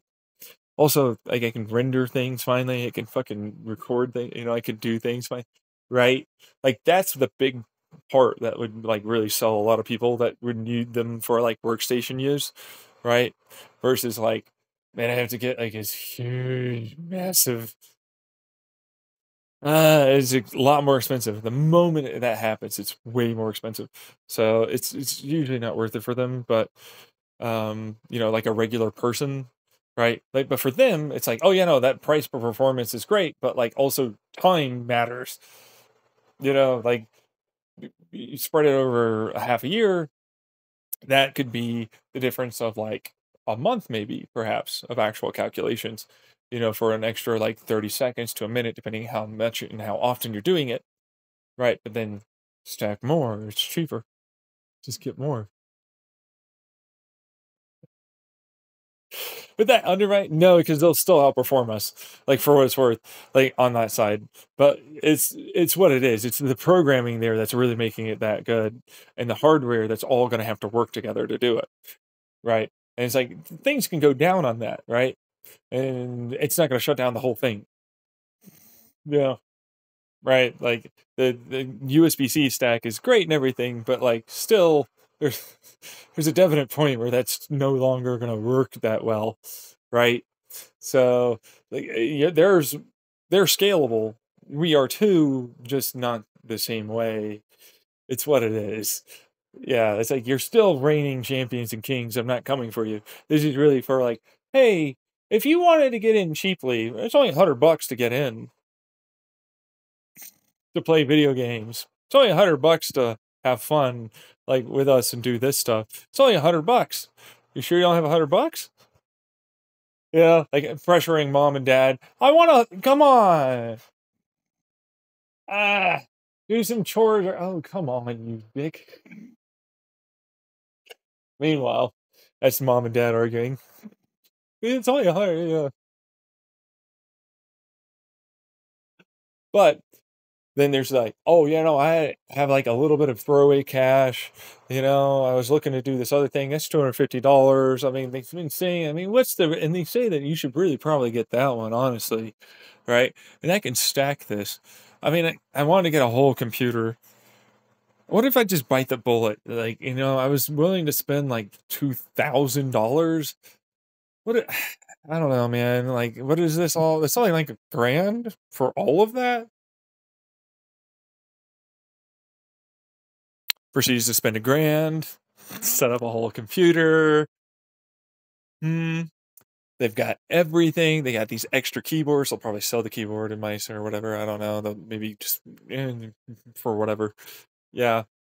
And it's like, okay, well, that's not bad. Oh my God, this is amazing. I got my DAC amp combo, right? Right, because you'll probably do that. Go into the headphone game eventually, or the IM game eventually. Like you're gonna do it. Like I know it doesn't sound like it's a thing, but it is. It's like the moment you get decent headphones and IMs, you just never want to go back. Like literally ever. Like you just never want to go back because they just don't sound good at all. Like it just sucks. They suck. Like really, that's what that is. So like you'll spend that money to get like, even if it's not like it's the name brand, it's like, man, I get to show everything off, it turns into, yeah, but I like this. I like listening to this. So it's nice. I like this. Anyways, but that's later on. Like you spent $1,000, man. I'm like, yeah, it's better than this guy's. Yeah, but fuck you. Mine's like 3 years old, you dick. Yeah, but you spent like $4,000 on that. Yeah, okay, that's oof. Ow. Yeah, sure. I mean, yeah, that's true. Hey, well, yeah, well, they're outperforming in I certain aspects for what it's worth. Yeah, it's what that is. Yeah, damn it, right for them. But it's like I have to stack more. Oh, I can't stack more than this. Oh, well, this still looks really good though. I don't know if I want to do anything else. I'm not, honestly, yeah. Like, I'll just wait like a year and just get another stack. Just probably use this stack as some other stack for like computation, gaming, streaming, whatever it is, right? They render off to that. Right, exactly. Yeah. It's like, hey, I want to do some content creation. Do. And then it's like, oh, I'm good on that. And then this just instead goes to straight like rendering, editing, doing it all really quickly, sending it out. Like I can be playing games and making more content while this is actually sending it out via my internet and all that. Right. And working on it. Right. So it's like, oh, I've got that now. I've already got it. Like that's my upgrade path already. Immediately, 2 years, I'm already in. Right. Everybody wants one now. Everybody's getting one now. Of course, you're going to pay a decent amount for that, but it's not that much. Right. It's like, yeah, this beats a Chromebook. This beats like a netbook. This beats what that is. Of course, you're going to want this. You know what I mean? Like you are. You're going to want that. Yeah. But it won't beat them in terms of like, I can just use my battery. You can always get a battery bank.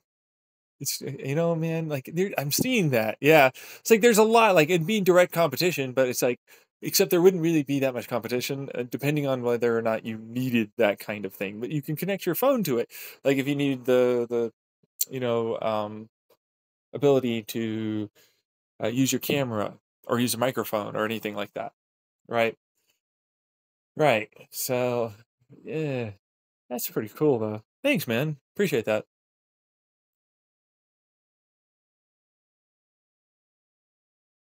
Meanwhile, look at my hardware acceleration for my phone. I've never really used it before, but this time I'm using it and it works all the time. It's like a little miniature, GPU, APU, whatever the fuck thing it is, right? Yeah, it's working really rather well, right? Yeah. Fuck. I could probably use this for my fucking monitor or my computer or any of those other things. And that's the upgrade path. That's the real path. It's like you would use this now finally as like an off the main computer kind of like processor or like background whatever it needs to do, or like as a straight like you have this now as an actual like first beginning in your computer that gets you everything you need and does it pretty darn well, and then you can upgrade it by saving up for another $100 or $150 one or $250 one or any of that, and then like you can keep going, and so you've got them in an ecosystem that makes it so like it's super easy to understand, right? And it's cheap, but you get good performance. It's not the same as other people's performances. Yeah, I get that. But also, it's still really good. And you like that. That's fine. That's all you need. You know what I mean? There are a lot of people that are more than willing in that market, and a lot of markets actually, that would take that. You know what I mean? Like, I don't have to build my own computer. Oh, it's this big kind of bulky whatever thing, right? And maybe I like that and I want to show it off and I like the LEDs and I like all that. But it's like, yeah, but I also got this little thing, right? It's my own little stack. I got this little, I'm just going to, and I'm good, right? I don't need to do anything else. And that's an ecosystem. That's an ecosystem right there that'll easily sell quite a bit, right? You take it with you just in case anywhere you go, along with like probably a good battery bank, right? Yeah. So you'd sell a good damn amount, and it's a safe bet that would make a good damn amount of money, provided you do it upright. You have to do it right. Like that's the thing that I want to get across to people for this whole small computer with projector concept. It doesn't work at all unless you do it well and right.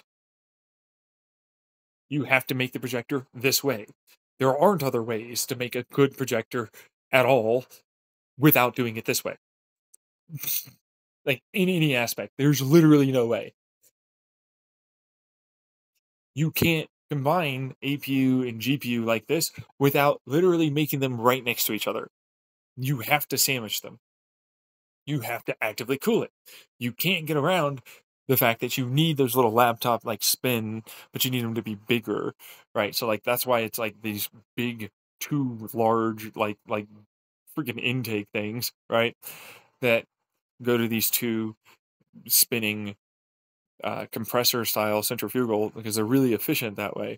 But like that means you have to run those little, fins further in, and you have to like wind them. So it's like that's a pressure injection molding system, which then means it needs a fluid or magnetic fluid dynamic bearing, right? And that's great. You can do that. It's super cheap and efficient, right? And they're really good. And it means you can filter it at the bottom, right? Or if you want to stack them, right?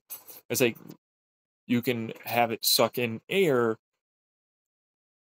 and exhaust air along the sides. Like you can suck in air along the sides, or then you can have it at the bottom and the top, or you can have it run through. There's like a couple of different ways, but that's like shifting like the slot, like a valve thing, effectively, like where it's going to draw air in from, right? And like how it'll spin based upon it wants to blow air out, but it's not really blowing. It's sucking it in, but it's right like how it's going to blow out somewhere else, so that way everything still remains cool, right? Yeah. Same thing with like the chassis is going to be a part of the cooler, right? Like it's a part, like you have to do it along with the interconnect, right? Like you get a nice little like grommet effectively that goes around it, right? Or like just a little slidey bit that goes around that, so that way like you don't have to worry about it getting gummed up or anything. Which me, two both of those are going to be used. That's right. I have a grommet, and then this slides over, and then it latches. You have to do the little click thing, right? And you button it, pop it out, slide it, right? And then you have to take off and then you can do the thing because I don't want it to break at all in any aspect, right? So there's that. And then you have to do the screen projector, part that has the ability to go all the way over like a scorpion, right? Instead of just forward and angling up a little bit at 90, it has to go all the way as far back to like a scorpion kind of style as it can. And as they have the ability to add on that extra little, lensing system when you combine the two, right? Because like that would be perfect for that kind of thing, right? And then you have to also be able to be willing to go, yeah, the USB-C dongle is a no matter what required thing. You are not able to make this at all without that involved. You literally have to yeet your whole entire idea and concept out. The USB-C hub, a part of the wall wart as well, which goes from that to that whole thing, right, has to be involved. So throw that whole idea out the window if you thought you were going to make it without that. You have to make it with it. You have to make it with the gallium too, because it doesn't work without it. You have to use the MOSFETs and everything for power delivery, right?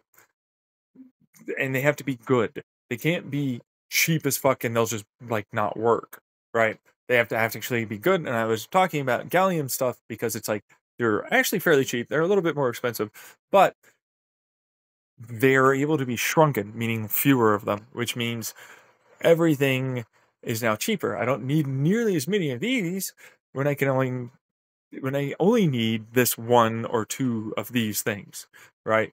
Which reduces cost.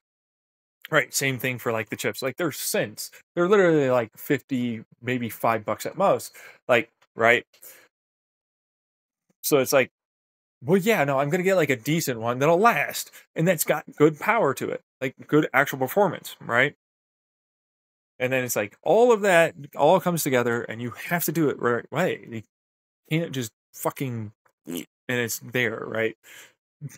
You just shut them out and like, oh, expect it to work. Don't do that. You need to have the right programming. You need to have the right translating programming. You need to have all of that. And when they talk together, it's beautiful. The result is wonderful. But otherwise, yeah.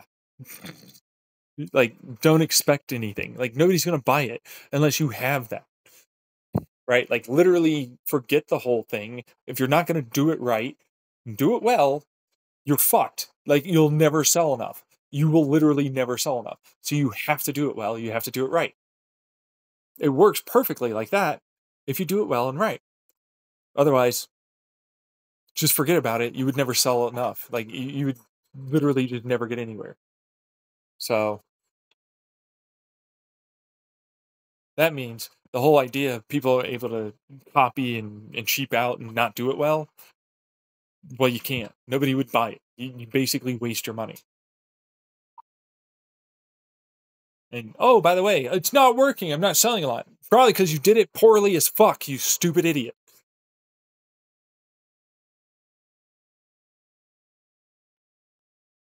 That's on you. That's not on us. The concept is sound. You have to do it well. Don't cheap out on all the things you need to do properly. That's why it's like, oh, if you're gonna get investors and anything else, like that's what me, I'm gonna like actually get employees and everything, right?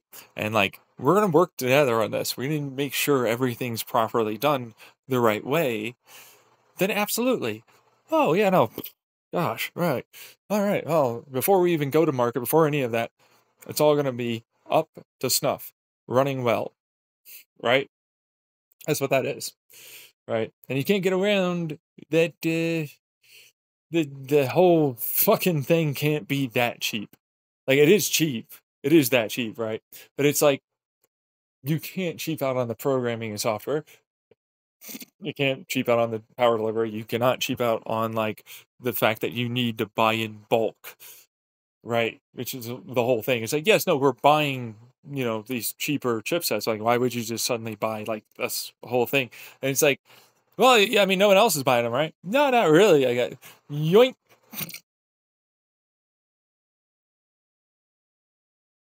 Mine for cheap, big old huge mungus orders. As we just build like the basic kind of, machines to just get the prototyping done and then soldering everything and out the door they go, just one after another, after another, after another, after another, after another.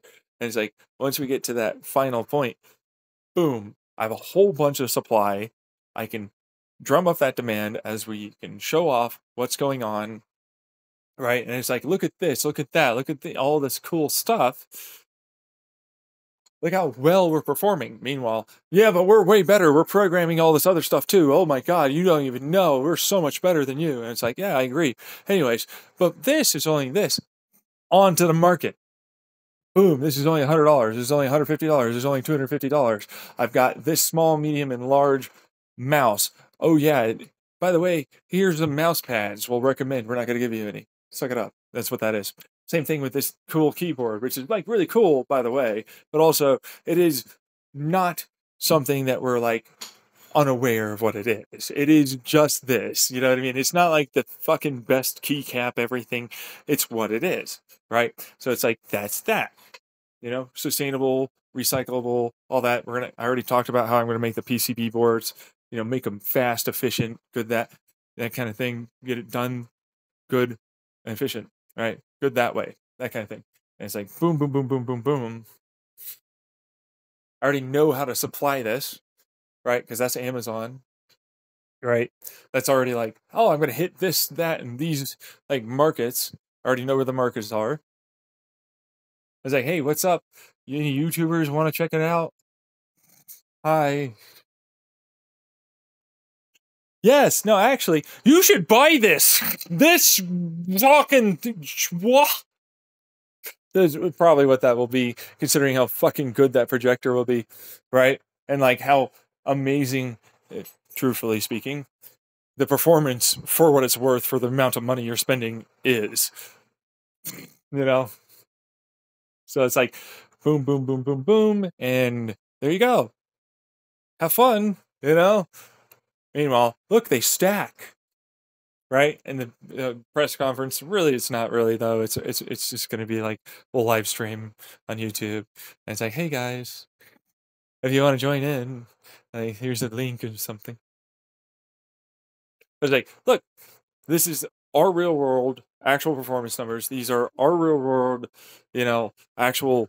This is the best, that we can do with the projector. All of that, right? This is how far away. All the, testing, showing off the stacking, showing off all the reasons as to why, performance-wise, you'll want to maybe get this one or that one and all that. For the pricing differences. All right, why you'll probably want to maybe at least give it a shot. It's only $100. Come on. If they're too good to be true, I know it sounds, but it seems like it's really legit. It's not just an advertisement. There's a press conference. There's like actual things, right? Like they're ready to buy. There's some people that tested. They seemed like it was really good. I'm gonna fucking try it out. Boom, sold immediately. They're going up. Look at all the fucking goddamn sales. Woo, stonks. I got stonks over here. We're getting stonks. We're doing money. We're doing money. Yeah. Anyways, it's the new thing in terms of like, well, I'll only buy you that for a computer for, the moms and dads. I mean, it's still fucking annoying. Like, what the hell? Like, what the fuck? A little bit. Yeah. It's a smidge. Like, fuck you too, mom. Some of us need computers to do our shit. Fuck you too, a little. Meanwhile, I'm in the education program. We're just going to get, you know what I mean? Right? Hey, everybody's got this. Why wouldn't you get this? This is the best. It's so cheap. And it works. It's so good. Meanwhile, there's a lot of software that basically goes, yeah, no, I don't want you spying on people, you dick. It's literally what that would be. It's like, no, fuck you. Stop that. It makes it exceedingly easy for people to fucking do things they shouldn't be able to do when you have software like that. So, like, the education will eventually be like, no, I want to spy on my students and what they're doing. Go fuck yourself. What the fuck? It's still so much cheaper. Why wouldn't you just go with us? Meanwhile, the vast majority of them, yeah, I am going to do that. Safety first for the children, Still having that decaf coffee, of course. Obviously, you've been hearing me talk for this long. Anyways, I think I'm done now. But the whole point is like, oh, I have a vision, I have a plan, I have a whole thing. It's not just like, oh, I don't know what I'm doing. It's not like, oh, I don't know what I'm talking about. None of that's going on. And in fact, I can make a good damn amount of money in a good ecosystem. And yes, it would for sure be different than just a standard operating system. I suppose I mean, at that point, if I'm going to do it, I might as well do it up well. I'm going to get out my God operating system tchotchkes. We're going to work together with the employee. You know what I mean? Like all of the employees and I, everything. We're all going to have to fucking put in all along with you investors. That's why that's the we there. That's what the we's about. You know what you're doing. That's what the we's about now. We're going to all program and talk and code and get this kind of stuff done, and really kind of get the schematics of this thing kind of done when it comes down to like the chassis, the material, the power delivery, sourcing, all of it. Basically, we need to make sure we have what we need to know for where everything goes. Good to go, easily manufactured, fast, cheap, efficient. Good. We have got to do it. So before anything happens, that's the part of the process that has to occur. And yeah, we're talking about building an operating system. We're talking about building a ubiquitous platform that's going to go in a lot of places, right? And eventually we'll have to do the whole, well, yes, no, we have a screen projector screen, yes, but I don't want that. I want a actual screen. And I'm like, okay, we'll eventually do that. It's going to happen. Just not right now, right? Yeah, we have to sell things first. Same thing with like the projector screen. It's like, oh, that's great, right? But here's a bunch of ideas and all this. If you don't want to buy that, that's okay. We're all good. Yeah. And this is like the real distance and everything, which you should really kind of honestly expect out of it. Like, please, yeah, like, please be reasonable with your expectations here. Yes, you can get a Blu-ray player if you wanted to and connect it, right? And you had a 4K, it'll do a 4K projection for you, right? Because it's mostly going to offset, but you know what I mean? Like, and so that means you can do it. But like, that's not a operating system or a video game or any of that. Can you stop that? Like, where are your expectations coming from? Ah, you keep thinking this is something. Ah, right? Like, I already hear the customers and everything. How come I can't do 4K unless I have a Blu-ray? Like, oh, gee, I wonder why. I don't know. I don't know. I do 4K projections for my streaming. Yeah. Again, I wonder why that's the case. Right? Like, huh? Is it doing anything else while you're doing that? No, I didn't think so. But it still looks really good, by the way. Thank you. Thank you. Thank you so much for that. You worked really hard on that, by the way. Yeah. For $100? Are you kidding? You're expecting like AAA fucking first person shooter 4K 120 hertz over here for $100 damn. No, get out of here. Meanwhile, my operating system, while it will start off pretty good, it will eventually get to a point where like it might be able to do a lot more with that. And by might, I mean it will be able to do a lot more than what we're currently doing. Right? But like that's because it would be our operating system. Yeah, which instead of mine, it'd be an R because like I'd be working with a bunch of people to make it, right? And so like we all have to agree that that's how that would work. We would split based upon the amount of work and all the talks and everything. So that way, no matter what, everybody feels like it's fair and square on the ownership levels, right, of that software and operating system. That way, when the whole media comes out and they're like, no, he's the one. No, actually, it was really like all of this. Yeah. It's like, fuck you. Anyways, it would increase a large amount of the amount of power we could get out of it, like outright throughput power.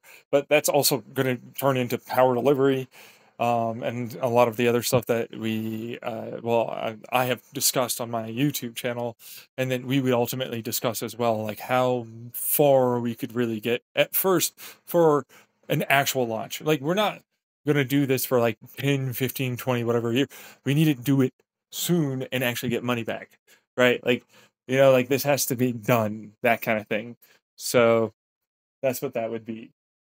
Like if you're expecting boom, it's like, yeah, maybe not the first one. That's kind of what that would be. It's gonna outperform, I feel, like with what I know. It should outperform a standard operating system of Linux or Windows or Mac. But that's also because it's just like with an Xbox and a PlayStation. It's like built for this fucking thing, right? It's like built for doing this. Yeah. So it's going to perform better. It's just going to. And I don't like feel as though it's going to be weird between manufacturers or other software developers to say that, right? It's like, no, I would expect that. In fact, if it didn't, I would be kind of perturbed. And it's like, thank you. You know what I mean? Thank you. Right? So same thing with like, oh yeah, no, the chips are this and everything, right? But it's like, right, yeah, but they're drivers, and I have to effectively break them down into my binary. And so it's like they're drive, they're gonna run through and all that. Like they'll go through and they'll set up effectively a virtual sort of situation where it thinks it's running through this operating system that it's supposed to work with, and then it watches the binary go through, which then translates it into, oh, this is our binary, and that's what that means. Which means it'll always be able to get updates from your guys' software as Windows or Mac or any of them, I don't care. And so like that's how that will translate, which I know that sounds like kind of not great, but it's like, no, I'm not gonna. I already have my own driver for what it's worth. I have all of that already there, like planned out and everything, right? But like, eh, yeah, I don't, you know, it, your games run off of this, right? Like your game is this. It's expecting these software programs to talk to each other. That's what that is, right? And so it's like this game is looking for this binarily, and I'm gonna have it for that for what it's worth there, but also I'm effectively getting rid of it. A good way to put it is that, yeah, it's just gonna perform it the right way, kind of ish. Like a good way to say it is like I'm also doing that to your video games. Like the video game is another version of like I'm gonna run it through effectively this like that, and then I'm going to brute force the binary and know everything that it expects,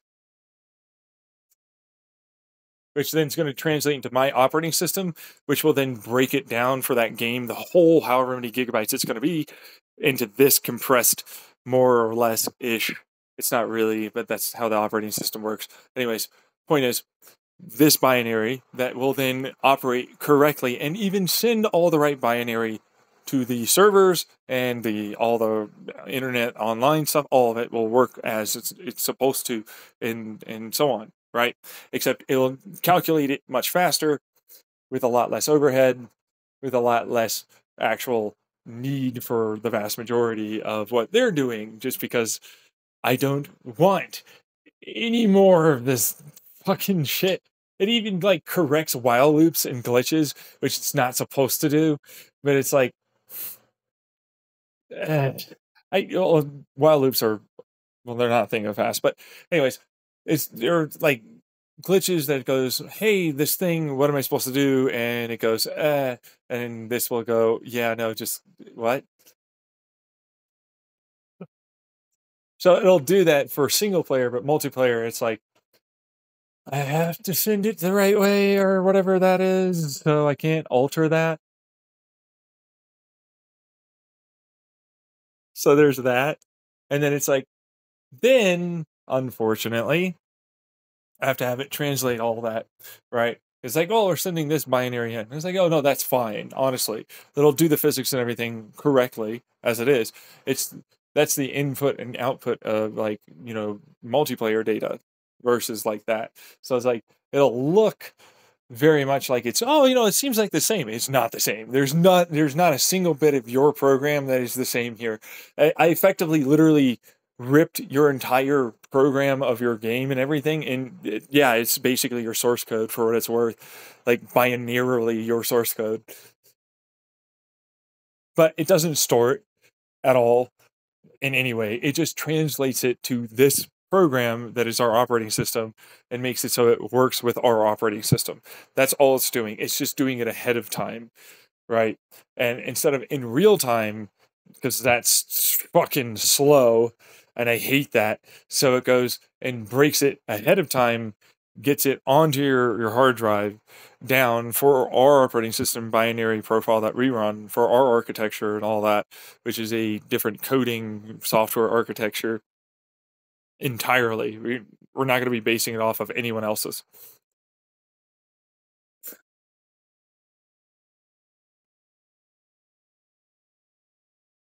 So like that's out the window.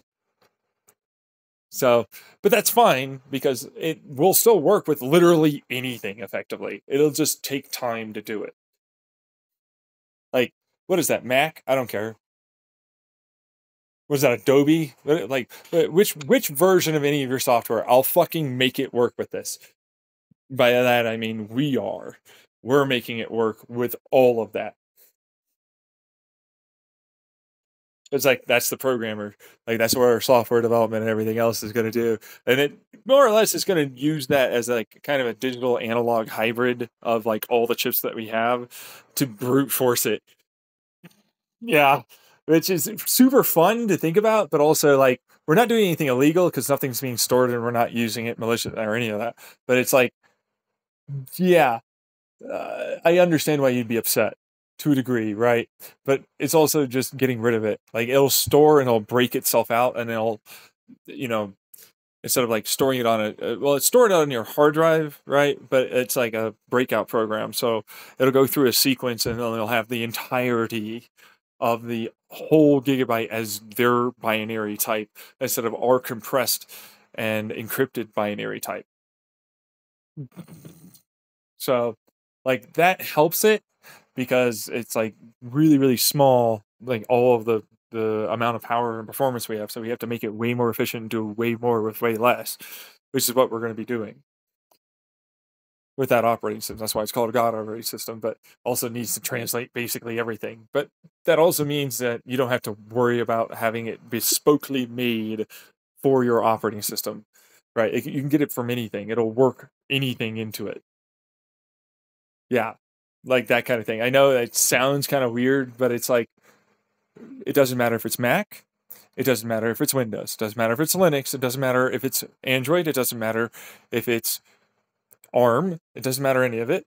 It will run that on this. It just will tell you it's running that program in this architecture or whatever, but it's not. It's running it off of our operating system, right? It's going to tell you this thing that is a lie, by the way. It's not doing it. It just translated it into exactingly our binary and program language.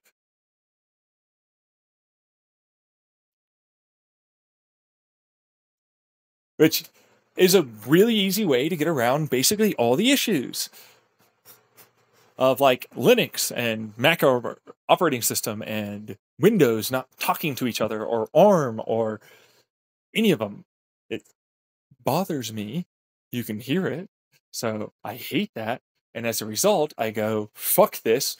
I'm going to just break this into binary language that I 100% will know is this. Sure, it takes its time to do it.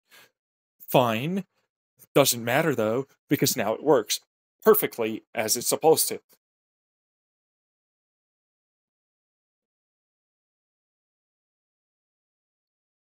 Which is the whole point of it, right? And it also does it more efficiently. That's the whole point. But of course, it is the other side of it of, yeah, no, how long was that going to go for? Like a few hours effectively of going through this? No. No. But at least an hour for like 100 gigabytes or 120 to 180 gigabytes, depending on what it is that we're talking about. Yeah. But like your driver, your DirectX 11 or your Vulkan or your Windows, whatever the fuck,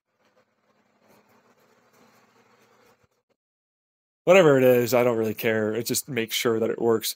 And then we turn off any, oh, you need to, be spied on by the big guy on Windows.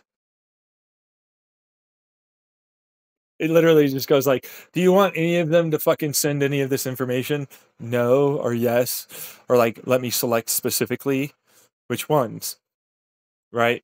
And like turns them all off or allows them all, or you get these specific ones, right?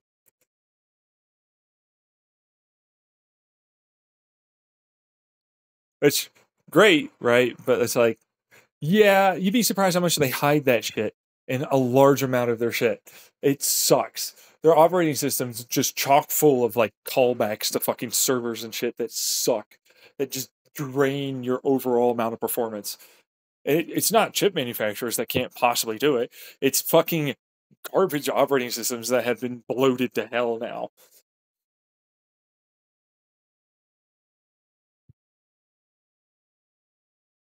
Right? And which bothers me because it's just fucking stupid after a bit, especially if I'm like, well, I need it for this screen projector, right?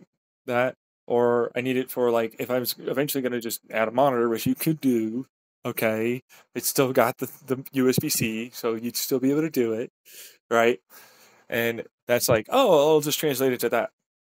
Or it was like the monitor software sucks to me.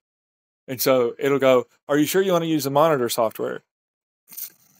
And it'll brute force the monitor software the same way, and it'll make it perform better. So it needs less of the information from us, which means it will then become a part of the whole like ecosystem, running everything together and talking back and forth and allowing for all of it to change either individual sections on it, or meaning like either pixels or straight up like quadrants and so on with inside of a monitor and stuff like that, right? Which is good because it means it goes faster. It's also usually better at being able to make sure any given small amount of change can be broken down into our driver suite that we run. It's like, well, this is the driver suite. And it's like, yeah, I don't care what your driver suite says. Everything about your driver suite can go fuck itself. I don't care. I literally translated it and then I brute forced it into this is what this actual fucking program is doing. Like, I literally don't care. It says it's going to run that. I don't care. It's actually running this, which means it's better in every way, basically. You know what I mean? But it's that other side of it where it's like, remember, it still has to send the right information to them, and they don't know that it's not, right? That's what that is. Because it is literally the right information, binarily speaking.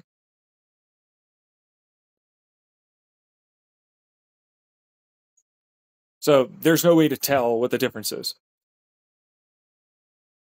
That's how a computer works, right? Anyways, the long and the short of it is like your driver says these things, right? My driver is doing it this way for these computer chips, right? It's set up for this. I need it to go, oh, well, because of this game and this driver and these talks, it goes, right. But actually, what it meant was these. This is what it does instead. It yeets out and throws out everything else. I don't care. It doesn't matter. None of that's actually relevant. It already knows everything. It already knows how to translate it to my driver for my stuff, right? And then it goes, right, then you get the information you require correctly, right? And everything all works, right? It just takes a little bit of time and effort to do it. It has to go through the whole process of translations and everything else, which is fine because that's called code compiling, right? But it's like, this does it very fast and efficiently because it's effectively just running it through anyways. Through a virtual machine, basically, that it sets up specifically to run through the whole system. So it goes, all of your binary is operating this way. And then it goes through all of the binary that's stored and it goes, oh, it's intending these things, right? And it then says, yeah, fuck that. This is what it meant. And this is what it will do. And this is all it's going to be. And then it yeets out everything else. And it says, that is what with our stuff it means. And this will perform the same kind of function with our stuff, right? But it's stored as that value, right? In our hard drive hardware, right? So instead of, oh, I need to constantly translate it every time, no, get that out. It goes faster, right? It also means, shockingly, or unshockingly, really, I make a lot of people very worried about how the fuck can I protect encryption wise through this thing? Meanwhile, it's like the answer is kind of you can't with this operating system because it constantly monitors everything. It really does, yeah. It's just never-endingly making sure like it knows anything being sent in and out or processing anything anywhere, and it doesn't do anything unless you tell it. That's it, like that kind of thing. You know, right? So it's like very robustly built with the encryption and compression type of calculations and clock cycling it does. And it's like, no, well, ours are, and it's like, yeah, but okay, but we know what your program is doing because we're translating that already. Which then just turns it into we already know what that is and it's going to be and all that. And if you encrypt it and everything else, it really can only be worked out to being this, which is the breakout program of it doesn't matter what that prime is, it's only actually this.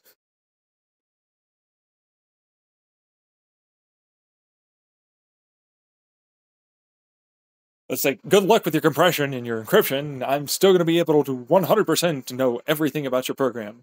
It doesn't matter how hard you try and force it to not get broke, I guess, by some people. But that's not me, and it won't let you do that. The program's not going to allow for that. Like, the operating system literally won't let you do that. It only allows for you to know that it's supposed to work like this. Right, it's literally meant so that way, like, you can just have the whole array of Windows PC games or Mac or any of them, right? Even if it's PlayStation, it'll emulate it perfectly.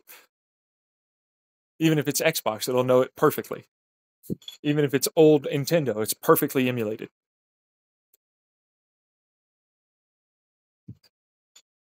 Down to exactingly, even with the scan lines for the projector, which you could just get like a big old screen or something and use that as it goes through one side, right? Perfectly emulated in all aspects. My encryption is not that easy to break. Not if I can read your fucking binary that easily. It can absolutely. It's not even hard. Meanwhile, mine, yeah, it literally won't let you even possibly see its binary. We can tell it to do that. It doesn't know. I know, I get that. But what about if we did that to yours? No, it knows. That's the thing. That's the encryption and breakout and all the rest of the programs of the operating system that I've talked about. It knows that you're doing something to it. It knows any and all observations, and it knows any and all possible doubling or any of these things. Like, you can't even like possibly write it binarily to get around it.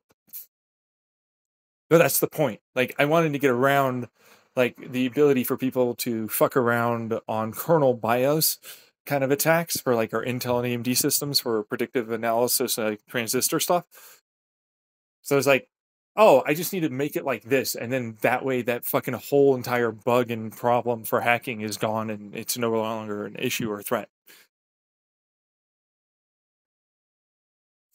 There's no way to ever hack it, and that's the whole point.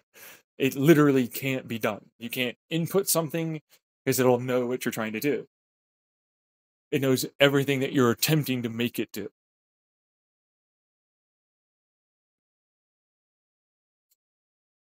That's my operating system, God operating system. Any outside and internal influences and changes. You could call, I'm Psychosis Boy, the operating system. I can tell when somebody's trying to influence me from outside. I believe that I'm so great and grandiose thinking and better than thou. Meanwhile, yeah, it's called a program, you fucktard. You fucking idiot.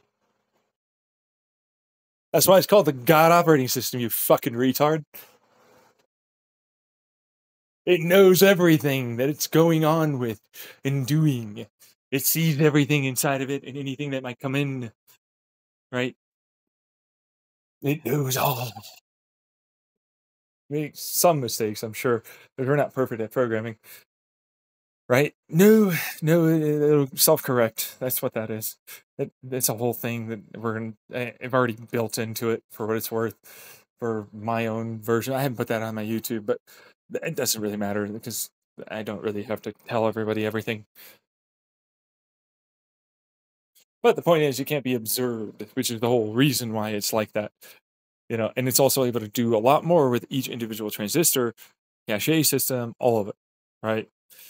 It's also going to quasi memory. Like, the cache memory is a quasi superpositional bit where it's technically, well, see, okay, so it knows that this bit is also in relation to these things, and it will break out like these, kinds of breakout points, right? Right, but it can do that. That's cache for what it's worth. But also it knows that like it's also a 1 0 or 0 1 or something like that.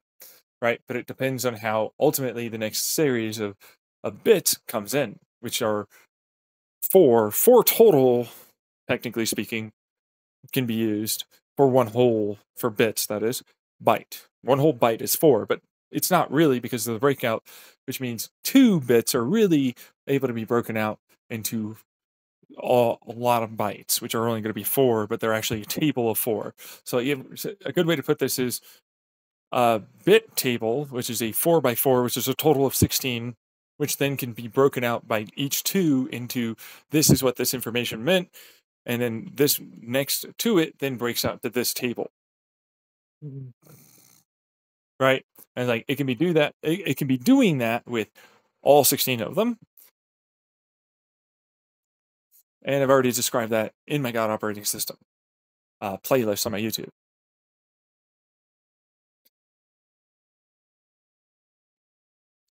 So, anyways, it just means I can do a fucking lot in terms of like actual computation, but of course it sets itself up to do this, which means, oh, so we start this process, okay? It like all games have to load a little bit, right? All operating systems take a little bit to load, okay? Instead of expected values, these are every possible value from that point that you could possibly do. Any keystroke, any mouse click, any scene change on the projector. So then it drops off all of that and then it goes to the next one. This is all the other possible values. This is all the other possible values. This is all the other possible values. This is all the other possible values. This is all the other. And it moves on and on and on like that.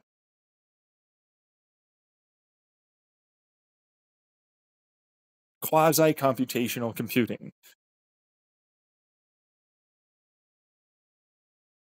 That's our operating system? Yeah, but like it'll immediately break out like that. But that's clock cycling and everything else that's going on, like as it does that. So it's really snappy as a result. Like you really don't notice that it's ever being loaded in because you can't. Like you literally can't tell it at all. Like it's always just going to load in everything that it could possibly, and have those values get switched the moment you do anything. So instead of clock cycling, it's more of a analogistic, meaning like how our eyes perceive light coming in. You know what I mean? It comes in, it's constantly on, but then it drops out to ultimately how much stimulation in one area or so on for the vibrations of those cones and rods for the given electromagnetic frequency that's coming in at its given angle, at its given superposition or polarization and so on. Which I know it doesn't sound like that, but like we do kind of sense a little bit of polarization and so on. It's not much, and it doesn't really mean anything because our brains won't really interpret it that much, right?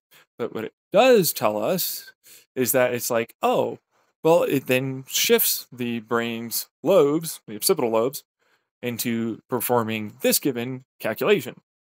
Same thing. That's why I called it the brain, how to calculate for a brain on a stream, right? How to program the same way our brain does, as an analog digital style together in a dynamic form and fashion.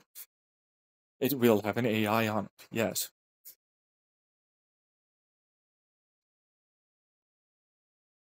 It's not going to do much, but it is basically that, yeah. Meanwhile, what is this that this actually might do? What it's like, come on. Oh, yeah, no, 4K, 120 hertz is honestly what I'm aiming for. Which I could easily probably get for what it's worth with a thing like that. But like, I don't want to sell people on that because it's like, well, bare minimum, I'm looking for that 1080p 120 hertz frame rate per second maintained at a low detail and all that, right? That's what I'm aiming for, right? But I'm going to attempt to get to that 144 4K. We'll see what happens. You know what I mean? And then the stack of 3 will then turn into whatever that might turn into in terms of outright performance because there's scalability here, right? Like, no, it's not that much scaling. Like, no, there's a lot of scaling here. Here's a fuck ton. Like, it's times 3 the scaling.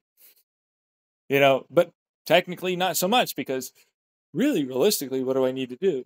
Only this amount of scene change, only these amounts of things, right? So it's like, once that happens, I can double up performance. And a way to put that is, oh, the driver goes, hey, yeah, this over here and all that's not really changing. I can now calculate for this input of information from the game going, oh, all these other changes over here that you need to know about that will immediately be there, but you have to translate and go through all this other fucking rigmarole that says it's there after you've moved. And that's why you get screen tearing and other situations like that where things pop in, right? Yeah. This is not going to do that. None of that's going to happen. This will be immediately there. There is no screen tearing. There can be nothing there that is anything other than what is already there. That kind of thing. Right? Which I know I shouldn't have done it like that. So it's like, that's basically what that is. It's literally going to have all of it already being calculated and changed for any and all of your movement that you will see from the projected screen, right? There's very little in terms of not being able to do that for the entire map. And all polling rate changes, which is the whole point. It's like polling rate. What is it, like fucking small potato, 30 hertz or something? What is it, 10, 20? That's shit. Should be way higher. I can easily hit 240 hertz polling rate, no problem, constantly. You know what I mean? With how this works. Yeah. But like, I don't need to render that scene. That's the thing. I just need to know that it's there, and that changes values within the GPU and CPU as to whether or not you suddenly decide to flick over to that. And then it'll be right there instead of like, oh, I have to grab that from here. It's stored over in the RAM or the cache or whatever. It's already there, effectively. It's going to modulate how it is that, the electrons and transistors do their business and send out information to you, and send out information, collapsing kind of ish style, which isn't really kind of what that is, but I like to call it collapsing because it's like, it's a cascade effect. It's like, oh, this collapsed over to here on this CPU, which then means that thing has a pin set value where it splits off to the projector, but then also goes, hey, yes, that means send off this information that changed immediately, like the splitter, right? To them, right? For the game. But I also have a game development kit that I put on my audio blog channel. Or not audio blog, but my same channel, but it's an audio blog series, right? A playlist, right? Which details more about that in that. But also all the operating system stuff too is in there. So there's a lot of that, but it's like, this would be that. That's right. This would be that operating system, and how it is that you can buy this $100 thing that can get you those results is the hope. Is a real hope here. Like, the operating system can absolutely do that. It's programmed for that. That's what's going to happen. And it will absolutely smoke competition. There's no fucking shot that they'll be able to be anywhere near us. Same thing for any of their driver applications and anything else. I would genuinely not care. Whatever it is they said, it's not going to do what they think it is. It's going to do it better, more quickly, and more efficiently. But it's like, also, this God operating system is free, unlike Windows.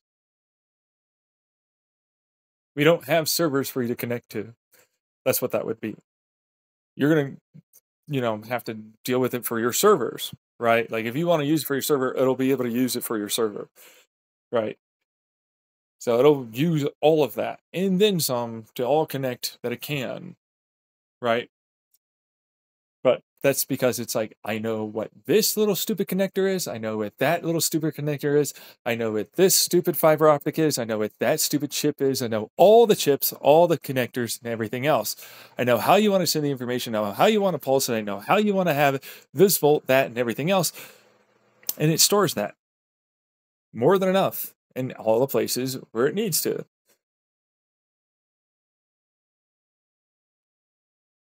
It effectively overwrites everybody's binary and operating system and everything. It literally overwrites that. It still stores it. So if you delete it, it'll go back to having that it came with. Unless you like rip it off or something, in which case it won't. But like, then that chip's broken or whatever, so it doesn't matter. Yeah, but that's what that is, and so it works better. It works more efficiently. It works faster. Does all the things, but also I don't want to sell you that until it's there. Right? Like it's like, don't just believe that. Let's go build that. Let's go do that thing. Let's do that and develop it. And then we'll get this and we'll do all that. And then we sell it to you. And what would happen, perhaps, maybe?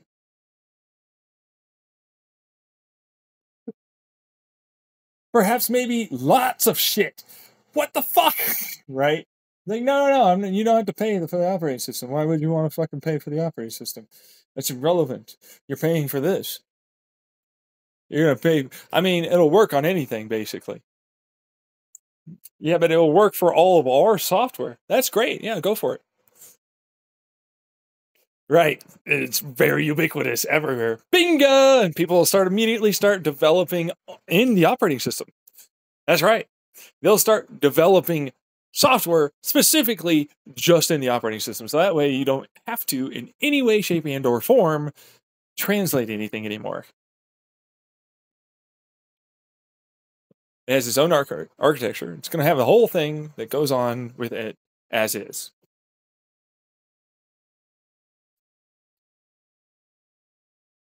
Yeah. But that's the whole breakout program and everything else. And that's why it's a concept, right? It's built for like, well, everything. It's built for everything, yeah. Like you could change out your phone and it would still work.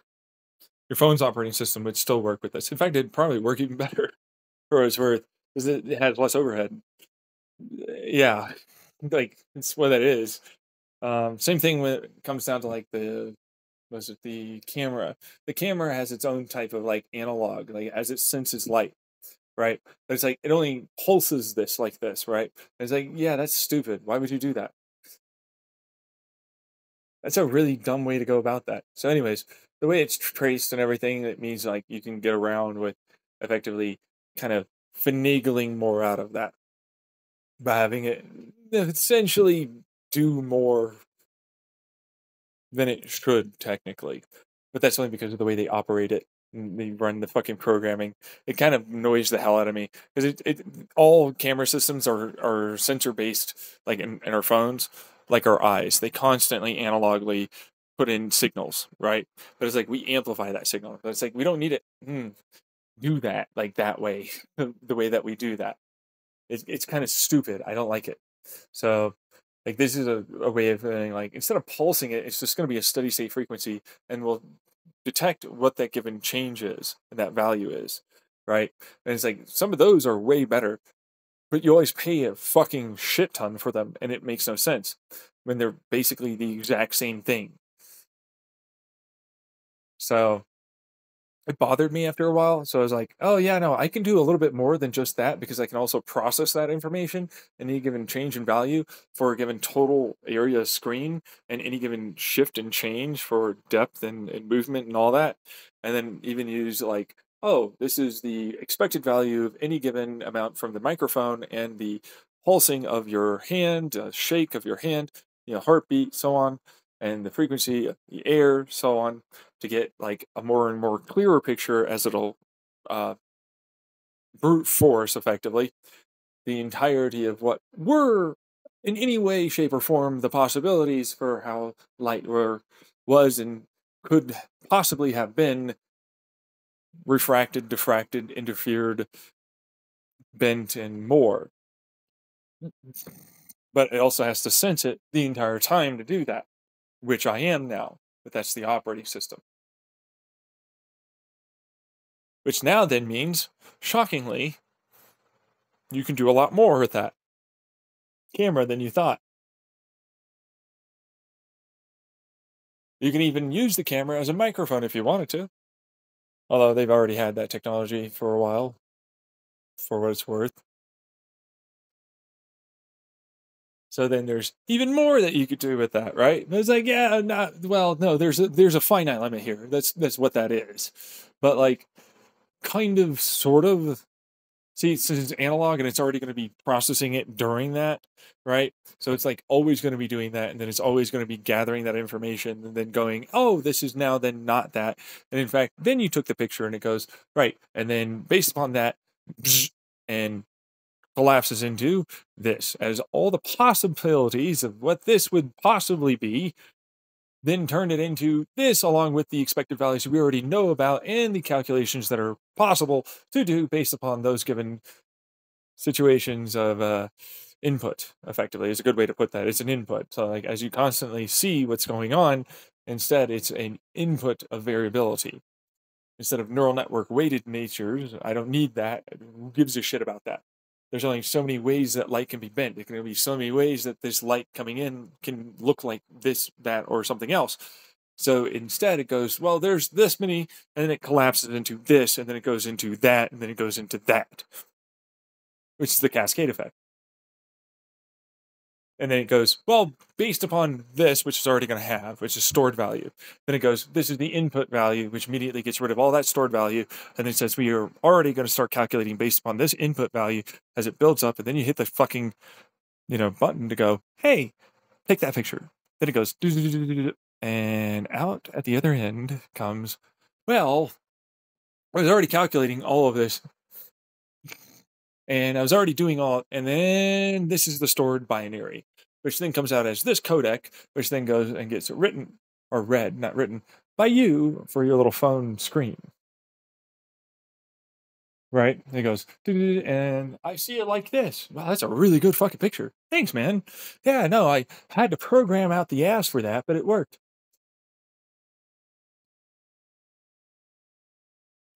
That's what that is.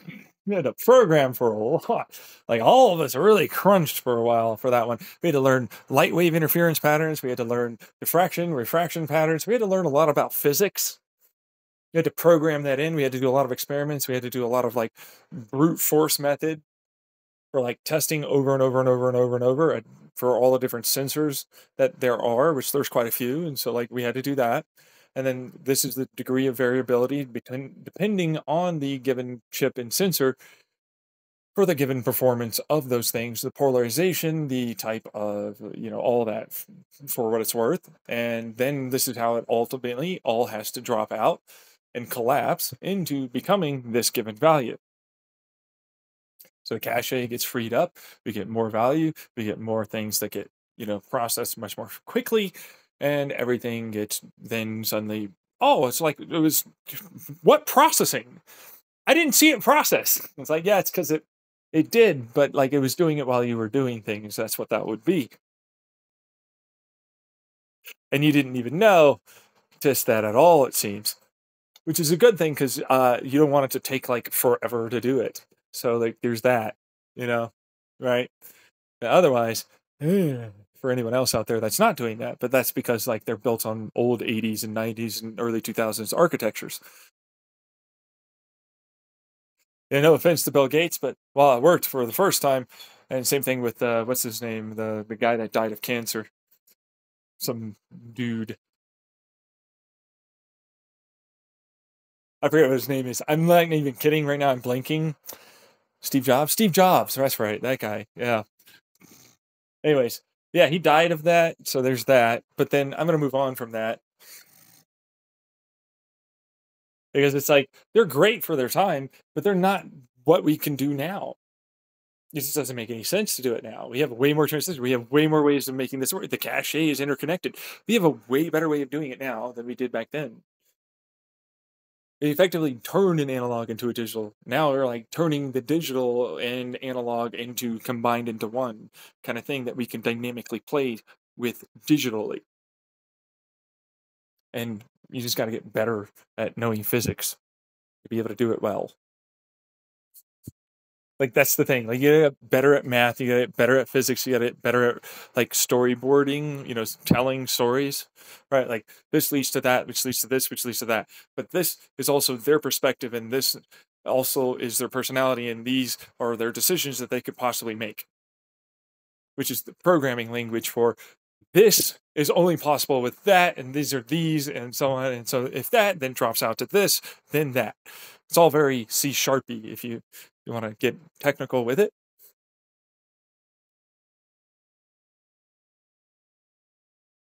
And so it's still very much not quantum, right? It's just programmed to act like a quantum.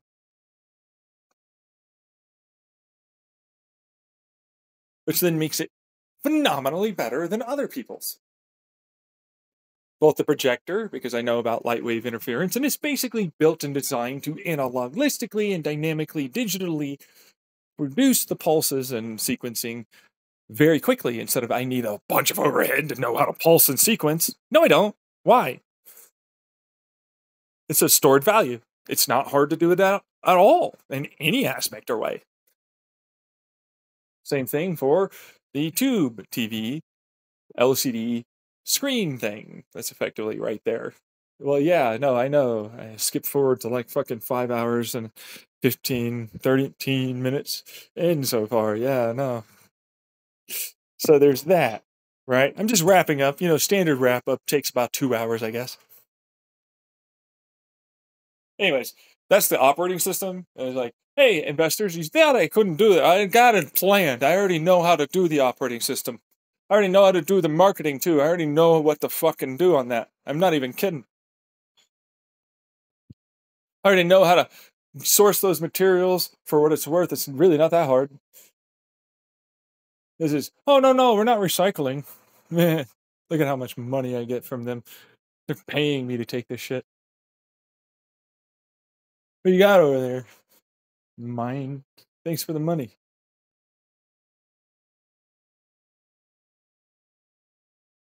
Same thing for all the rest of it. That's just going to have to go on with this.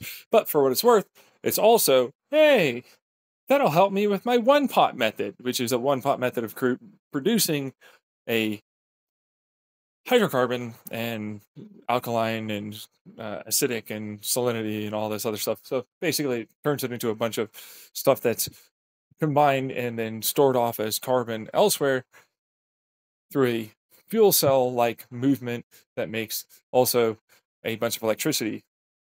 I've already talked many times on my YouTube channel about it. So it will be able to 100% run off of renewables effectively. What do you got? You want me to do your sewage? You got some garbage? What you got over there? Is that plastic? I'm going to use that.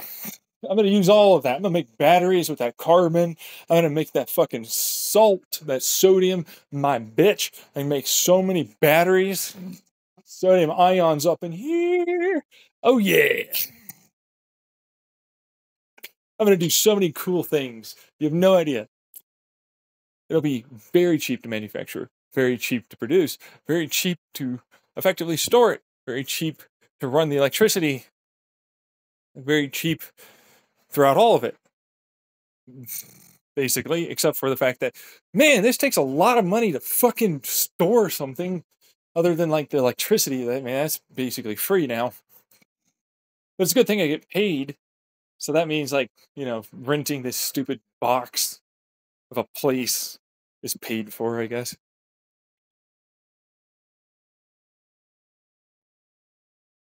That's basically all that would be, I suppose.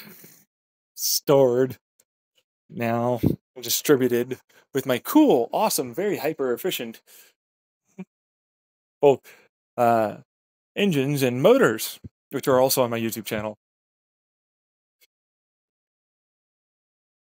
It's like I'll be able to produce many of them, and even like, transportation, semi-truck and truck and so on designs. Even with my new airship, my vacuum airship, right? It's like, oh, that'll be able to like get everything to the warehouses that need to like store them to be then further distributed, I guess. Versus I'll just if you go to my website, I'll just directly send it. That's super, come on, man. It's cheaper. It's free. You can't get cheaper than free. Fucking, oh, there's no carbon footprint at all. Please. Why are you a dick? Let me do this. Why? This is the stupidest thing after a while. They just won't let me. Meanwhile, it has to work with Amazon. I mean, they really took over the shipping game on that one for what it's worth. Yeah. Like, there's nothing I can really do about it. Like, I have to sell it on some website beyond just my own. You know what I mean? Which is stupid. I don't like that. So, but it's what it is. And I'll do it. It's always going to be a markup, though. Yeah. how it has to work. Yeah, because they take a certain percentage. That's how that works. Like, here's $100. No, well, it'd be cheaper, but I'm gonna move on. There's only gonna be that on all the other websites. But like, anyways, I'm gonna move on to it's like, well, it's done. Basically, it's like a really good concept. I've got all the things laid out for how the business will run, how the operating system's gonna run, how everything's gonna run. Even how to source employee. I know all of it. Got no money. Got no ability to get investors. I certainly can't do a presentation. This would be the only presentation I could do. I can't sit down at something and put things together in a fucking stupid slideshowy thing, because that's not going to help or happen. So I can't do that. But man, I sure know all of the things already in my head about how to do it. It's almost like people need it for this way, and because I don't do it that way because it's hard and I'm disabled to do it, I'm too disabled to really do it that way, I can do it this way, it's like it doesn't work for them because they're disabled to my disability. Even though it totally will work and 100% you get a fuck ton of money, but they are these old types of ways of doing things and believing things and seeing things and so on. And they're not like me with what I view as kind of not that much of a disability because I have a massive amount of like storage in my head. Like I can just brute force things like that all the time. It doesn't mean that I can do the same things as other people though. It comes with a caveat and drawback, right? But like, if I could get someone to help me with that, then yeah, absolutely. Except I have no money to do that and there's no way that that's going to happen, apparently. So I'm basically stuck never getting anywhere on any of my stuff ever.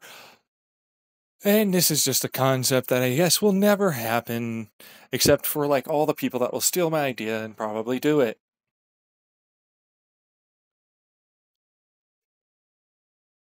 And they're all dicks and I hate them.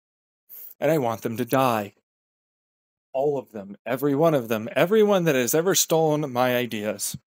I want them to die. And I mean dead. Not going to be reincarnated or anything, or even hell, just ended, deleted, stopped, completely not a thing anymore.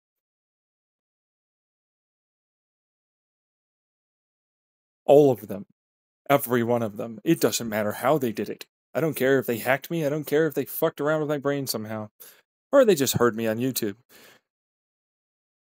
I want them all dead. Every one of them. They're all gabagoos. They all deserve nothing but death and destruction in all ways. To die completely, wholeheartedly, to be totally deleted in everything.